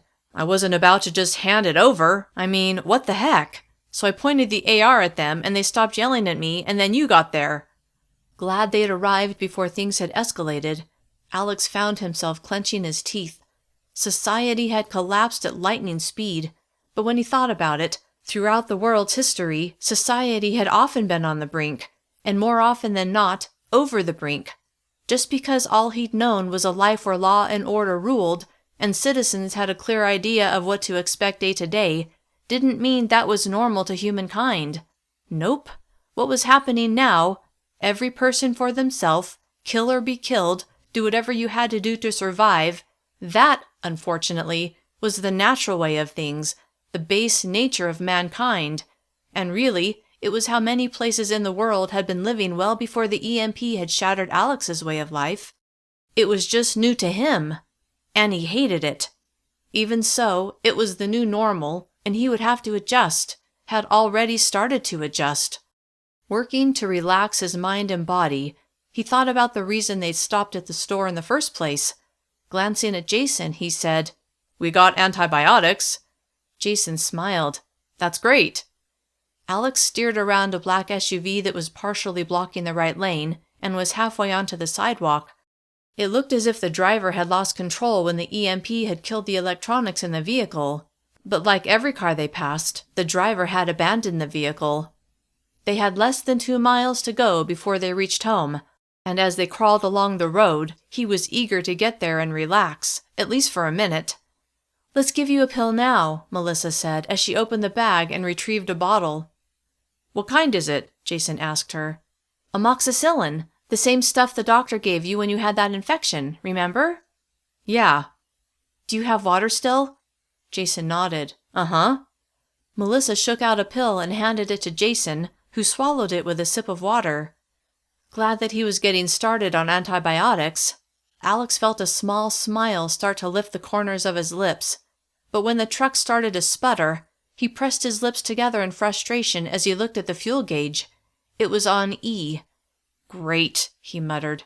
"What's wrong?" "Looks like we're about to run out of fuel." "We passed a gas station a little ways back," Jason said. Giving him a half-smile, Alex said, "I don't think that one sells diesel." Jason sat back with a frown. "Oh." It was at that moment that the tank ran dry, and as the engine cut off, Alex steered the truck to the curb. Not that it mattered. It wasn't like they had to get out of the way of traffic. It was more a habit than anything else. "What about siphoning fuel from one of these cars?" Melissa said. "I mean, if they use diesel." "That would be a great idea, if we had a hose and a container to put the fuel in." "We don't have that much farther to go," Melissa said with a look of uncertainty. "We could walk home and come back later for the truck." Alex considered that, but knowing how critical having a working vehicle was, he didn't want to take a chance if he could help it. "Maybe we can find something in one of these cars to siphon with." One side of his mouth quirked up. "It's worth a try, at least." With the truck stopped, all three got out. "Hey," Jason said, pointing farther down the road. "That truck has landscaper tools in it. Maybe they have a hose we can use." With his hope climbing, Alex gave Jason a hearty slap on the back. "Great idea, son." Jason beamed. The trio trooped toward the landscaper's truck, with Jason not limping too badly. A tipped-up wheelbarrow was tied to the wooden slat sides of the truck bed. In addition, the truck bed held a lawnmower and several other tools, including a hose. Grinning, Alex climbed into the bed of the truck and picked up the hose. He held it out to Jason, who took it and set it on the pavement. Looking around to see what else could be useful, when Alex saw a 5-gallon gas can strapped to the side of the wood slats, he nearly shouted for joy. Instead, he liberated it and handed it to Jason, then jumped to the pavement. "Feels like there's gas in there," Jason said. "Yeah," Alex said, "but it's gas, not diesel, probably for the lawnmower. We'll have to dump it so we can use the can." "Dump it on the ground?" Melissa asked. "No, I'll put it in the truck's tank. Seems like a waste since the truck won't run, but we have no use for it." After emptying the gas can, which was about half full, into the tank of the landscaper truck, Alex grabbed his tactical knife from the sheath at his back, then cut off a short length of hose. "Now to find a vehicle that runs on diesel." Chapter 35. Melissa. "How can we tell if it's a diesel vehicle?" Jason asked. Melissa was wondering the same thing. "Open the fuel door," Alex said. "Sometimes it will say something about diesel. Also, if the fuel cap is green, it's diesel." With that information, Melissa strode to the nearest vehicle, a mid-sized car. Pretty sure it wasn't diesel, she decided to check it anyway. She opened the fuel door. Nope, it didn't have either of the characteristics Alex had mentioned. The snow that had been floating down before was now coming down thicker. It seemed like it was starting to stick to the road now, too. That meant the road was cold enough for it to not immediately melt off, which, as she hurried to the next vehicle, made her think about her home and how they were going to heat it. They had a wood-burning fireplace in their family room, and they had a small amount of firewood left from the winter, but if that was going to be their only source of heat, how long would it last? She pictured their family room and knew all 5 of them would need to sleep in there. That would be the best way to stay warm. After checking 2 more cars and not finding Diesel, she began to think the better play was to just go ahead and walk home. It wasn't too far, and she thought Jason was doing well enough that he could make it. "Found one!" Jason called out a moment later. Relief flowed through Melissa's chest. She trotted over to the truck Jason stood beside. Alex reached it a moment later, the short length of hose and the gas can in his hands. "Good work," he said to Jason. After removing the fuel cap, Alex threaded the hose into the tank, then he lifted the other end to his lips. "Here goes nothing." After grimacing, he put his lips on the hose and sucked. A moment later, he began coughing and spitting. Even so, he shoved the hose, which had fluid flowing out of it, into the gas can. "Let me," Melissa said, holding the hose in place while Alex worked to get the fuel out of his mouth. He rinsed his mouth out with water from a water bottle that Jason handed him from his backpack. "That was nasty," Alex said, his lips twisting in disgust. Wondering how often they would have to siphon fuel, and if she would have to do it, Melissa puckered her lips in solidarity. "The can's almost full," she said.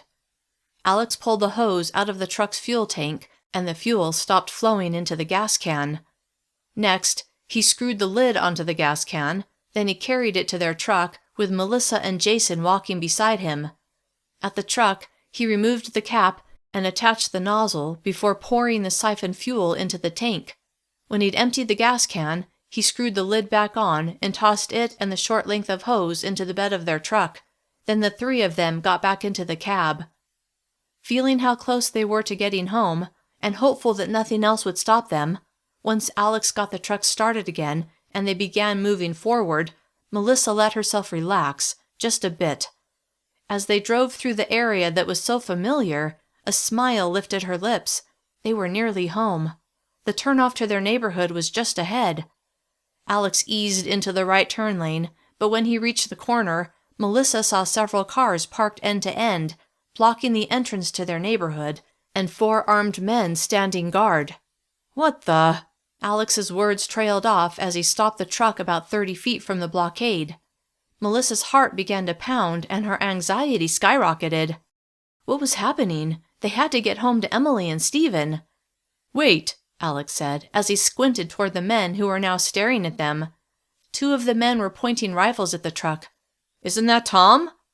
Melissa studied the 4 men, who were all bundled up against the cold, which made it a little harder to recognize them.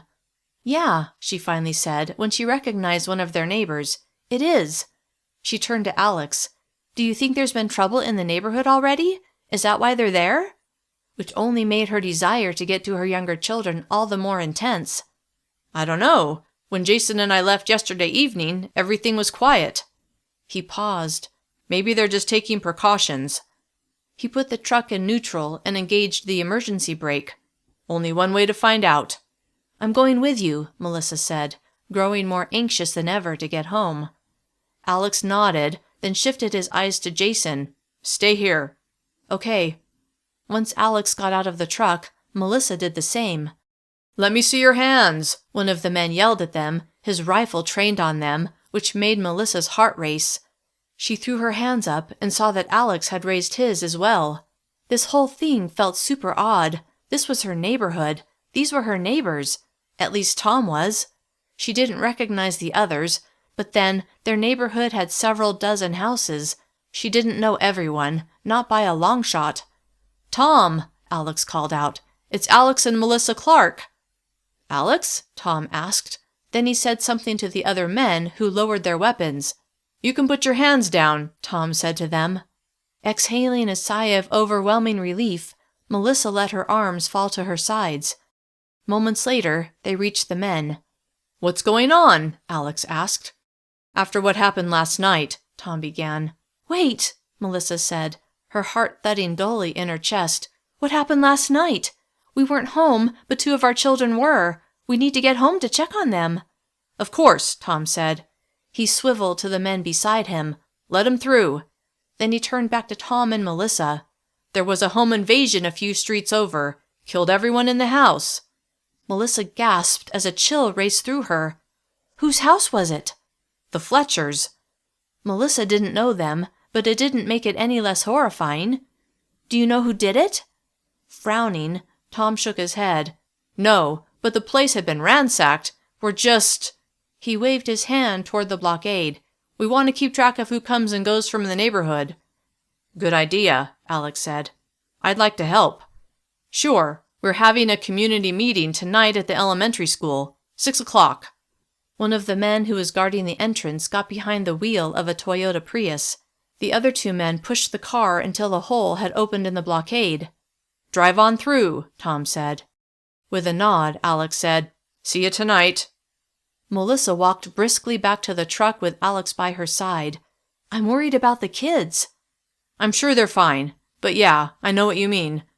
They got back in the truck, and Alex drove forward, passing the blockade.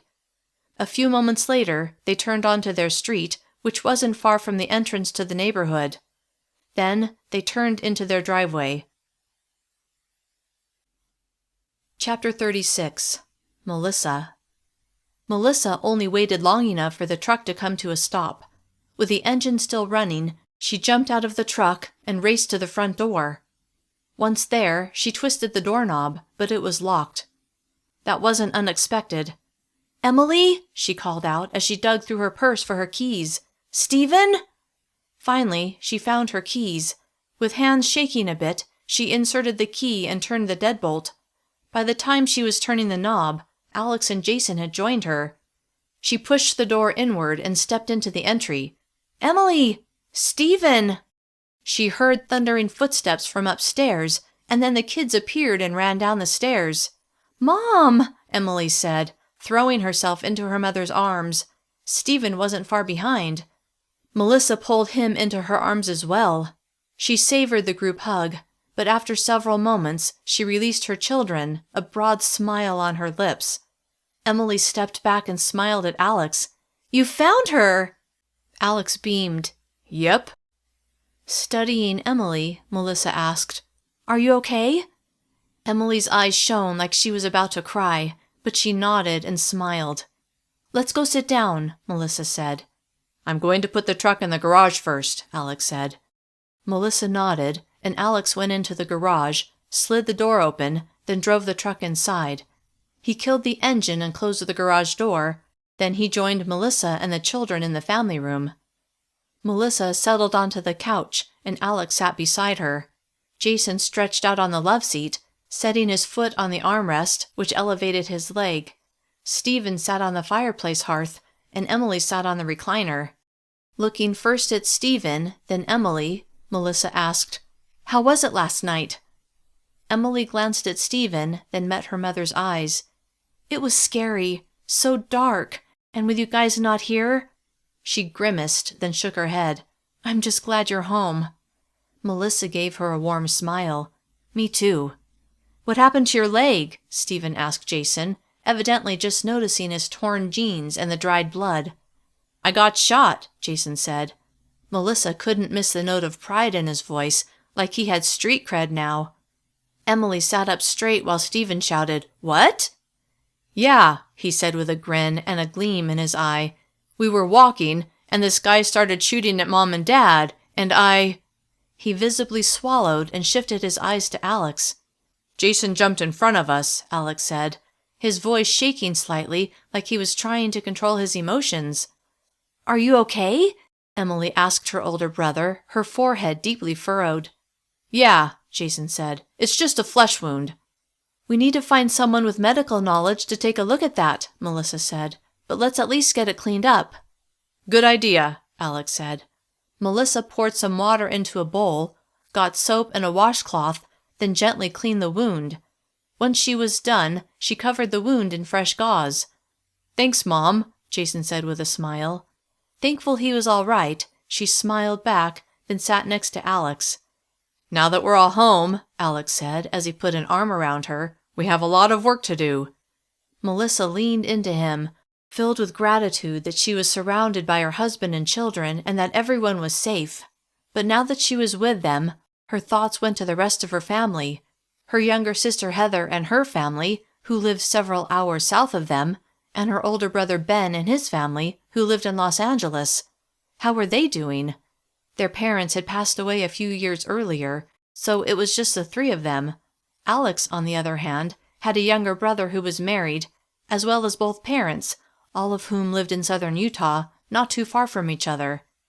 As much as she wanted to know how all of them were faring, short of traveling to them, there was no way to find out. For now, she needed to focus on her husband and children and what they had to do to survive. "What do we need to do?" Stephen asked, leaning forward like he was eager to get started. Melissa imagined she would feel the same way after sitting around and waiting for 24 hours. Glad he had a good attitude, she turned to Alex to see what he had in mind. "First off," he began, "we need to take an inventory of our food, see what we need and what we can barter with. Second, although we have some water stored, it won't last as long as we think, so we need to set up some sort of rain catchment system to increase our supply. We also need to get a fire started in the fireplace to warm this place up." "It was really cold last night," Stephen said. "I was thinking we should sleep in the family room," Melissa said. Alex nodded. "I was thinking the same thing. That fireplace is our only source of heat, and with this storm, it's going to stay cold for a while. So yeah, we'll be spending a lot of time in here." "This evening there's a meeting," Melissa added, "at the elementary school. We'll go to that and see what everyone has to say." The kids all agreed, and as Melissa looked at each one of them, her heart nearly overflowed with love. The most important thing was that they were together.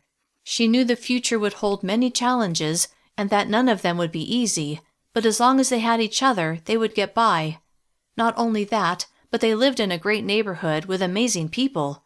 She was confident they would manage to pull together and help each other out. They had to, because going it alone would only make things more difficult.